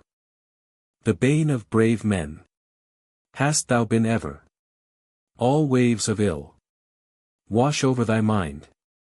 To 7 great kings hast thou been a sore sorrow, and the death of good will to wives and women. Then spake Brynhild, Budli's daughter. None but Atli brought bale upon us. My very brother, born of Budli, when we saw in the hall of the Hunnish people the gold egg gleaming on the kingly jukings. I have paid for that faring, oft and full, and for the sight that then I saw. By a pillar she stood, and strained its wood to her. From the eyes of Brynhild, Budli's daughter, flashed out fire, and she snorted forth venom, as the sore wound she gazed on of the dead slain Sigurd. Endnotes. 1. This chapter is the Eddaic poem, called the First Lay of Gudrun, inserted here by the translators. Chapter 32. Of the ending of Brynhild. And now none might know for what cause Brynhild must bewail with weeping. For what she had prayed for with laughter, but she spake. Such a dream I had, Gunnar, as that my bed was a cold. And that thou didst ride into the hands of thy foes. Lo now, ill shall it go with thee and all thy kin, O ye breakers of oaths. For on the day thou slayedst him, dimly didst thou remember how thou didst blend thy blood with the blood of Sigurd, and with an ill reward hast thou rewarded him for all that he did well to thee. Whereas he gave unto thee to be the mightiest of men, and well was it proven how fast he held to his oath sworn, when he came to me and laid betwixt us the sharp-edged sword that in venom had been made hard. All too soon did ye fall to working wrong against him and against me, whenas I abode at home with my father, and had all that I would, and had no will that any one of you should be any of mine, as ye rode into our garth, ye 3 kings together. But then Atli led me apart privily, and asked me if I would not have him who rode Grani, yea, a man nowise like unto you, but in those days I plighted myself to the son of King Sigmund and no other. And lo, now, no better shall ye fare for the death of me. Then rose up Gunnar, and laid his arms about her neck, and besought her to live and have wealth from him, and all others in likewise let her from dying. But she thrust them all from her, and said that it was not the part of any to let her in that which was her will.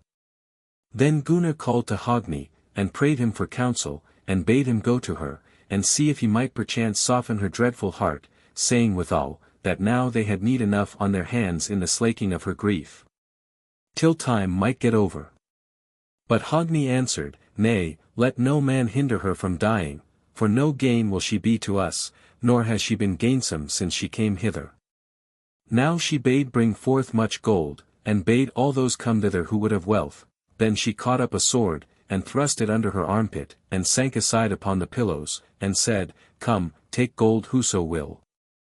But all held their peace, and she said, Take the gold, and be glad thereof. And therewith she spake unto Gunnar, Now for a little while will I tell of that which shall come to pass hereafter. For speedily shall ye be at one again with Gudrun by the rede of Grimhild the wise wife, and the daughter of Gudrun and Sigurd shall be called Swanhild, the fairest of all women born. Gudrun shall be given to Atli, yet not with her good will. Thou shalt be fain to get Oddrun, but that shall Atli forbid thee, but privily shall ye meet, and much shall she love thee.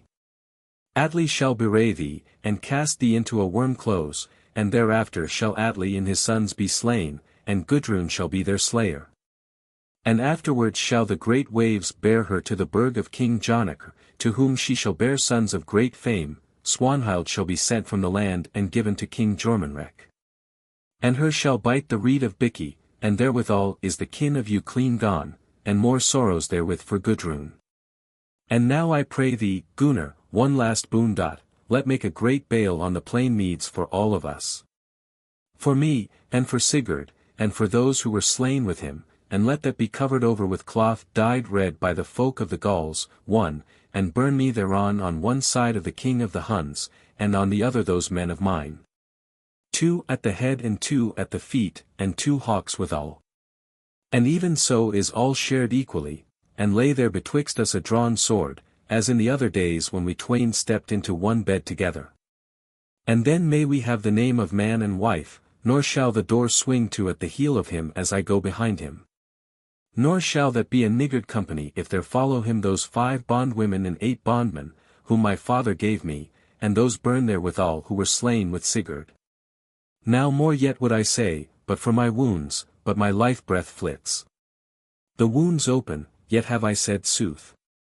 Now is the dead corpse of Sigurd arrayed in olden wise, and a mighty bale is raised, and when it was somewhat kindled, there was laid thereon the dead corpse of Sigurd Fafnersbane, and his son of 3 winters whom Brynhild had let slay. And Guttorm withal. And when the bale was all ablaze, thereunto was Brynhild borne out, when she had spoken with her bower maidens, and bid them take the gold that she would give. And then died Brynhild, and was burned there by the side of Sigurd, and thus their life days ended. Endnotes. 1. The original has Rauda manna blodi, red dyed in the blood of men. The Sagaman's original error in dealing with the word valoript in the corresponding passage of the short Lay of Sigurd. Tr. Chapter 33. Gudrun wedded to Atli.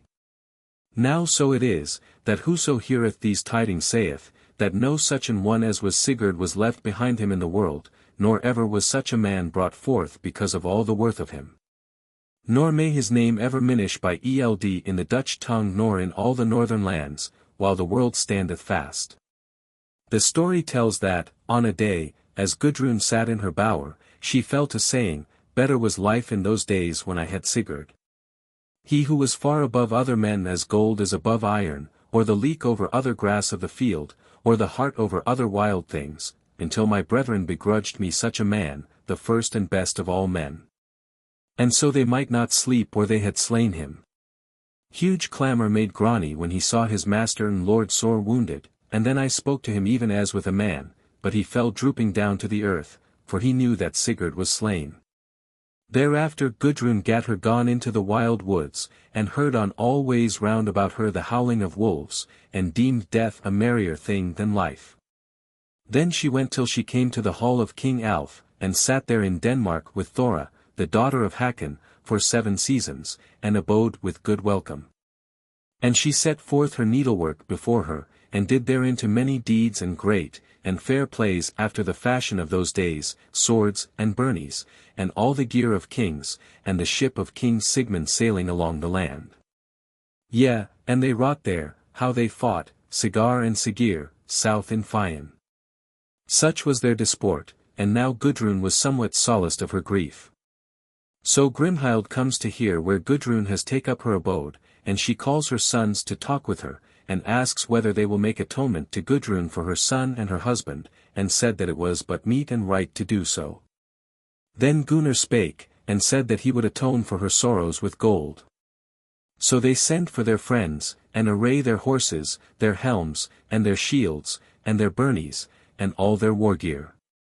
And their journey was furnished forth in the noblest wise, and no champion who was of the great men might abide at home, and their horses were clad in mail coats, and every knight of them had his helm done over with gold or with silver. Grimhild was of their company, for she said that their errand would never be brought fairly to pass if she sat at home. There were well 500 men, and noble men rode with them. There was Waldemar of Denmark, and Imod and Jarisleif withal.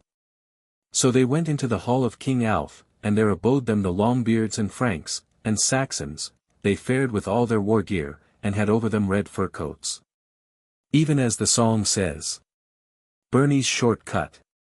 Strong helms hammered. Girt with good swords. Red hair gleaming. They were fain to choose good gifts for their sister, and spake softly to her, but in none of them would she trow. Then Gunnar brought unto her a drink mingled with hurtful things, and this she must needs drink, and with the drinking thereof she had no more memory of their guilt against her. But in that drink was blended the might of the earth and the sea with the blood of her son. And in that horn were all letters cut and reddened with blood, as is said hereunder. On the horn's face were there all the kin of letters, cut aright and reddened. How should I read them rightly? The lingfish long. Of the land of Hatting. Wheat ears unshorn. And wild things inwards. In that beer were mingled many ills together. Blood of all the wood. And brown burnt acorns. The black dew of the hearth. The god-doomed dead beasts inwards. And the swine's liver sodden. Because all wrongs that deadens. And so now, when their hearts are brought anigh to each other, great cheer they made. Then came Grimhild to Gudrun, and spake. All hail to thee, daughter. I give thee gold and all kinds of good things to take to thee after thy father, dear-bought rings and bed-gear of the maids of the Huns, the most courteous and well-dight of all women. And thus is thy husband atoned for, and thereafter shalt thou be given to Atli, the mighty king, and be mistress of all his might. Cast not all thy friends aside for one man's sake, but do according to our bidding. Gudrun answers, Never will I wed Atli the king, unseemly it is for us to get offspring betwixt us. Grimhild says, Nourish not thy wrath, it shall be to thee as if Sigurd and Sigmund were alive when thou hast borne sons. Gudrun says, I cannot take my heart from thoughts of him, for he was the first of all men. Grimhild says, So it is shapen that thou must have this king and none else. Says Gudrun, Give not this man to me, for an evil thing shall come upon thy kin from him, and to his own sons shall he deal evil, and be rewarded with a grim revenge thereafter. Then waxed Grimhild fell at those words, and spake, Do even as we bid thee, and take therefore great honour, and our friendship, and the steads withal called Vindjorg and Valbjorg. And such might was in the words of her, that even so must it come to pass.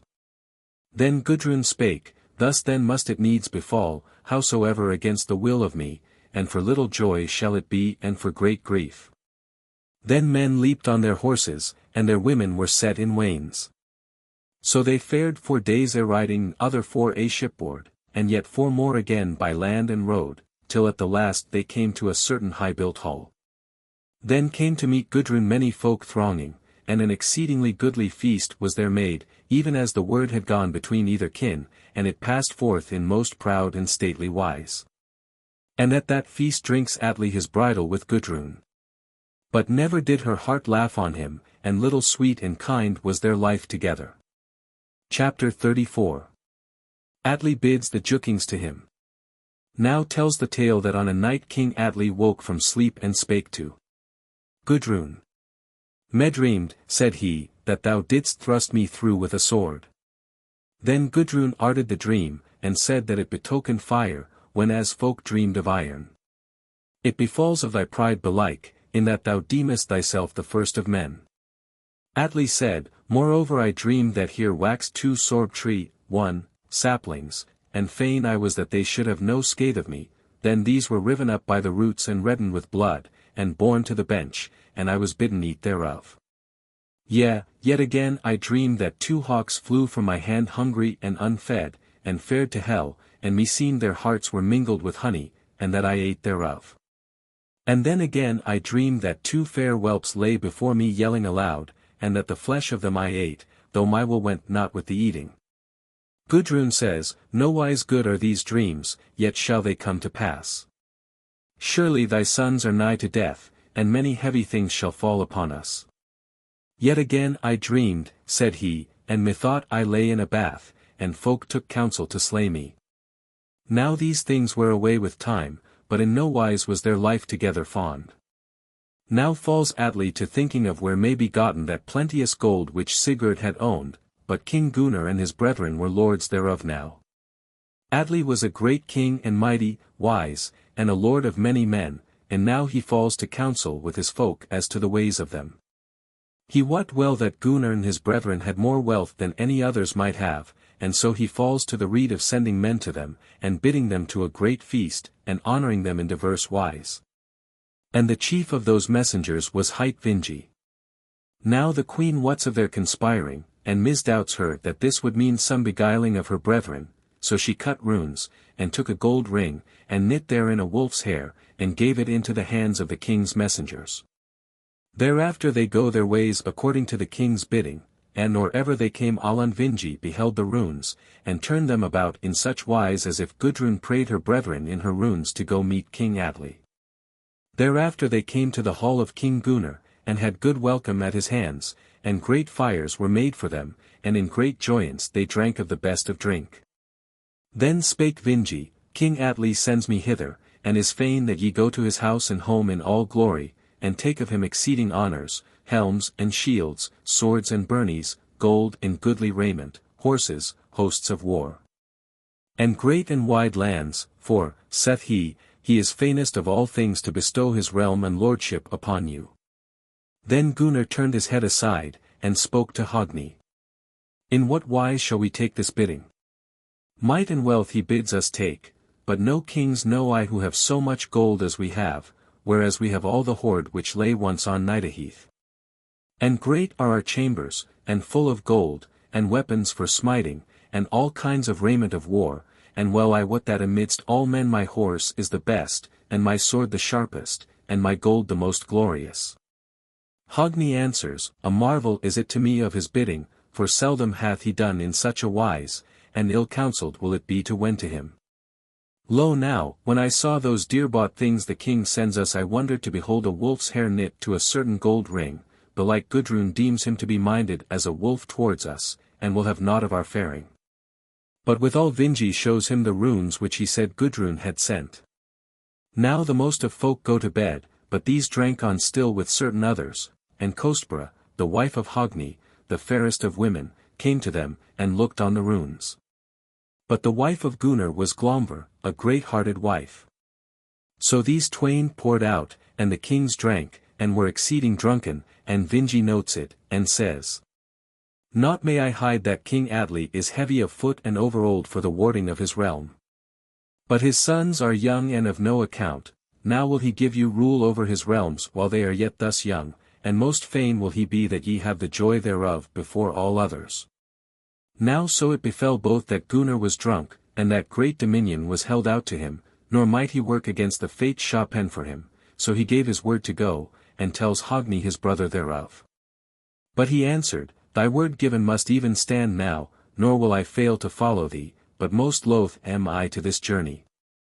Endnotes 1. Service tree, Pyrus sorbus domestica, or P.S. Tormentalis. Chapter 35. The dreams of the wives of the Jukings. So when men had drunk their fill, they fared to sleep, then falls Kostbera to beholding the runes, and spelling over the letters, and sees that beneath were other things cut, and that the runes are guileful. Yet because of her wisdom she had skill to read them aright. So then she goes to bed by her husband, but when they awoke, she spake unto Hogni.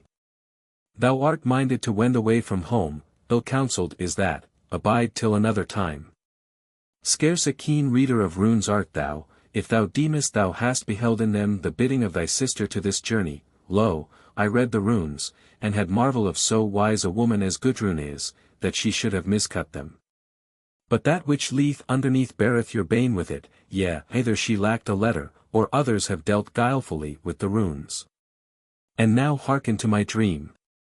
For therein methought there fell in upon us here a river exceeding strong, and brake up the timbers of the hull.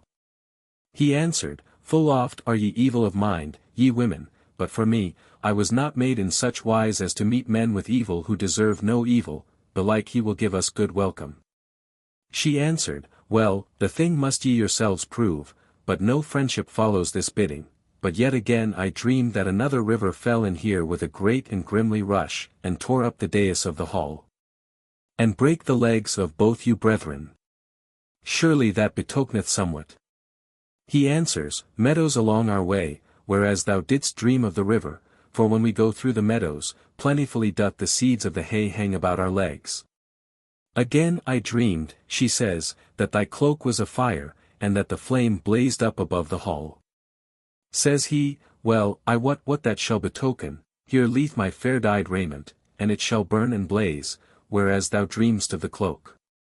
Methought a bear came in, she says, and brake up the king's high seat, and shook his paws in such a wise that we were all adrad thereat, and he gat us all together into the mouth of him, so that we might avail us not. And thereof fell great horror on us. He answered, Some great storm will befall, whereas thou hadst a white bear in thy mind. An urn methought came in, she says, and swept adown the hall, and drenched me and all of us with blood, and ill shall that betoken, for methought it was the double of King Atli.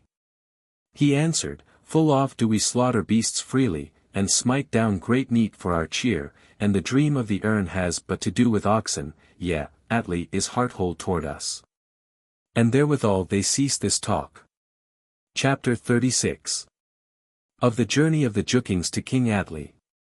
Now tells the tale of Gunnar, that in the same wise it fared with him, for when they awoke, Glomber his wife told him many dreams which seemed to her like to betoken guile coming. But Gunnar arted them all in other wise. This was one of them, said she, Methought a bloody sword was borne into the hall here, wherewith thou wert thrust through, and at either end of that sword wolves howled. The king answered, Cur dogs shall bite me belike, blood-stained weapons oft betoken dogs' snappings. She said, Yet again I dreamed, that women came in, heavy and drooping, and chose thee for their mate. Mayhappen these would be thy faithful women. He answered, Hard to a reed is this, and none may set aside the fated measure of his days, nor is it unlike that my time is short. 1. So in the morning they arose, and were minded for the journey, but some let them herein.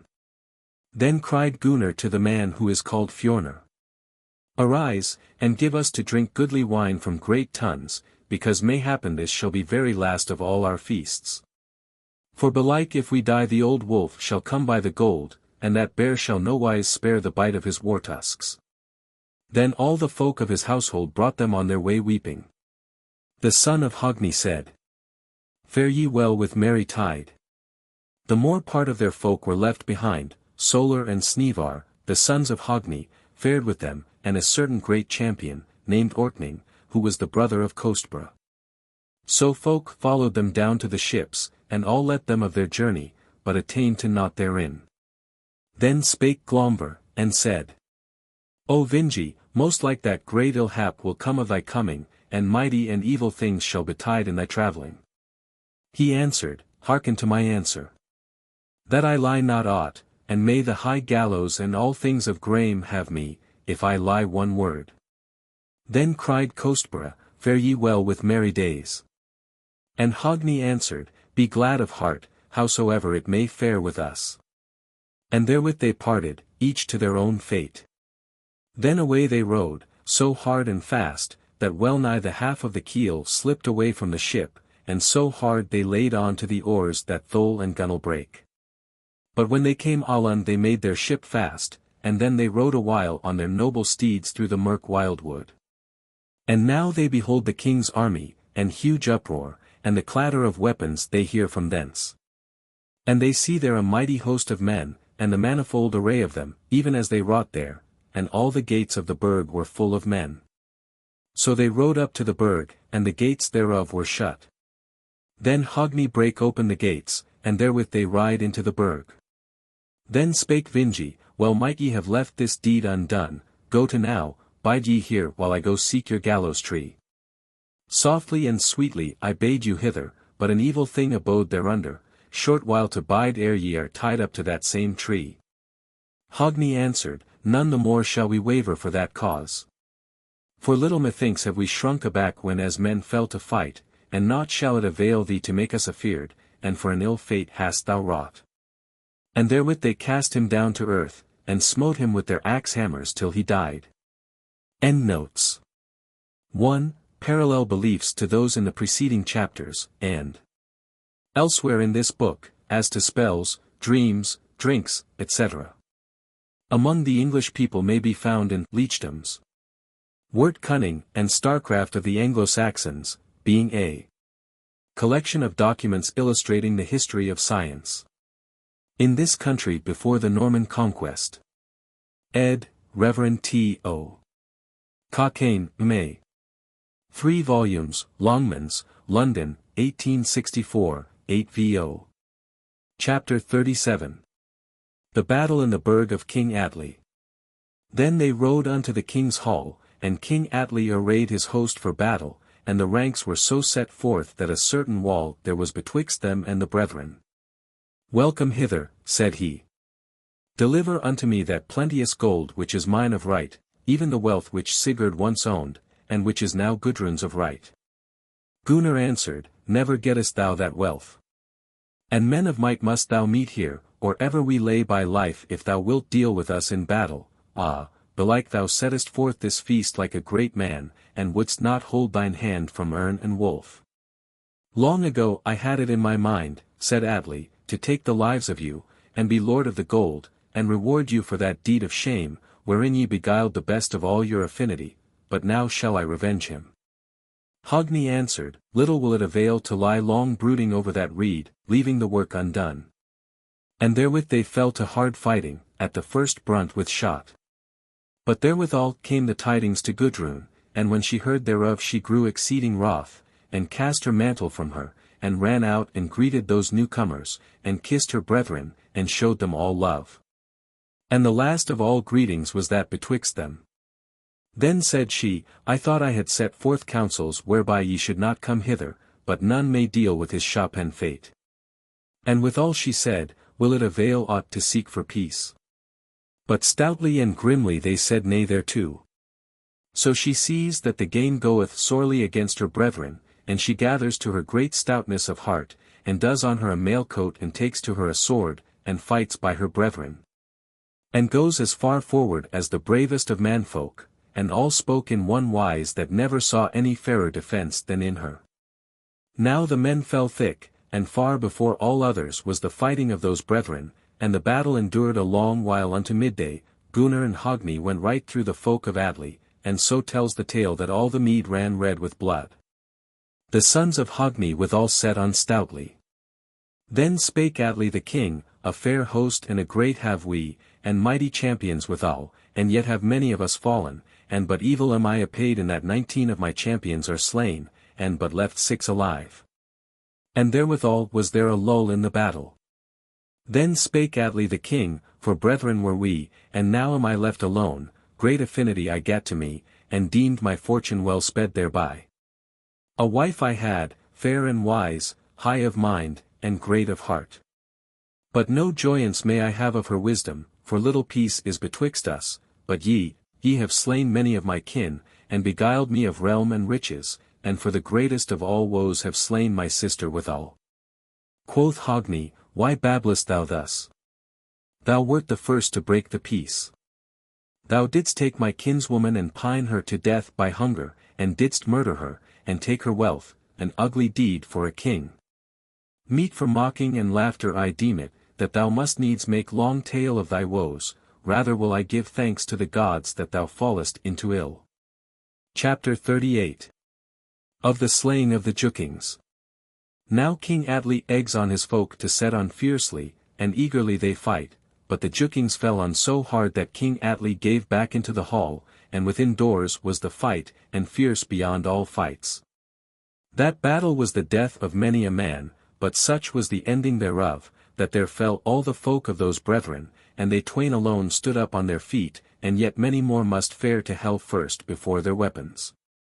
And now they fell on Gunnar the king, and because of the host of men that set on him was hand laid on him, and he was cast into fetters. Afterwards fought Hogni, with the stoutest heart and the greatest manlyhood.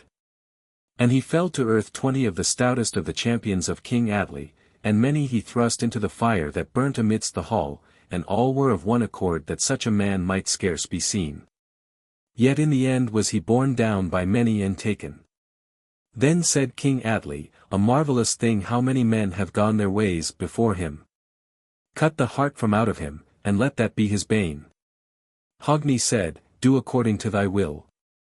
Merrily will I abide whatso thou wilt do against me, and thou shalt see that my heart is not edrad, for hard matters have I made trial of ere now, and all things that may try a man was I fain to bear, whiles yet I was unhurt. But now sorely am I hurt, and thou alone henceforth will bear mastery in our dealings together." Then spake a counsellor of King Atli, "Better rede I see thereto, take we the thrall Jali, and give respite to Hogni. For this thrall is made to die, since the longer he lives the less worth shall he be." The thrall hearkened, and cried out aloft, and fled away anywhither where he might hope for shelter, crying out that a hard portion was his because of their strife and wild doings. And an ill day for him whereon he must be dragged to death from his sweet life and his swine-keeping. But they caught him, and turned a knife against him, and he yelled and screamed or ever he felt the point thereof. Then in such wise spake Hogni as a man seldom speaketh who is fallen into hard need, for he prayed for the thrall's life, and said that these shrieks he could not away with, and that it were a lesser matter to him to play out the play to the end. And therewithal the thrall gat his life as for that time, but Gunnar and Hogni are both laid in fetters. Then spake King Atli with Gunnar the king, and bade him tell out concerning the gold, and where it was, if he would have his life. But he answered, Nay, first will I behold the bloody heart of Hogni, my brother. So now they caught hold of the thrall again, and cut the heart from out of him, and bore it unto King Gunnar, but he said, The faint heart of Jali may ye here behold, little like the proud heart of Hogni, for as much as it trembleth now. More by the half it trembled when as it lay in the breast of him. So now they fell on Hogni even as Atli urged them, and cut the heart from out of him, but such was the might of his manhood, that he laughed while he abode that torment, and all wondered at his worth, and in perpetual memory is it held sit hence. 1. Then they showed it to Gunnar, and he said, The mighty heart of Hogni, little like the faint heart of Jali, for little as it trembleth now, less it trembled when as in his breast it lay. But now, O Atli, even as we die so shalt thou die. And lo, I alone what where the gold is, nor shall Hogni be to tell thereof now. To and fro played the matter in my mind whiles we both lived, but now have I myself determined for myself, and the Rhine river shall rule over the gold, rather than that the Huns shall bear it on the hands of them. Then said King Atli, Have away the bondsmen, and so they did. But Gudrun called to her men, and came to Atli, and said, May it fare ill with thee now and from henceforth, even as thou hast ill held to thy word with me. So Gunnar was cast into a worm close, and many worms abode him there, and his hands were fast bound. But Gudrun sent him a harp, and in such wise did he set forth his craft, that wisely he smote the harp, smiting it with his toes, and so excellently well he played, that few deemed they had heard such playing, even when the hand had done it. And with such might and power he played, that all worms fell asleep in the end, save one adder only, great and evil of aspect, that crept unto him and thrust its sting into him until it smote his heart. And in such wise with great hardihood he ended his life days. Endnotes. 1. Since, Sid, after, and damn, that. Chapter 39. The end of Atli and his kin and folk. Now thought Atli the king that he had gained a mighty victory, and spake to Gudrun even as mocking her greatly, or as making himself great before her. Gudrun, saith he, thus hast thou lost thy brethren, and thy very self hast brought it about. She answers, In good liking livest thou, whereas thou thrustest these slayings before me, but may happen thou wilt rue it, when thou hast tried what is to come hereafter. And of all I have, the longest lived matter shall be the memory of thy cruel heart, nor shall it go well with thee whiles I live. He answered and said, Let there be peace betwixt us. I will atone for thy brethren with gold and dear-bought things, even as thy heart may wish. She answers, Hard for a long while have I been in our dealings together, and now I say, that while Hogni was yet alive thou mightest have brought it to pass, but now mayest thou never atone for my brethren in my heart. Yet oft must we women be overborne by the might of you men. And now are all my kindred dead and gone, and thou alone art left to rule over me, wherefore now this is my counsel that we make a great feast, wherein I will hold the funeral of my brother and of thy kindred withal. In such wise did she make herself soft and kind in words, though far other things forsooth lay thereunder, but he hearkened to her gladly, and trusted in her words, whereas she made herself sweet of speech. So Gudrun held the funeral feast for her brethren, and King Atli for his men, and exceeding proud and great was this feast. But Gudrun forgat not her woe, but brooded over it, how she might work some mighty shame against the king. And at nightfall she took to her the sons of King Atli and her as they played about the floor, the younglings waxed heavy of cheer, and asked what she would with them. Ask me not, she said, ye shall die, the twain of you. Then they answered, thou mayest do with thy children even as thou wilt, nor shall any hinder thee, but shame there is to thee in the doing of this deed. Yet for all that she cut the throats of them. Then the king asked where his sons were, and Gudrun answered, I will tell thee, and gladden thine heart by the telling. Lo now, thou didst make a great woe spring up for me in the slaying of my brethren, now hearken and hear my rede and my deed. Thou hast lost thy sons, and their heads are become beakers on the board here, and thou thyself hast drunken the blood of them blended with wine, and their hearts I took and roasted them on a spit, and thou hast eaten thereof. King Atli answered, Grim art thou in that thou hast murdered thy sons, and given me their flesh to eat, and little space passes betwixt ill deed of thine and ill deed. Gudrun said, My heart is set on the doing to thee of as great shame as may be. Never shall the measure of ill be full to such a king as thou art. The king said, Worser deeds hast thou done than men have to tell of, and great unwisdom is there in such fearful reeds. Most meet art thou to be burned on bale when thou hast first been smitten to death with stones, for in such wise wouldst thou have what thou hast gone a weary way to seek. She answered, Thine own death thou foretellest, but another death is fated for me. And many other words they spake in their wrath. Now Hogni had a son left alive, hight Niblung, and great wrath of heart he bare against King Atli. And he did Gudrun to wit that he would avenge his father. And she took his words well, and they fell to counsel together thereover, and she said it would be great good hap if it might be brought about. So on a night, when the king had drunken, he gat him to bed, and when he was laid asleep, thither to him came Gudrun and the son of Hogni. Gudrun took a sword and thrust it through the breast of King Atli, and they both of them set their hands to the deed, both she and the son of Hogni. Then Atli the king awoke with the wound, and cried out, No need of binding or salving here. Who art thou who hast done the deed? Gudrun says, Somewhat have I, Gudrun, wrought therein, and somewhat with all the son of Hogni. Atli said, Ill it beseemed to thee to do this, though somewhat of wrong was between us. For thou wert wedded to me by the rede of thy kin, and dower paid I for thee, yea, 30 goodly knights, and seemly maidens, and many men besides. And yet wert thou not content, but if thou should rule over the lands King Budli owned, and thy mother-in-law full oft thou lettest sit a-weeping. Gudrun said, Many false words hast thou spoken, and of naught I account them. Oft, indeed, was I fell of mood, but much didst thou add thereto. Full oft in this thy house did frays befall, and kin fought kin, and friend fought friend, and made themselves big one against the other.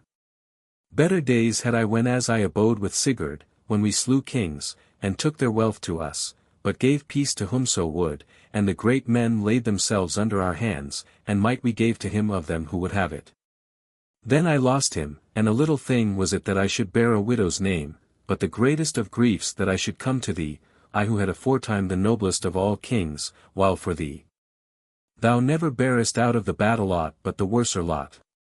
King Atli answered, Not true are thy words, nor will this our speech better the lot of either of us, for all is fallen now to naught, but now do to me in seemly wise, and array my dead corpse in noble fashion.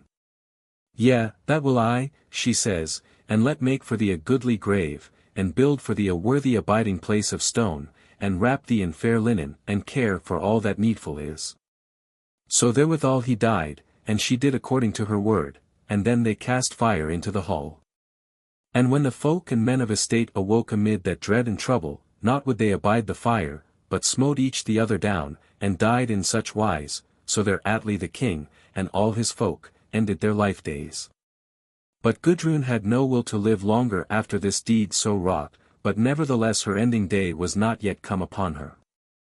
Now the Volsungs and the Jukings, as folk tell in tale, have been the greatest hearted and the mightiest of all men, as ye may well behold written in the songs of old time. But now with the tidings just told were these troubles stayed. Chapter 40. How Gudrun cast herself into the sea, but was brought ashore again. Gudrun had a daughter by Sigurd hight Swanhild. She was the fairest of all women, eager-eyed as her father, so that few durst look under the brows of her. And as far did she excel other womankind as the sun excels the other lights of heaven. But on a day went Gudrun down to the sea, and caught up stones in her arms, and went out into the sea, for she had will to end her life. But mighty billows drave her forth along the sea, and by means of their upholding was she borne along till she came at the last to the burg of King Jonach, a mighty king, and lord of many folk. And he took Gudrun to wife, and their children were Hamder, and Sorli, and Erp, and there was Swanhild nourished withal. Chapter 41. Of the wedding and slaying of Swanhild. Jormunrek was the name of a mighty king of those days, and his son was called Randver. Now this king called his son to talk with him, and said, Thou shalt fare on an errand of mine to King Jonach, with my counsellor Bikki, for with King Jonach is nourished Swanhild, the daughter of Sigurd Fafnersbane. And I know for sure that she is the fairest maid dwelling under the sun of this world, her above all others would I have to my wife, and thou shalt go woo her for me. Randver answered, Meet and right, fair lord, that I should go on thine errands. So the king set forth this journey in seemly wise, and they fare till they come to King Jonach's abode, and behold Swanhild, and have many thoughts concerning the treasure of her goodliness. But on a day Randver called the king to talk with him, and said, Jormunrek the king would fain be thy brother-in-law, for he has heard tell of Swanhild, and his desire it is to have her to wife. Nor may it be shown that she may be given to any mightier man than he is one. The king says, This is an alliance of great honor, for a man of fame he is. Gudrun says, A wavering trust, the trust in luck that it change not. Yet because of the king's furthering, and all the matters that went herewith, is the wooing accomplished, and Swanhild went to the ship with a goodly company, and sat in the stern beside the king's son.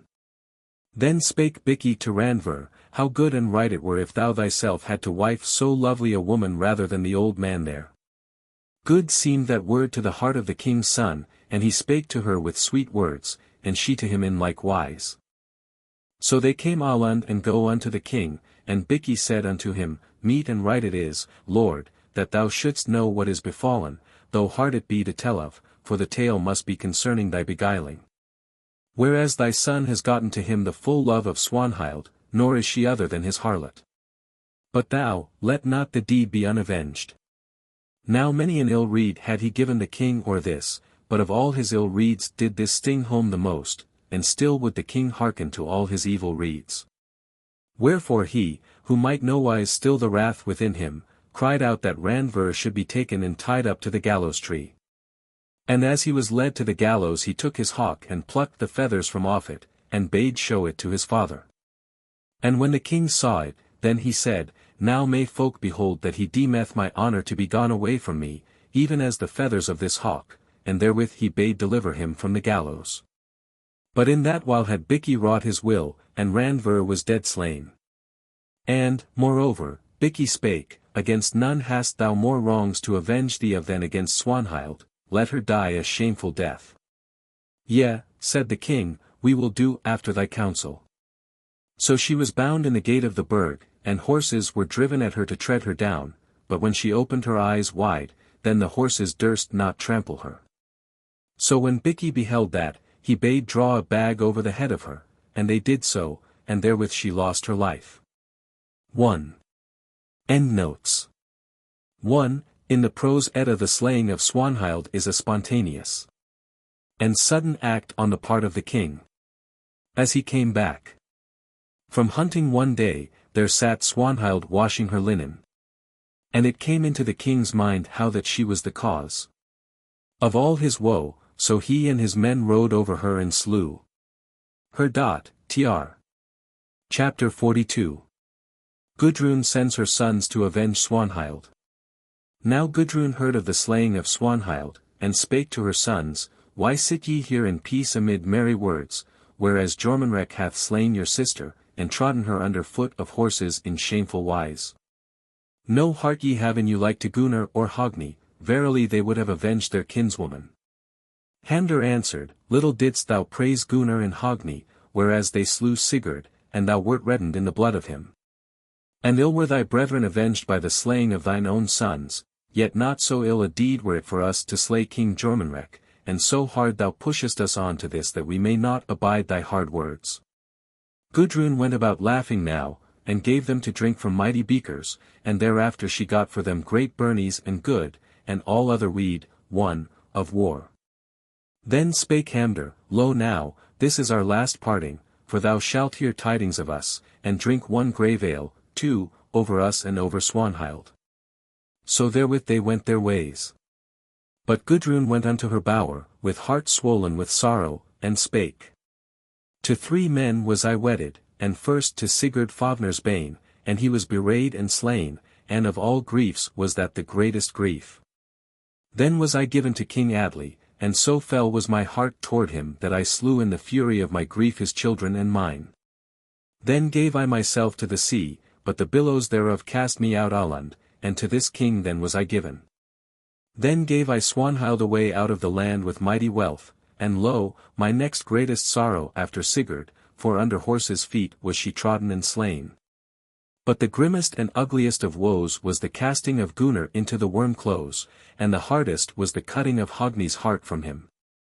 Ah, better would it be if Sigurd came to meet me, and I went my ways with him, for here be death now behind with me neither son nor daughter to comfort me. Oh, mindest thou not, Sigurd, the words we spoke when we went into one bed together, that thou wouldst come and look on me, yea, even from thine abiding place among the dead? And thus had the words of her sorrow an end. Endnote. 1. Weed, as. Weeado, clothing. 2. Grave ale, burial feast. Chapter 43. The latter end of all the kin of the Jukings. Now telleth the tale concerning the sons of Gudrun, that she had arrayed their war raiment in such wise, that no steel would bite thereon. And she bade them play not with stones or other heavy matters, for that it would be to their scathe if they did so. And now, as they went on their way, they met their brother, and asked him in what wise he would help them. He answered, even as hand helps hand, or foot helps foot. But that they deemed not at all, and slew him there and then. Then they went their ways, nor was it long or ever Hamder stumbled, and thrust down his hand to steady himself, and spake therewith. Naught but a true thing spake for now should I have fallen, had not hand been to steady me. A little after sorely stumbled, but turned about on his feet, and so stood, and spake. Yea now had I fallen, but that I steadied myself with both feet. And they said they had done evilly with their brother.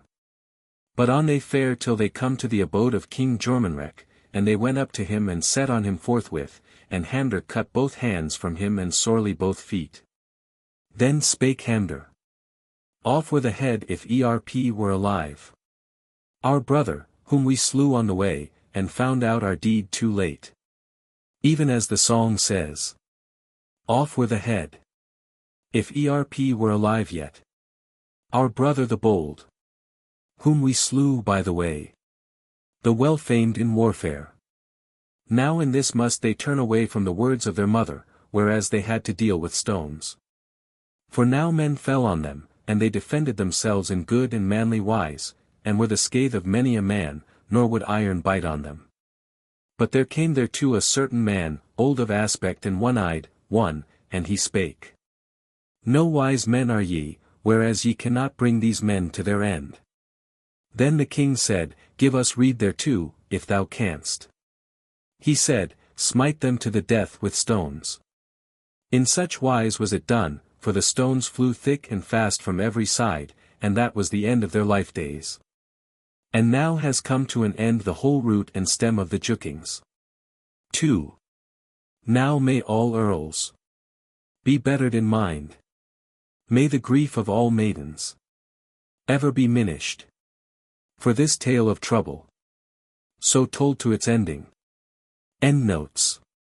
1. Odin, he ends the tale as he began it. 2. And now, etc. Inserted by translators from the Poetic Edda, the stanza at the end from the wedding of Gudrun. Appendix, excerpts from the Poetic Edda. Part of the second lay of Helgi Hunding Spain, 1.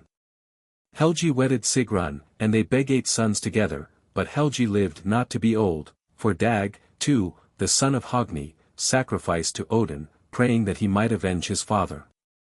So Odin lent Dag his spear, and Dag met Helgi, his brother-in-law, at a place called Fettergrove, and thrust him through with that spear, and there fell Helgi dead, but Dag rode to Sevafell, and told Sigrun of the news. Dag. Loath am I, sister, of sorrow to tell thee. For by hard need driven, have I drawn on the greeting. This morning fell in Fettergrove the king well deemed, the best in the wide world. Yea, he who stood on the necks of the strong. Sigrun.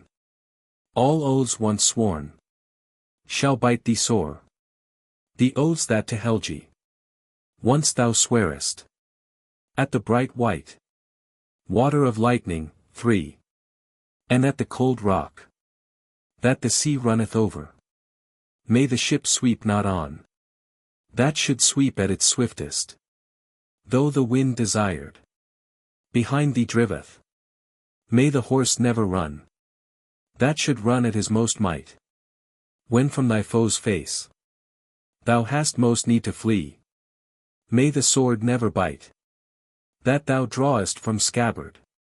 But and if round thine head in wrath it singeth, then should meet price be paid for Helgi's slaying. When a wolf thou wert out in the wild wood, empty of good things, empty of gladness, with no meat for thy mouth, but dead men's corpses. Dag. With mad words thou ravest. Thy wits are gone from thee. When thou for thy brother such ill fate biddest. Odin alone. Let all this bale loose. Casting the strife runes twixt friends and kindred. Rings of red gold will thy brother give thee. And the stead of Vandal and the lands of Vigdale have half of the land. For thy sorrows healing, O ring-arrayed sweetling. For thee and thy sons. Sigrun. No more sit I happy at Sevafell. At day dawn, at night. Not love I my life till broad o'er the people my lord's light breaketh. Till his warhorse runneth beneath him hither.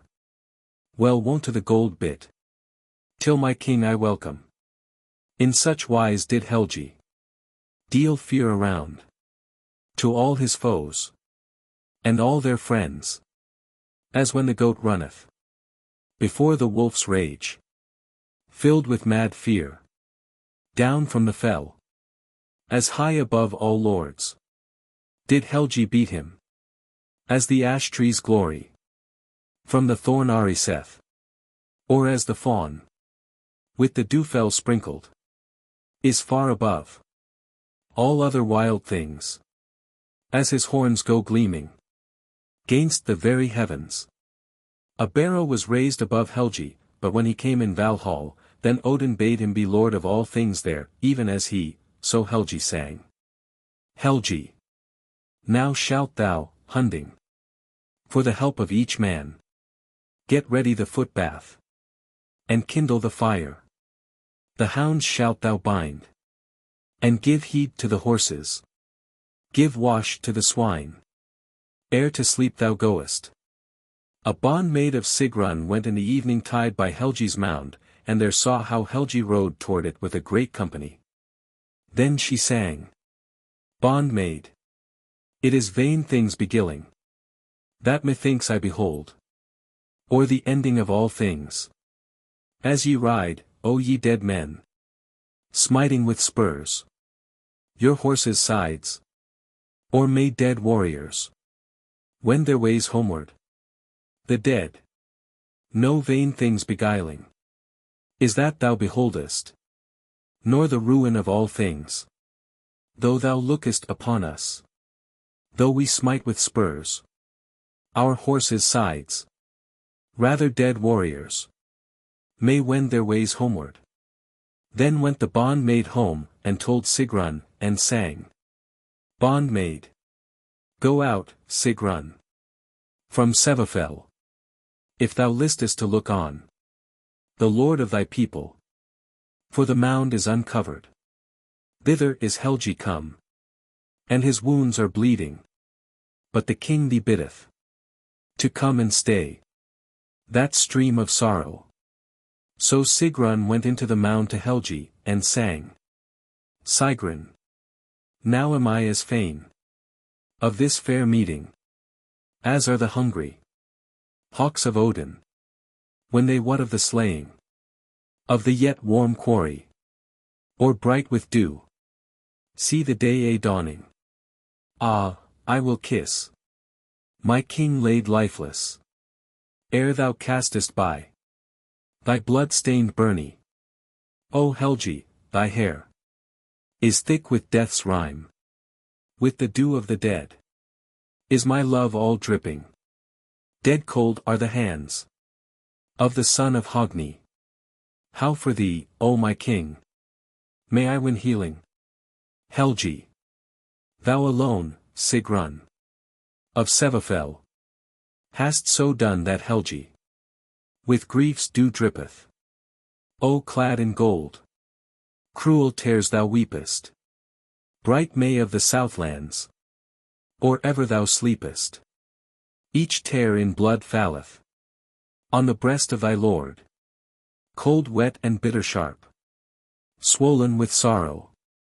Ah, we shall drink dear draughts and lovely, though we have lost both life and lands, neither shall any sing song of sorrow, though in my breast be wounds wide to behold. For now our brides in the mound abiding, king's daughters sit by us departed. Bow Sigrun arrayed a bed in the mound, and sang. Sigrun. Here, Helgi, for thee a bed have I dight, kind without woe, O kin of the Ylfings. To thy bosom, O king, will I come and sleep soft, as I was wont when my lord was living. Helgi. Now will I call, not to be hoped for, early or late, at Sevafell, when thou in the arms of a dead man art laid. White maiden of Hogni, here in the mound, and thou yet quick, O king's daughter. Now needs must I ride on the reddening ways. My pale horse must tread the highway aloft. West must I go to Windhelm's bridge, ere the war-winning crowd hall crower, for, waketh. So Helgi rode his ways, and the others gat them gone home to the house. But the next night Sigrun bade the bondwoman have heed of the mound. So at nightfall, Thena's Sigrun came to the mound, she sang. Sigrun. Here now would he come, if to come he were minded. Sigmund's offspring, from the halls of Odin. O me the hope wanneth of Helgi's coming. For high on the ash boughs are the urns abiding, and all folk drift toward the thing of the dreamland. Bondmaid, be not foolish of heart, and fare all alone to the house of the dead. O hero's daughter, for more strong and dreadful in the night season are all dead warriors than in the daylight. But a little while lived Sigrun, because of her sorrow and trouble.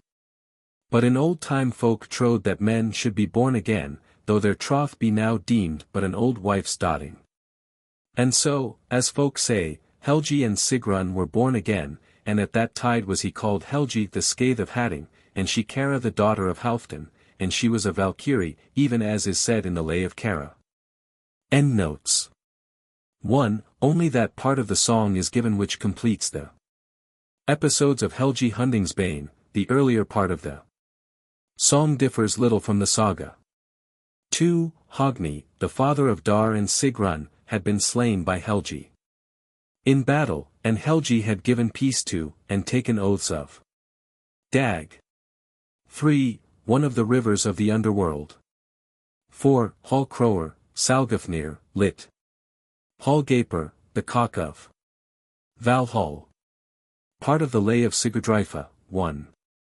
Now this is my first counsel. That thou with thy kin be guiltless, guileless ever, nor hasty of wrath, despite of wrong done, unto the dead good that doeth. Lo, the second counsel. That oath thou swearest never, but trusty oath and true. Grim tormenting gripes troth breakers. Cursed wretch is the wolf of vows. This is my third rede. That thou at the thing deal not with the fools of folk. For unwise man from mouth lets fall worser word than well he wotteth. Yet hard it is, that holding of peace, when men shall deem thee dastard, or deem the lie said soothly. But woeful is home witness, unless right good thou gettest it. Ah, on another day, drive the life from out him, and pay the liar back for his lying. Now behold the fourth rede. If ill which thee bedeath, woe begotten by the way, good going further, rather than guesting, though thick night be on thee, far-seeing eyes, need all sons of men, who wend in wrath to war. For baleful women bide oft by the highway, swords and hearts to soften. And now the fifth rede. As fair as thou sayest, brides on the bench abiding, let not love's silver rule over thy sleeping. Draw no woman to kind kissing. For the sixth thing, I read. When men sit a-drinking, amid ale words and ill words, dead thou not with the drunken fight staves. For wine stealeth wit from many. Brawling and drink have brought unto men sorrow sore often now. Yea, bane unto some, and to some weary bale. Many are the griefs of mankind. For the seventh, I read thee. If strife thou raisest with a man right high of heart, better fight a field than burn in the fire within thine hall fair to behold. The eighth rede that I give thee, unto all ill look thou, and hold thine heart from all beguiling. Draw to thee no maiden, no man's wife bewray thou. Urge them not unto unmeet pleasure. This is the ninth counsel. That thou have heed of dead folk, whereso thou findest them a field. Be they sick dead, be they sea dead, or come to ending by war weapons. Let bath be made for such men fordone. Wash thou hands and feet thereof. Comb their hair and dry them, ere the coffin has them. Then bid them sleep full sweetly. This for the 10th counsel. That thou give trust never unto oaths of foeman's kin. Be'st thou bane of his brother, or hast thou felled his father? Wolf in young son waxes, though he with gold be gladdened. For wrong and hatred shall rest them never. Nay, nor sore sorrow. Both wit and weapons well must the king have, who is fain to be the foremost. The last rede and 11th. Until all ill look thou, and watch thy friends' ways ever. Scarce durst I look for long life for thee, king. Strong trouble ariseth now already. Endnotes. 1. This continues the first part of the lay given in chapter 20 of the saga, and is, in fact, the original verse of chapter 21. The lay called the short lay of Sigurd. Sigurd of yore sought the dwelling of Juki. As he fared, the young Volsung, after fight won, troth he took from the two brethren. Oath swore they betwixt them, those bold ones of deed. A may they gave to him, and wealth manifold. Gudrun the young, Juki's daughter, they drank and gave doom many days together. Sigurd the young and the sons of Juki, until they wended, for Brynhild's wooing, Sigurd riding, amidst their rout, the wise young Volsung, who knew of all ways. Ah! He had wed her. Had fate so willed it. Southlander Sigurd. A naked sword, bright, well grinded, laid betwixt them. No kiss he won from the fair woman, nor in arms of his did the Hun king hold her, since he gat the young maid.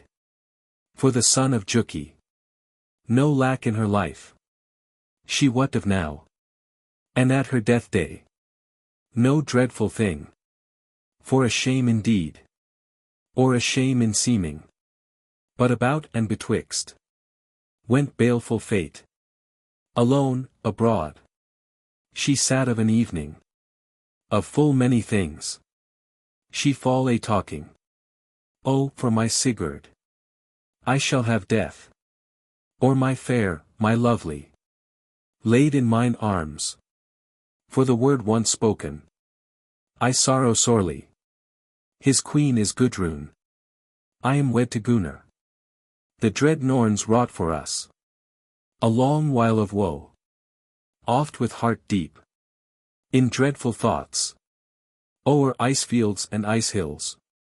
She fared a night time, when he and Gudrun were gone to their fair bed, and Sigurd wrapped the bed gear round her. Ah! Now the Hun king his queen in arms holdeth, while love I go lacking, and all things longed for, with no delight, but in dreadful thought. These dreadful things thrust her toward murder. Listen, Gunnar, for thou shalt lose my wide lands. Yea, me myself. Never love I my life.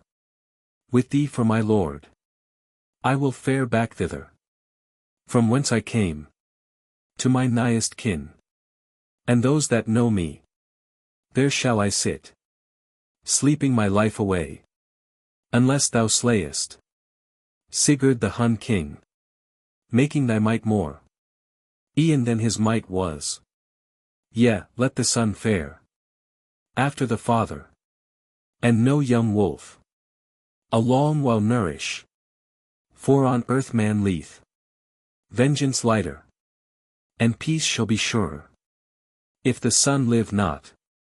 Adrad was Gunnar. Heavy-hearted was he, and in doubtful mood.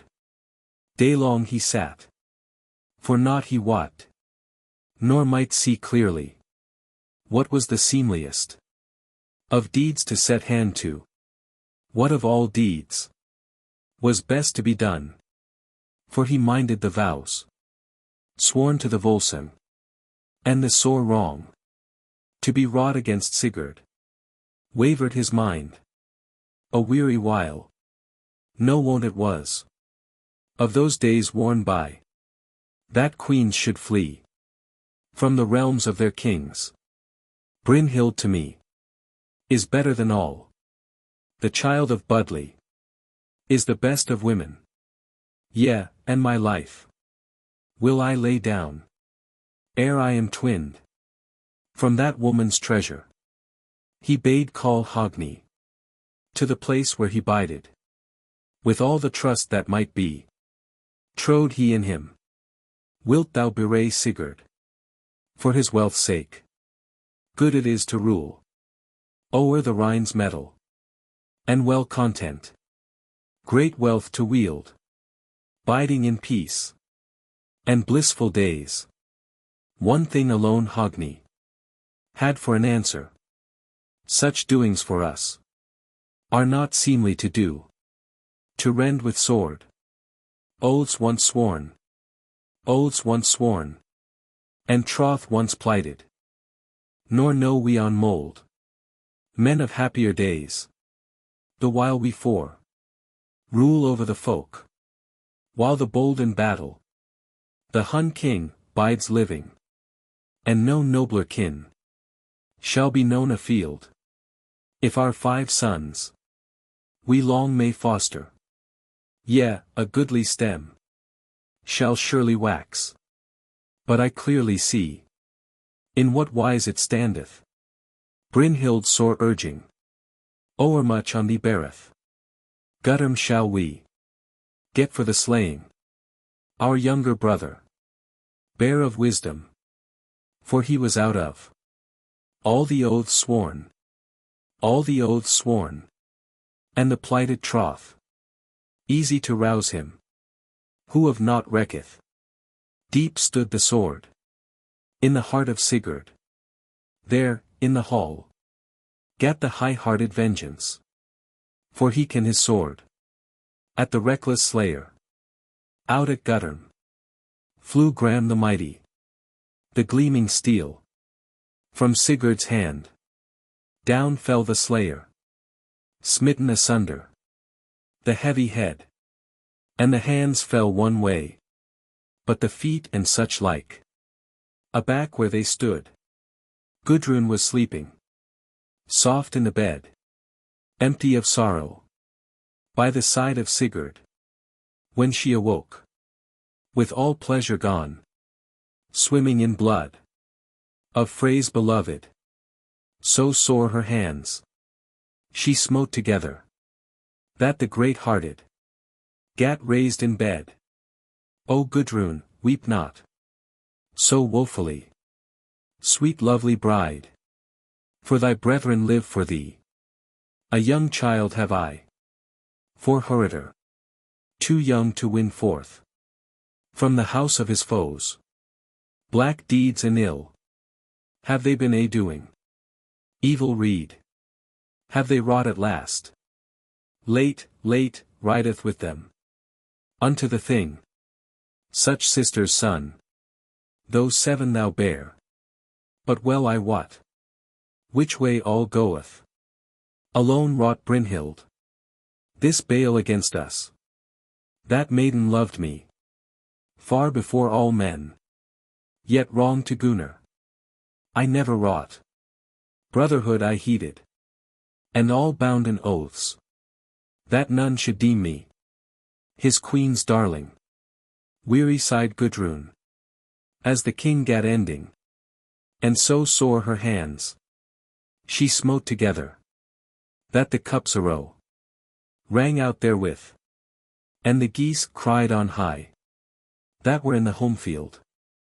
Then laughed Brynhild, Budli's daughter. Once only, from out her heart, when to her bed was borne the sound of the sore greeting of Juki's daughter. Then, quoth Gunnar, the king, the hawk-bearer, whereas thou laughest, O hateful woman, glad on thy bed, no good it betokeneth. Why lackest thou else thy lovely hue, feeder of foul deeds? Fay do I deem thee, well worthy art thou, before all women, that thine eyes should see, Atli slain of us, that thy brother's wounds thou shouldest see a bleeding, that his bloody hurts thine hands should bind. No man blameth thee, Gunnar. Thou hast fulfilled death's measure. But not Atli feareth all thine ill will. Life shall he lay down later than ye, and still bear more might aloft than thy might.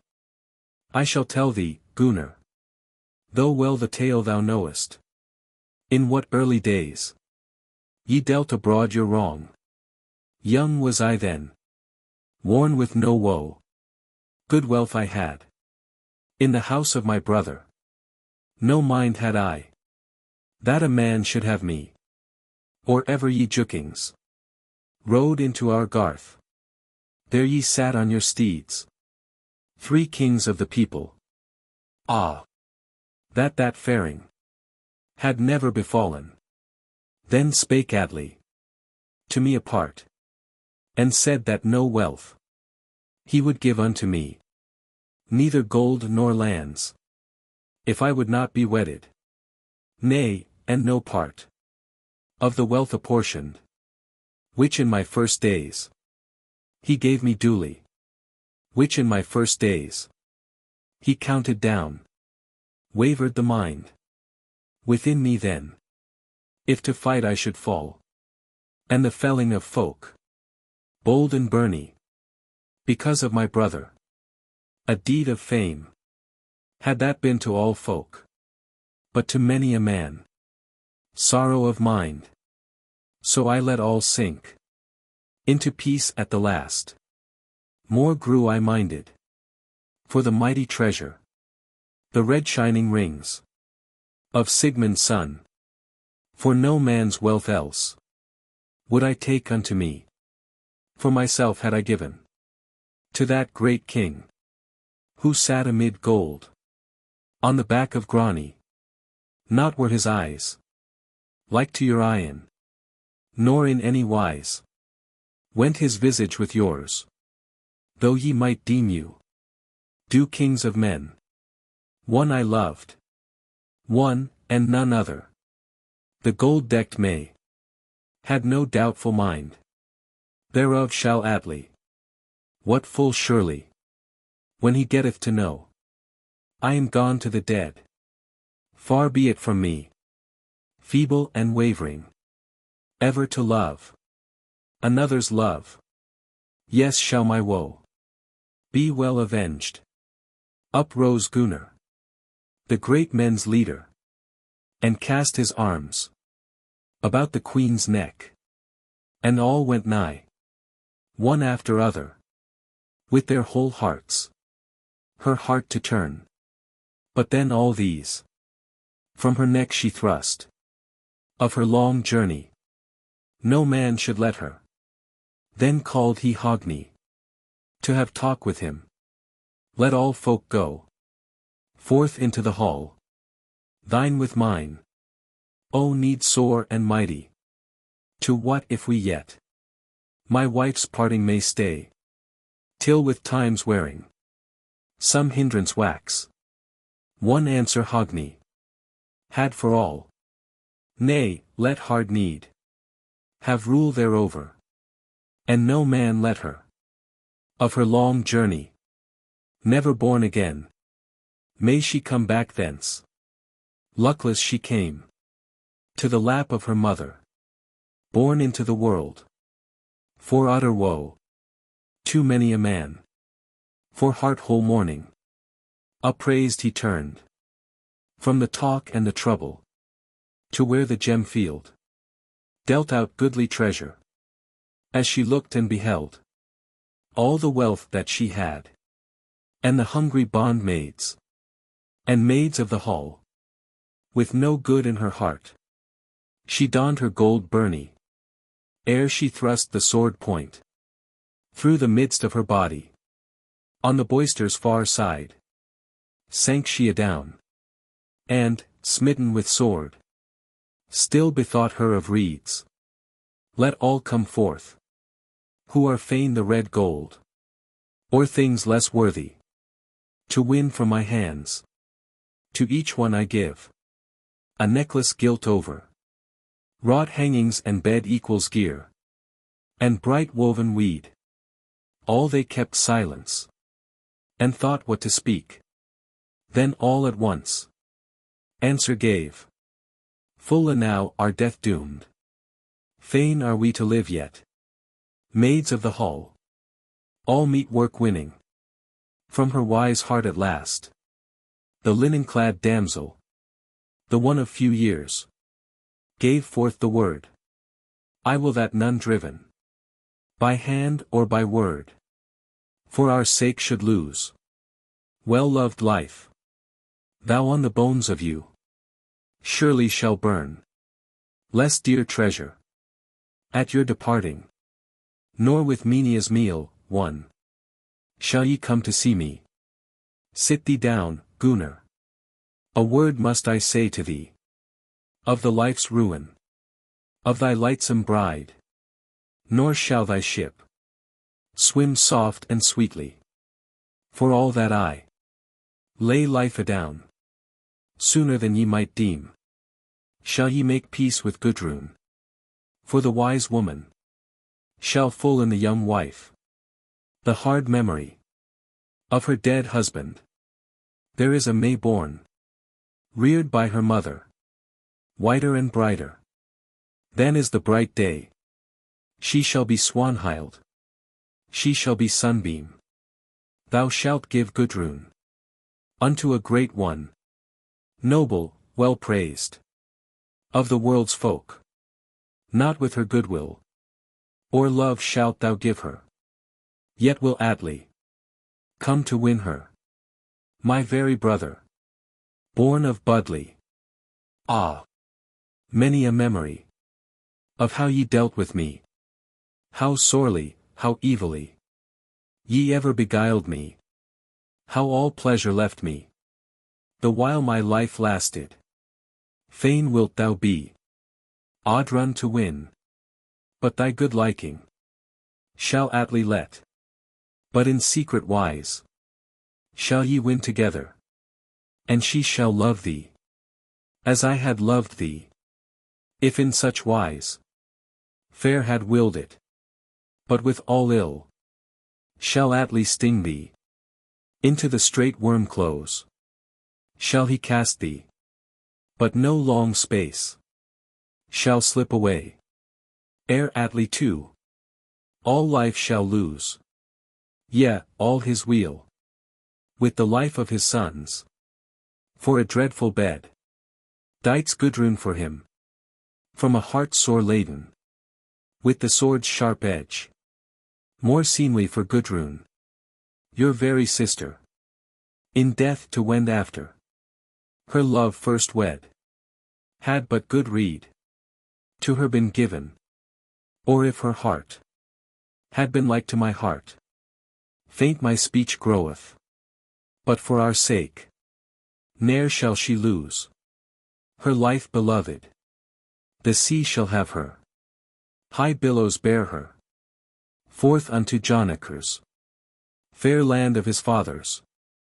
There shall she bear sons, stays of a heritage, stays of a heritage, Jonakers' sons, and Swanhild shall she send from the land, that May born of her, the May born of Sigurd. Her shall bite the reed of Biki, whereas for no good wins Jormunrek life, and so is clean perished all the kin of Sigurd. Yea, and more greeting, and more for Gudrun. And now one prayer, yet pray I of thee, that last word of mine, here in the world, so broad on the field, be the burg of the dead, that fair space may be left for us all to lie down, all those that died at Sigurd's death. Hang round that burg fair hangings and shields, web by Gauls woven, and folk of the Gauls. There burn the Hun king, lying beside me, but on the other side burn by the Hun king those who served me, strewn with treasure, 2 at the head, and 2 at the feet, 2 hounds therewith, and 2 hawks moreover. Then is all dealt with even dealing. Lay there amidst us the right dight metal, the sharp-edged steel, that so lay erst, when we both together into one bed went, and were called by the name of man and wife. Never, then, belike, shall clash behind him Valhall's bright door, with rings bedight.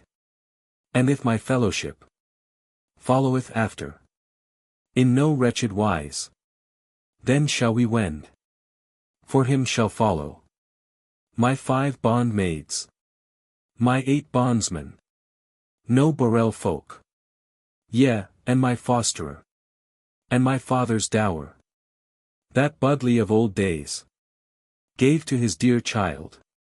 Much have I spoken, more would I speak, if the sword would give me space for speech. But my words are waning.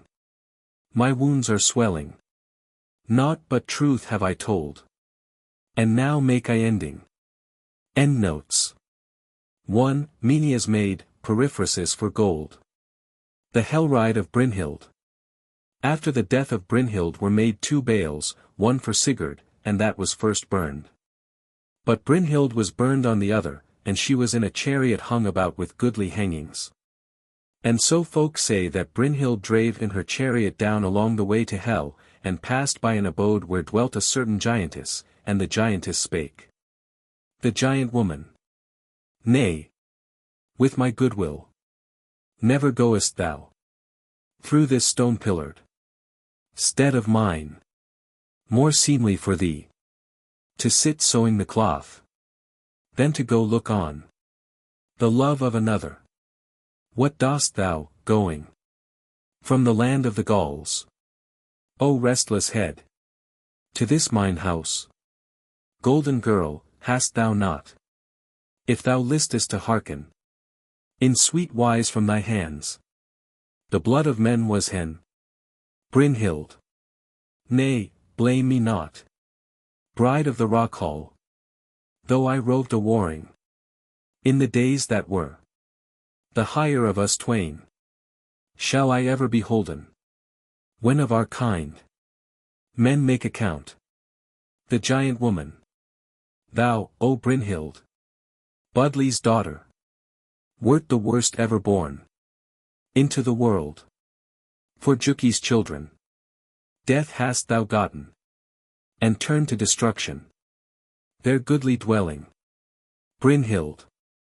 I shall tell thee true tale from my chariot. O thou who not wottest, if thou listest to what, how for me they have gotten, those heirs of Juki, a loveless life, a life of lies. Hild under helm. The Hlimdale people, e'en those who knew me, ever would call me the changeful shapes of us 8 sisters. The wise king bade under oak tree to bear. Of 12 winters was I, if thou listest to what, when I swear to the young lord oaths of love. Thereafter gat I mid the folk of the Goths, for Helmgunnar the old, swift journey to Hell, and gave to Aud's brother the young gain and glory, whereof over wrath waxed Odin with me. So he shut me in shield wall, in Skada grove, red shields and white clothes set around me, and bade him alone my slumber to break, who in no land knew how to fear. He set round my hall, toward the south quarter, the bane of all trees, burning aloft, and ruled that he only thereover should ride, who should bring me the gold o'er which Fafnir brooded. Then upon Grani rode the goodly gold strewer, to where my fosterer ruled his fair dwelling, he who alone there was deemed best of all, the warlord of the Danes, well worthy of men. In peace did we sleep, soft in one bed, as though he had been naught but my brother. There as we lay, through 8 nights wearing no hand in love, on each other we laid. Yet thence blamed me, Gudrun, Juki's daughter, that I had slept in the arms of Sigurd. And then I wot, as I fain had not wot, that they had bewrayed me in my betrothals. Ah! For unrest, all too long, are men and women made alive. Yet we twain together shall wear through the ages. Sigurd and I dot sink adown, O giant wife. Fragments of the Lay of Brynhild. Hogni said, what hath wrought Sigurd of any wrongdoing, that the life of the famed one thou art fain of taking? Gunnar said, to me has Sigurd Sworn many oaths. Sworn many oaths. And sworn them lying. And he bewrayed me. When it behoved him. Of all folk to his troth. To be the most trusty. Hogni said. Thee hath Brynhild. Unto all bale. And all hate wedded. And a work of sorrow. For she grudges to Gudrun. All goodly life. And to thee the bliss. Of her very body. Some the wolf roasted. Some minced the worm. Some unto Gudrun. Gave the wolf meat. Or ever they might. In their lust for murder. On the high king. Lay deadly hand. Sigurd lay slain. On the south of the Rhine. High from the fair tree. Croaked forth the raven. Ah, yet shall Atli. On you redden edges. The old oaths shall weigh. On your souls, O warriors. Without stood Gudrun. Juki's daughter. And the first word she said. Was even this word. Where then is Sigurd? Lord of the warfolk. Since my kin. Come riding the foremost. One word Hogni. Had for an answer. Our swords have smitten. Sigurd asunder.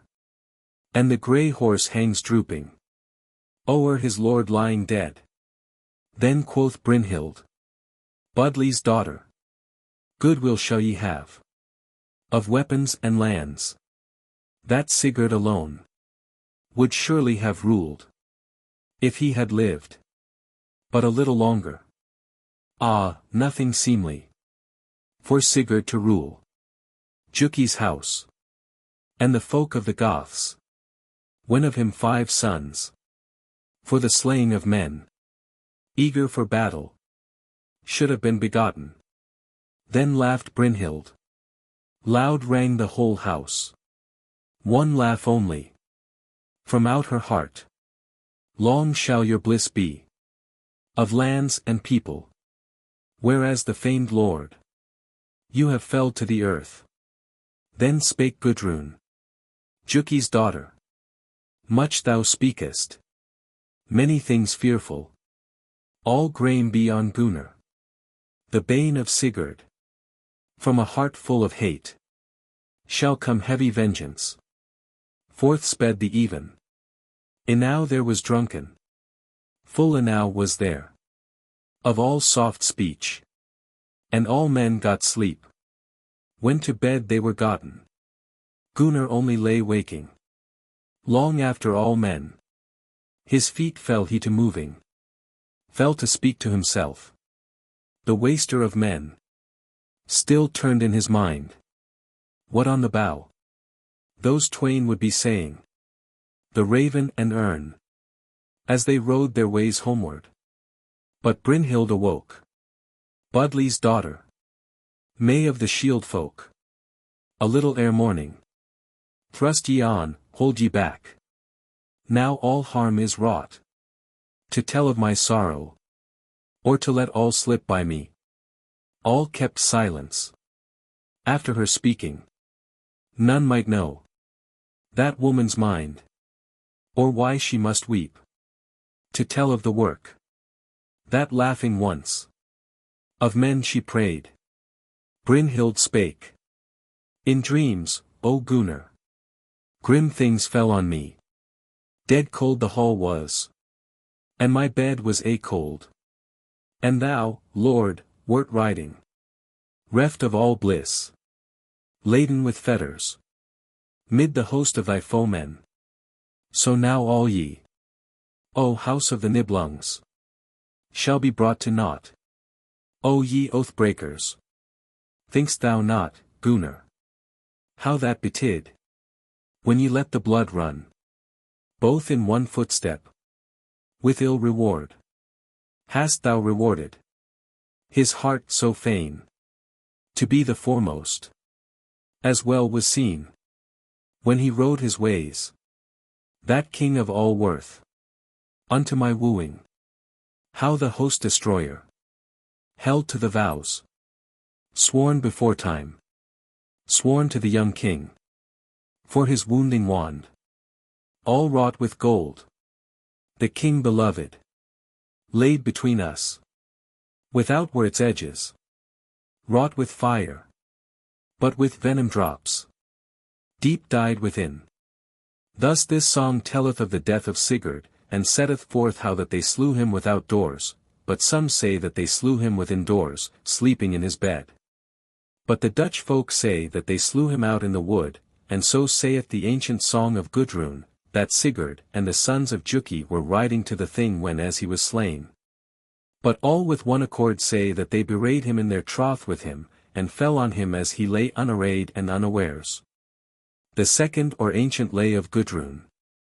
Theodrek the king was in Atli's house, and had lost there the more part of his men, so there Theodrek and Gudrun bewailed their troubles one to the other, and she spake and said. A May of all Mays. My mother reared me. Bright in bower. Well loved I my brethren. Until that Juki. With gold arrayed me. With gold arrayed me. And gave me to Sigurd. Such was my Sigurd. Among the sons of Juki. As is the green leek. O'er the low grass waxen. Or a hart high-limbed. Over hurrying deer. Or gleed red gold. Over grey silver. Till me they begrudged. Those my brethren. The fate to have him. Who was first of all men. Nor might they sleep. Nor sit a dooming. Ere they let slay. My well-loved Sigurd. Grani ran to the thing. There was clatter to hear. But never came Sigurd. Himself thereunto. All the saddle-girt beasts. With blood were besprinkled. As faint with the way. Neath the slayers they went. Then greeting I went. With Grani to talk. And with tear-furrowed cheeks. I bade him tell all. But drooping laid Grani. His head in the grass. For the steed well wot. Of his master's slaying. A long while I wandered. Long my mind wavered. Ere the kings I might ask. Concerning my king. Then Gunnar hung head. But Hogni told. Of the cruel slaying. Of my Sigurd. On the water's far side. Lies, smitten to death. The bane of Guttorm. To the wolves given over. Go, look on Sigurd. On the ways that go southward. There shalt thou hear. The ern's high screaming. The ravens a croaking. As their meat they crave for. Thou shalt hear the wolves howling. Over thine husband. How hast thou, Hogni? The heart to tell me. Me of joy made empty. Of such misery. Thy wretched heart. May the ravens tear. Wide over the world. With no men mayst thou wend. One thing Hogni had for answer. Fallen from his high heart. Full of all trouble. More greeting yet. O Gudrun, for thee. If my heart the ravens should rend asunder. Thence I turned. From the talk and the trouble. To go a-leasing, one. What the wolves had left me. No sigh I made. No smote hands together. Nor did I wail. As other women. When I sat over. My Sigurd slain. Night methought it. And the moonless dark. When I sat in sorrow. Over Sigurd. Better than all things. I deemed it would be. If they would let me. Cast my life by. Or burn me up. As they burn the birch wood. From the fell I wandered. 5 days together. Until the high hall. Of half lay before me. 7 seasons there. I sat with Thora. The daughter of Hakon. Up in Denmark. My heart to gladden. With gold she wrought. Southland halls. And swans of the Dane folk. There had we painted. The chiefs a playing. Fair our hands wrought. folk of the kings. Red shields we did. Doughty knights of the Huns. Hosts spear dight, hosts helm dight. All a high king's fellows. And the ships of Sigmund. From the land swift sailing. Heads gilt over. And prows fair graven. On the cloth we broidered. That tide of their battling. Sigir and Siggar. South in Fian. Then heard Grimhild. The queen of Gothland. How I was abiding. Weighed down with woe. And she thrust the cloth from her. And called to her sons. And oft and eagerly. Asked them thereof. Who for her son? Would their sister atone? Who for her lord slain? Would lay down Wergild? Fain was Gunnar. Gold to lay down. All wrongs to atone for. And Hogni in likewise. Then she asked who was fain. Of faring straightly. The steed to saddle. To set forth the wain. The horse to back. And the hawk to fly. To shoot forth the arrow. From out the yew-bough. Valder the Dane king. Came with Jarisleif. Imod the third went. Then went Jarizgar. In kingly wise. In they wended. The host of the Longbeards. Red cloaks had they. Byrnies short cut. Helms strong hammered. Girt with glaives. And hair red gleaming. Each would give me. Gifts desired. Gifts desired. Speech dear to my heart. If they might yet. Despite my sorrow. Win back my trust. But in them not I trusted. Then brought me Grimhild. A beaker to drink of. Cold and bitter. Wrong's memory to quench. Made great was that drink. With the might of the earth. With the death-cold sea. And the blood that sun, too, holdeth. On that horn's face were there. All the kin of letters. Cut aright and reddened. How should I read them rightly? The lingfish long. Of the land of Hadding. Wheat ears unshorn. And wild things inwards. In that mead were mingled. Many ills together. Blood of all the wood. And brown burnt acorns. The black dew of the hearth, 3. And God-doomed dead beasts inwards. And the swine's liver sodden. For wrongs late done that deadens. Then waned my memory. When that was within me. Of my lord, mid the hall. By the iron laid low. 3 kings came. Before my knees. Ere she herself. Fell to speech with me. I will give to thee, Gudrun. Gold to be glad with. All the great wealth. Of thy father gone from us. Rings of red gold. And the great hall of Lodver. And all fair hangings left. By the king late fallen. Maids of the Huns. Woven pictures to make. And work fair in gold. Till thou deem'st thyself glad. Alone shalt thou rule. O'er the riches of Budley. Shalt be made great with gold. And be given to Adley. Never will I. Wend to a husband. Or wed the brother. Of Queen Brynhild. Not it beseems me. With the son of Budley. Kin to bring forth. Or to live and be merry. Nay, the high chiefs. Reward not with hatred. For take heed that I. Was the first in this tale. To thy heart shall it be. As if both these had life. Sigurd and Sigmund. When thou hast borne sons. Not may I, Grimhild. Seek after gladness. Nor deem aught hopeful. Of any high warrior. Since wolf and raven. Were friends together.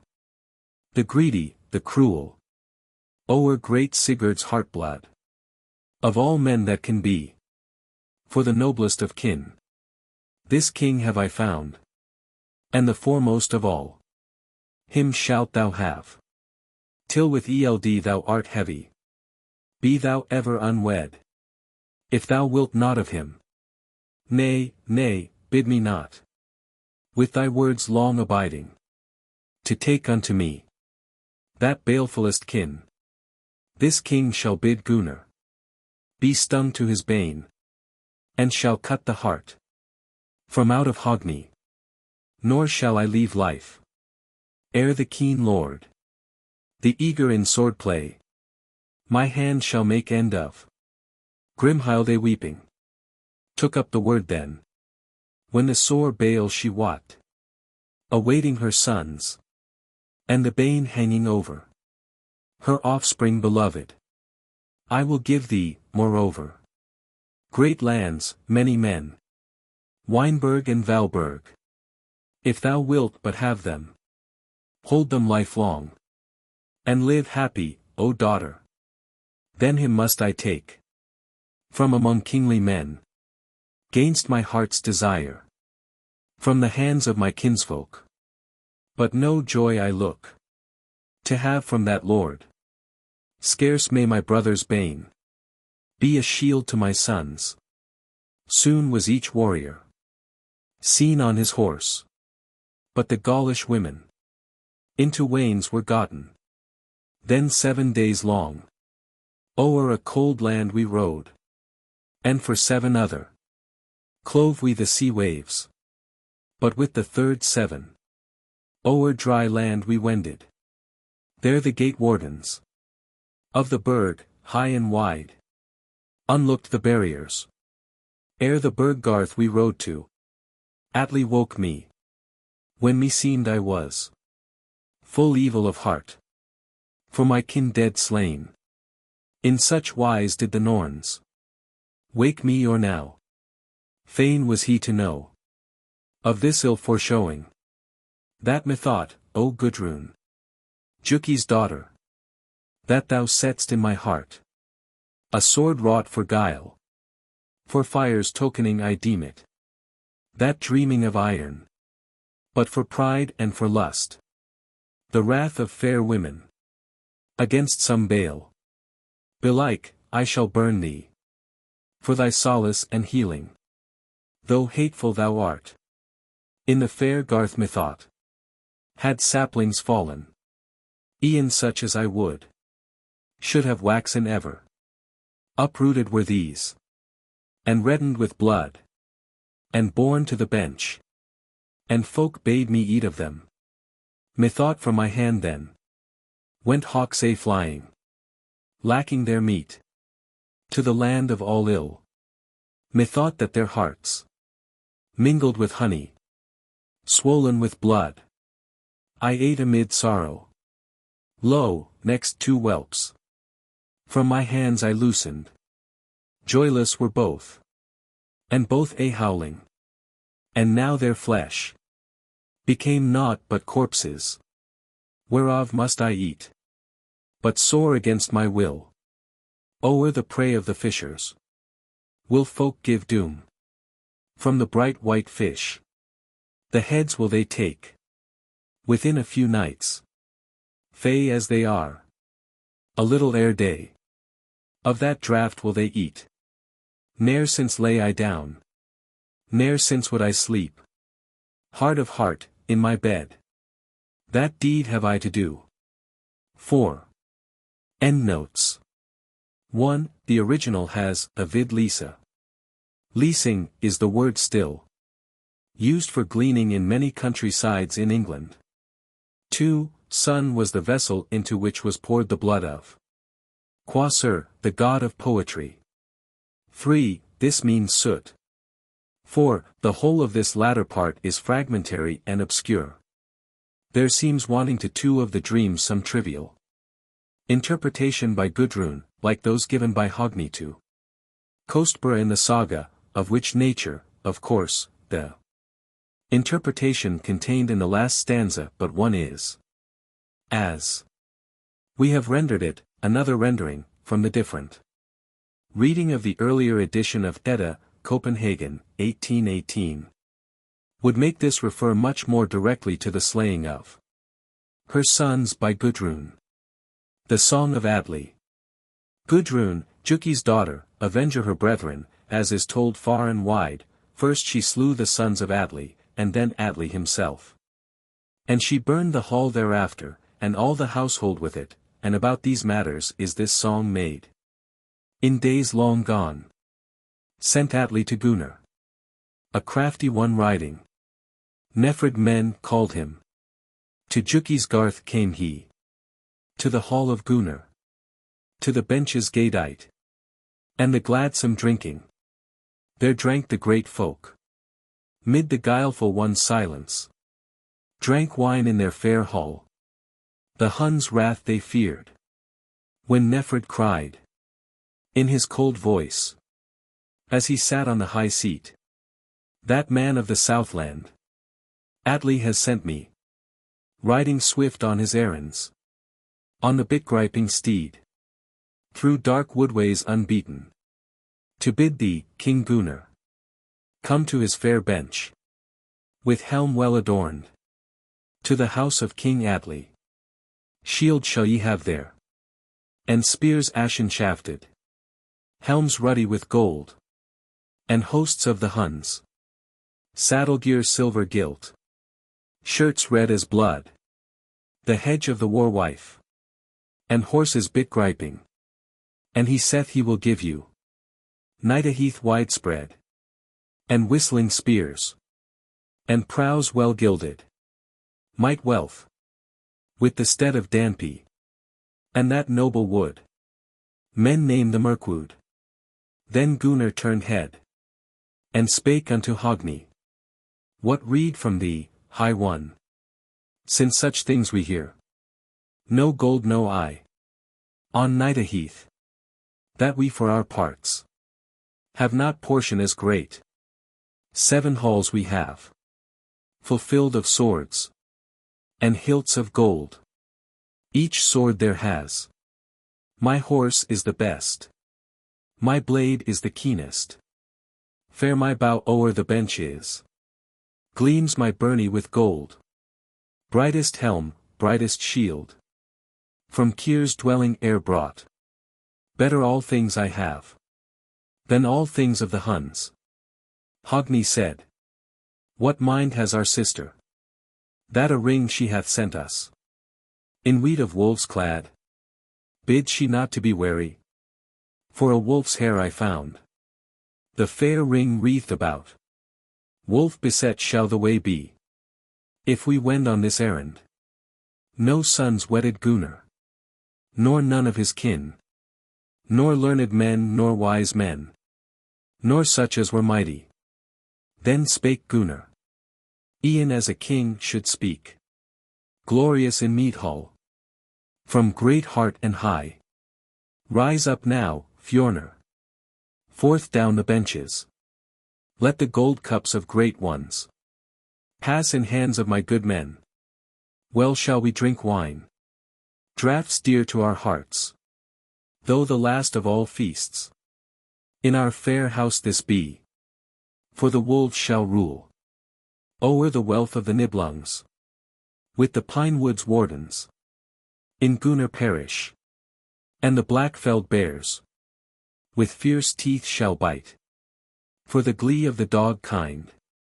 If again comes not Gunnar. Then good men never shamed. Greeting aloud. Led the great king of men. From the garth of his home. And cried the fair son. Of Hogni the king.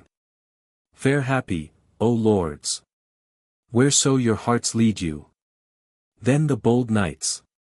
Let their bit-griping steeds. Wend swift o'er the fells. Tread the Mirkwood unknown. All the Hunwood was shaking. As the hardy ones fared there. O'er the green meads they urged. Their steeds shy of the goad. Then Atli's land saw they. Great towers and strong. And the bold men of Biki. Aloft on the burg. The Southland folks' hall. Set with benches about. Dight with bucklers well bounden. And bright white shining shields.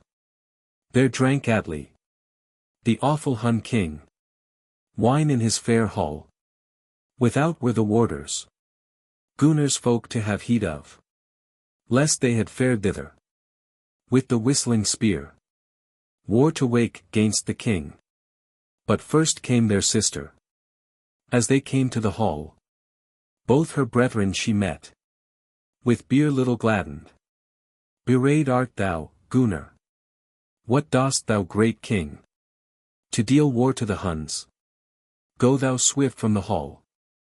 Better, brother. Hadst thou fared here in thy byrnie. Then with helm gaily dight. Looked on Atli's great house. Them hadst sat then in saddle. Through days bright with the sun. Fight to awaken. And fair fields to redden. O'er the folk fate makes pale. Should the Norns' tears have fallen.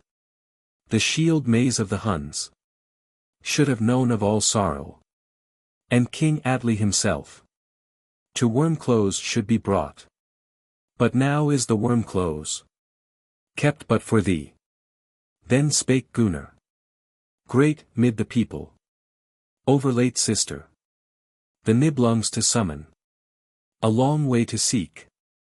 The helping of warriors. The High Lord unshamed. From the hills of the Rhine. 7 Hogni beat down. With his sword sharp grinded. And the 8th man he thrust. Amidst of the fire.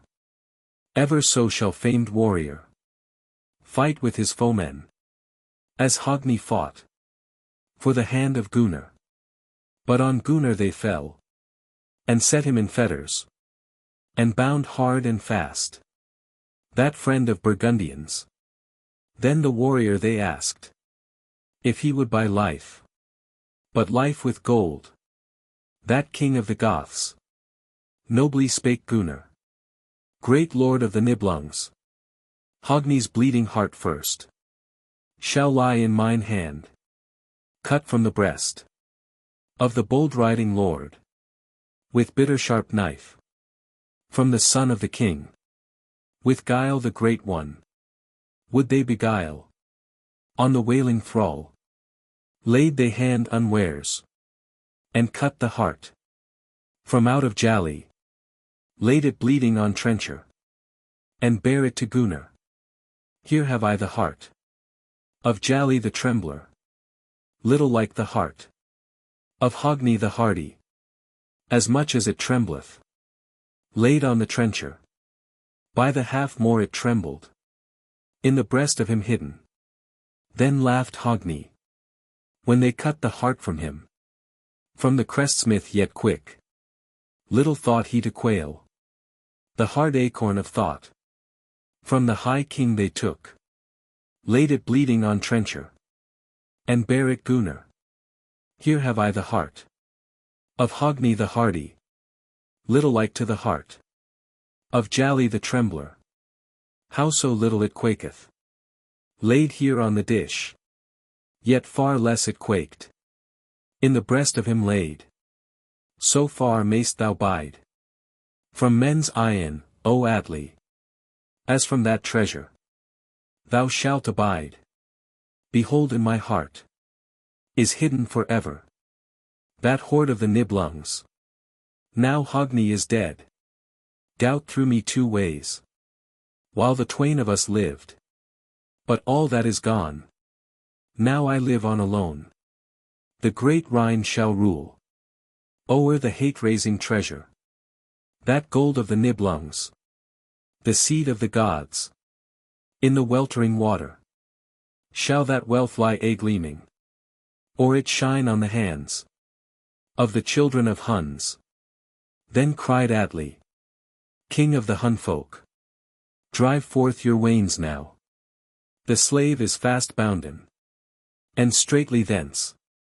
The bit-shaking steeds. Drew the horde warden. The war god to his death. Atli the great king. Rode upon Glom. With shield set round about.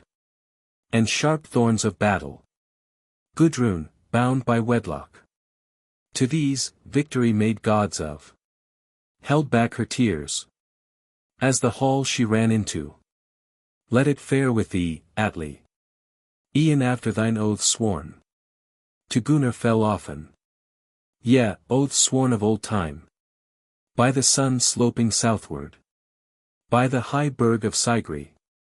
By the fair bed of rest. By the red ring of Yule. Now a host of men. Cast the high king alive. Into a close. Crept o'er within. With most foul worms.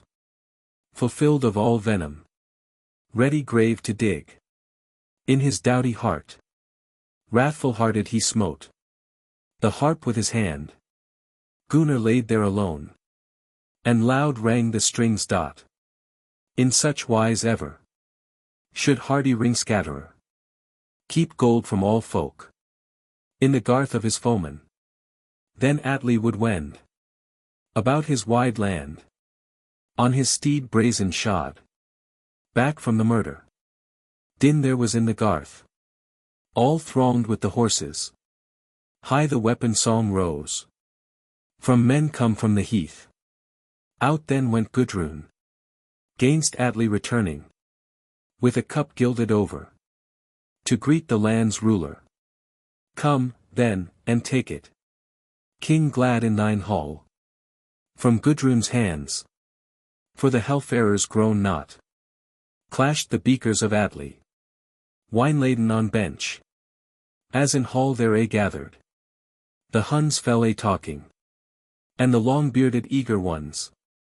Entered therein. From a murk den new come. From the murder of Gunnar. Then hastened the sweet-faced. Delight of the shield folk. Bright in the fair hall. Wine to bear to them. The dreadful woman. Gave dainties withal. To the lords pale with fate. Laid strange word upon Atli. The hearts of thy sons. Hast thou eaten, sword dealer. All bloody with death. And drenched with honey. In most heavy mood. Brood o'er venison of men. Drink rich draughts therewith. Down the high benches send it. Never cayest thou now. From henceforth to thy knee. Fair Erp or fair Irol. Bright-faced with the drink. Never sayest thou them now. Amidmost the seat. Scattering the gold. Or shafting of spears. Manes trimming duly. Or driving steeds forth. Din arose from the benches. Dread song of men was there. Noise, mid the fair hangings. As all Huns' children wept. All saving Gudrun. Who never gat greeting. For her brethren bare hardy. For her sweet sons and bright. The young ones, the simple. Once gotten with Atli. The seed of gold. Sewed the swan-bright woman. Rings of red gold. She gave to the housecarls. Fate let she wax. Let the bright gold flow forth. In naught spared that woman. The storehouse's wealth. Atli unaware. Was weary with drink. No weapon had he. No heeding of Gudrun. Ah, the pity would be better. When in soft wise they twain. Would full often embrace. Before the great lords. To the bed with sword point. Blood gave she to drink. With a hand fain of death. And she let the dogs loose. Then in from the hall door. Up waked the housecarls. Hot brands she cast. Gat revenge for her brethren. To the flame gave she all. Who therein might be found. Fell adown the old timbers. Reeked all treasure houses. There the shield maze were burnt. Their lives span brought to naught. In the fierce fire sank down. All the stead of the Budlungs. Wide told of is this. Ne'er sit hence in the world. Thus fared bride clad in byrnie. For her brothers avenging. For behold, this fair woman. To 3 kings of the people. Hath brought very death. Or ever she died. The wedding of Gudrun. Gudrun went down unto the sea when as she had slain Atli, and she cast herself therein, for she was fain to end her life, but nowise might she drown. She drave over the firths to the land of King Jonach, and he wedded her, and their sons were Sorli, and Erp, and Hamder, and there was Swanhild, Sigurd's daughter, nourished, and she was given to Jormunrek the mighty. Now Bikki was a man of his, and gave such counsel to Randver, the king's son, as that he should take her, and with that counsel were the young folk well content. Then Bikki told the king, and the king let hang Randver, but bade Swanhild be trodden under horses' feet. But when Gudrun heard thereof, she spake to her sons.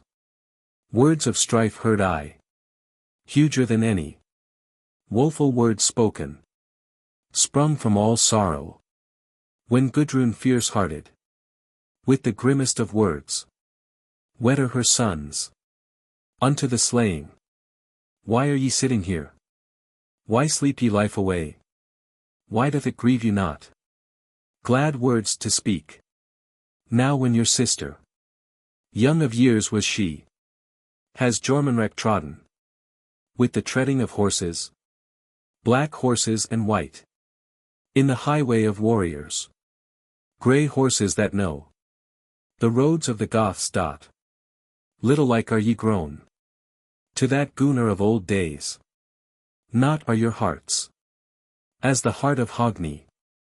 Well would ye seek vengeance to win, if your mood were in aught as the mood of my brethren, or the hardy hearts of the kings of the Huns. Then spake Hamder, the high-hearted. Little didst thou praise Hogni's doings, when Sigurd woke from out of sleep, and the blue-white bed gear upon thy bed grew red with man's blood, with the blood of thy mate. Too baleful vengeance wroughtest thou for thy brethren, most sore and evil, when thy sons thou slewedst. Else all we together on Jormunrek had wrought sore vengeance, for that our sister. Come, bring forth quickly the Hun king's bright gear, since thou hast urged us unto the sword thing. Laughing went Gudrun to the bower of good gear. King's crested helms from chests she drew, and wide-wrought burnies bore to her sons.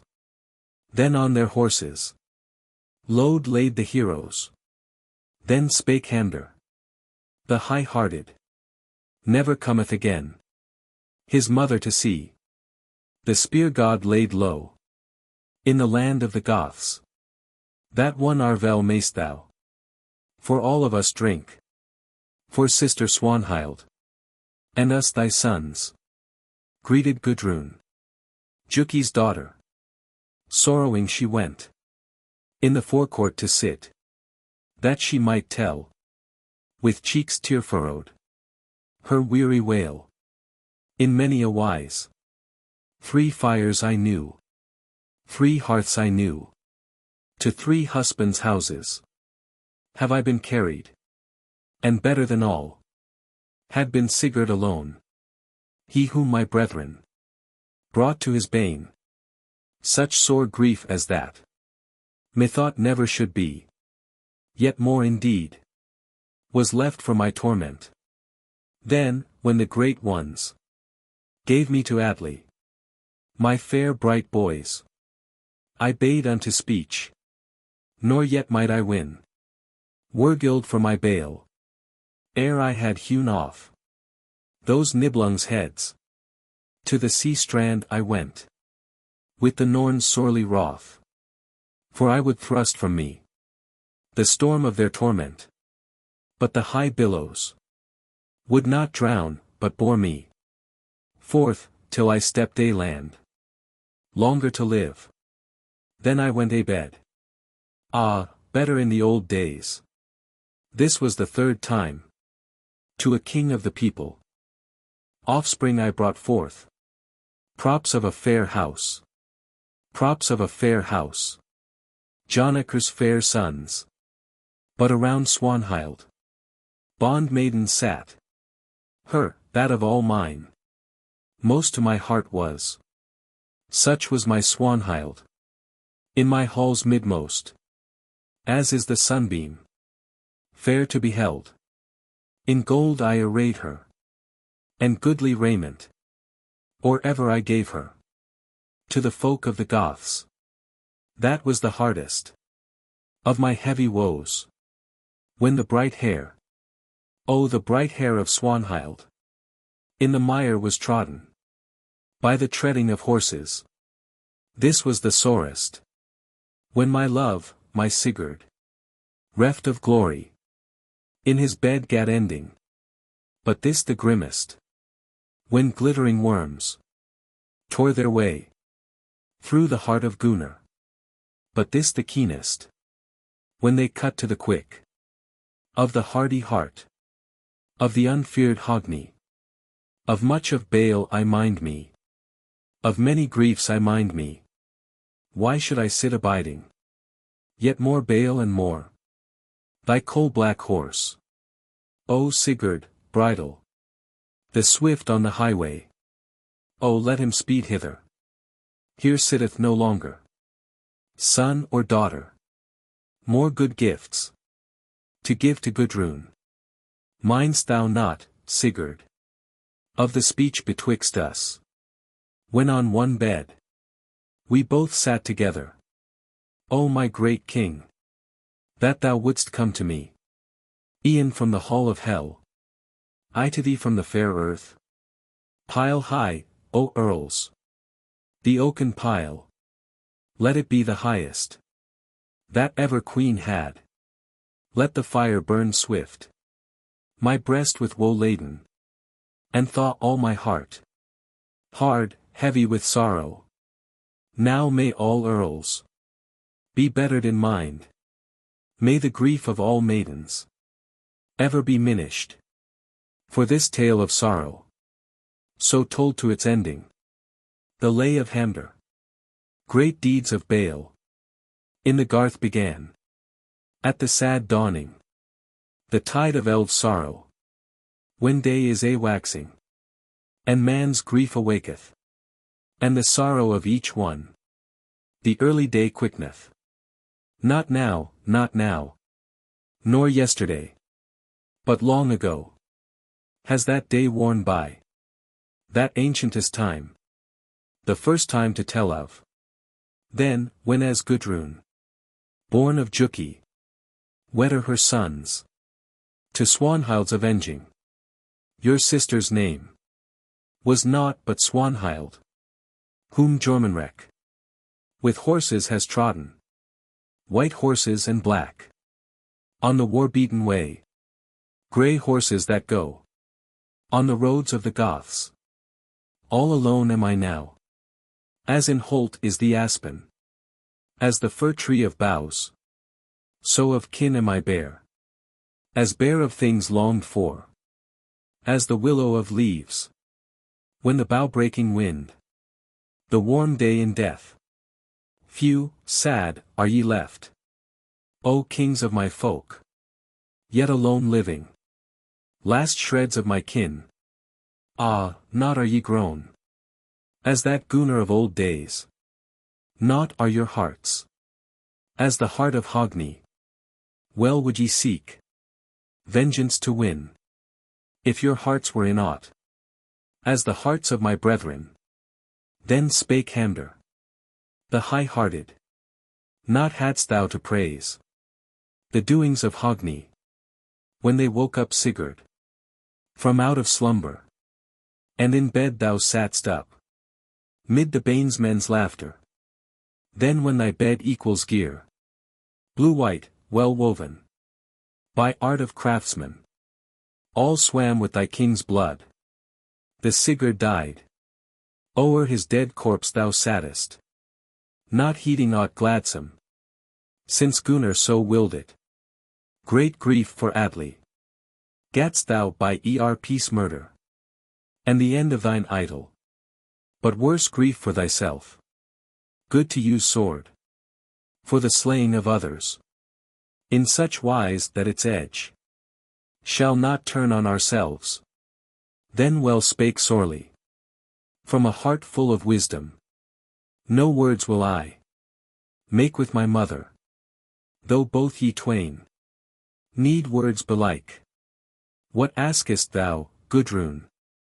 To let thee go greeting. Weep for thy brethren. Weep for thy sweet sons. And thy nighest kinsfolk. Laid by the fight side. Yea, and thou Gudrun. Mayst greet for us twain. Sitting fey on our steeds. Doomed in far lands to die. From the garth forth they went. With hearts full of fury. Sorely in Hamder. The sons of Gudrun.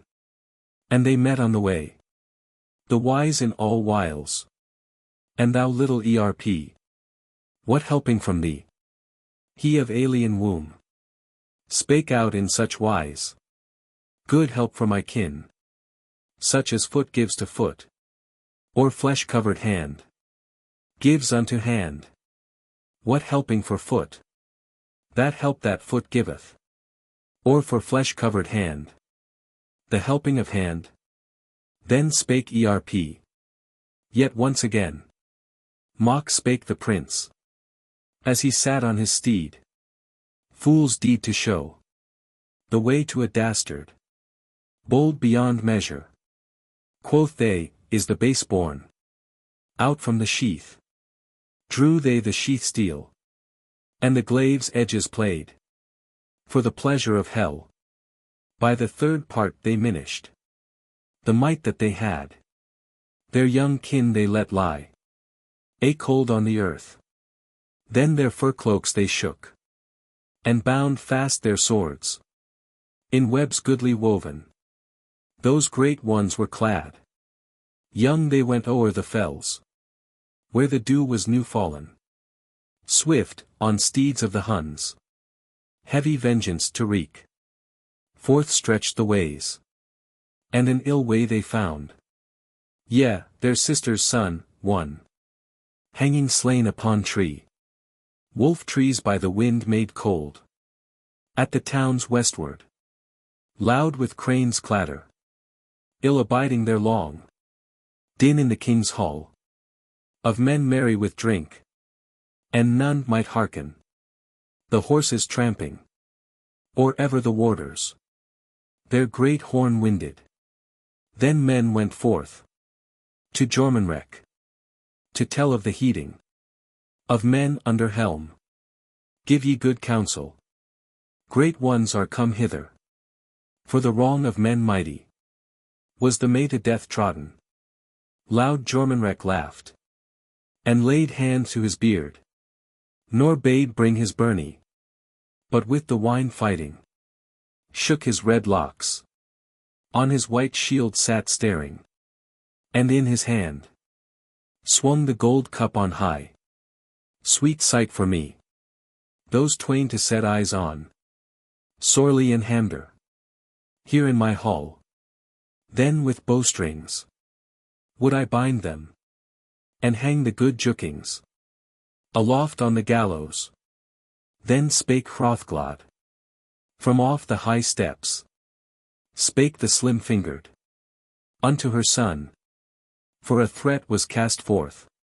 Of what ne'er should fall. Shall two men alone. 200 Goth folk. Bind or bear down. In the midst of their burg. Strife and din in the hall. Cups smitten asunder. Men lay low in blood. From the breasts of Goths flowing. Then spake Hamder. The high-hearted. Thou cravedst, O king. From the coming of us. The sons of one mother. Amidmost thine hall.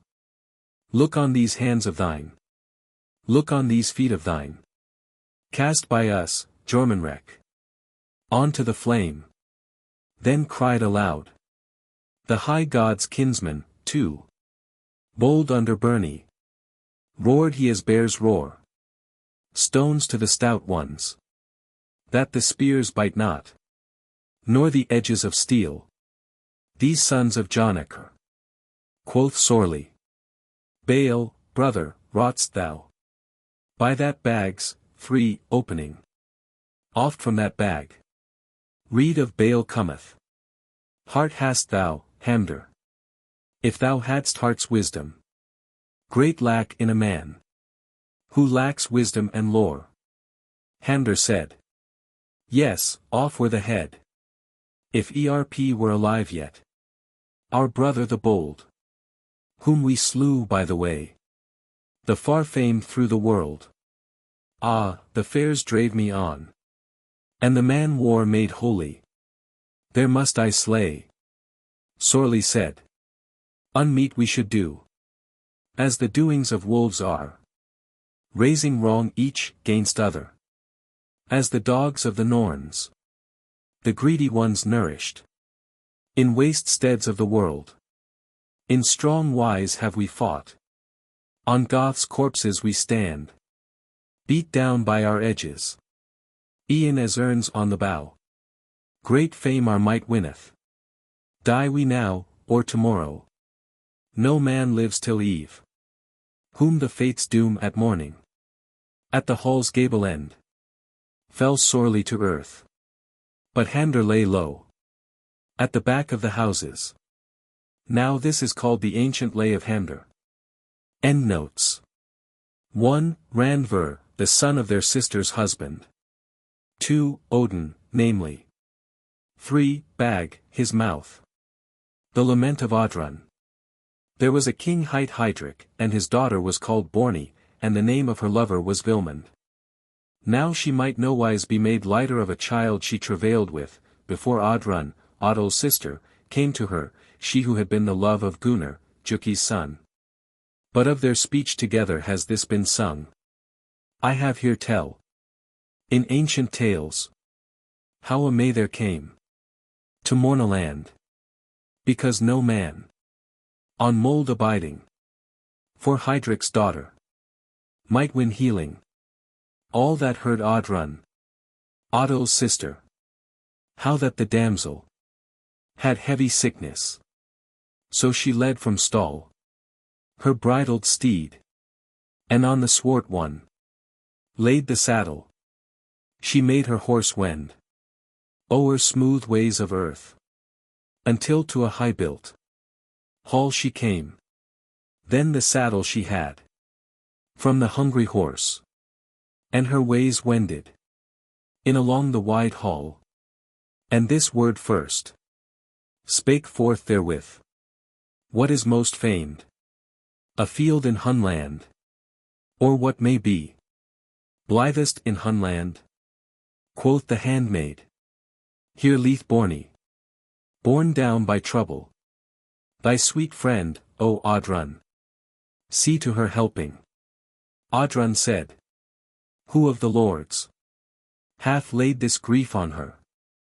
Why is the anguish of Borny so weary? The handmaid said. He is hight Vilmund, friend of hawk-bearers. He wrapped the damsel in the warm bed gear 5 winters long, without her father's wotting. No more than this. They spake methinks. Kind sat she down by the damsel's knee. Mightily sang Oddrun sharp piercing songs by Borny's side. Till a maid and a boy might tread on the world's ways. Blithe babes and sweet of Hogni's bane. Then the damsel forewearied. The word took up. The first word of all. That had won from her. So may help thee. All helpful things. Fay and Freya. And all the fair gods. As thou hast thrust this torment from me. Oddrun said. Yet no heart had I for thy helping. Since never wert thou worthy of helping. But my word I held to. That of old was spoken. When the high lords dealt out the heritage. That every soul I would ever help. Borny said. Right mad art thou, Oddrun. And reft of thy wits. Whereas thou speakest hard words to me. Thy fellow ever upon the earth. As of brothers twain. We had been born. Oddrun said. Well, I mind me yet. What thou saidst that evening. When as I bore forth. Fair drink for Gunnar. Such a thing, saidst thou. Should fall out never. For any may. Save for me alone. Mind had the damsel. Of the weary day. When as the high lords. Dealt out the heritage. And she sat her down. The sorrowful woman. To tell of the bale. And the heavy trouble. Nourished was I. In the hall of kings. Most folk were glad. Mid the council of great ones. In fair life lived I. And the wealth of my father. For 5 winters only. While yet he had life. Such were the last words. That ever he spake. The king forwearied. Ere his ways he went. For he bade folk give me. The gold red gleaming. And give me in Southlands. To the son of Grimhild. But Brynhild he bade. To the helm to betake her. And said that death chooser. She should become. And that no better. Might ever be born. Into the world. If fate would not spoil it. Brynhild in bower. Sewed at her broidery. Folk she had. And fair lands about her. Earth lay a-sleeping. Slept the heavens aloft. When Fagnar's bane. The bird first saw. Then was war waged. With the well-shot sword. And the burg all broken. That Brynhild owned. Nor war long space. E'en as well might be. Ere all those wiles. Full well she knew. Hard and dreadful. Was the vengeance she drew down. So that all we. Have woe enow. Through all lands of the world. Shall that story fare forth. How she did her to death. For the death of Sigurd. But therewithal Gunnar. The gold scatterer. Did I fall to loving. And should have loved him. Rings of red gold. Would they give to Atli. Would give to my brother. Things goodly and great. Yea, 15 steads. Would they give for me. And the load of Grani. To have as a gift. But then spake Atli. That such was his will. Never gift to take. From the sons of Juki. But we in no wise. Might love withstand.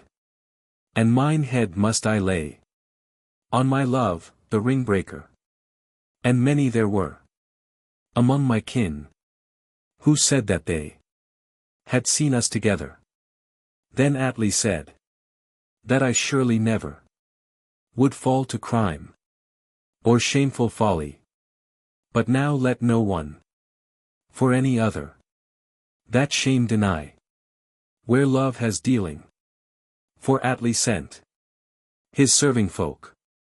Wide through the Mirkwood. Proof to win of me. And thither they came.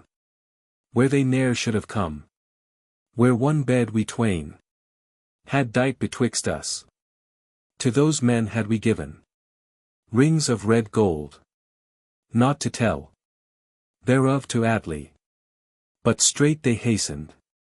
Home to the house. And all the tale. To Atli told. Whereas from Gudrun. Well they hid it. Though better by half. Had she have known it. Din was there to hear. Of the hoofs gold shod. When into the garth. Rode the sons of Juki. There from Hogni. The heart they cut. But into the worm close. Cast the other. There the king, the wise-hearted. Swept his harp strings. For the might king. Had ever mind.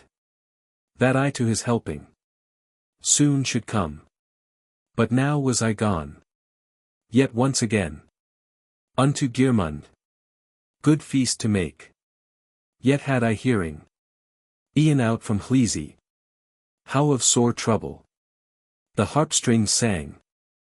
So I bade the bond maids be ready swiftly, for I listed to save the life of the king. And we let our ship swim over the sound, till Atli's dwelling we saw all clearly. Then came the wretch, one, crawling out, e'en Atli's mother, all sorrow upon her. A grave gat her sting in the heart of Gunnar, so that no helping was left for my hero. O gold-clad woman, full oft I wonder how I my life still hold thereafter. For methought I loved that light in battle, the swift with the sword, as my very self. Thou hast sat and hearkened, as I have told thee, of many an ill fate, mine and theirs. Each man liveth e'en as he may live. Now hath gone forth the greeting of Oddrun. Endnotes. 1. Atli's mother took the form of the only adder that was not lulled to sleep by Gunnar's harp playing, and who slew him.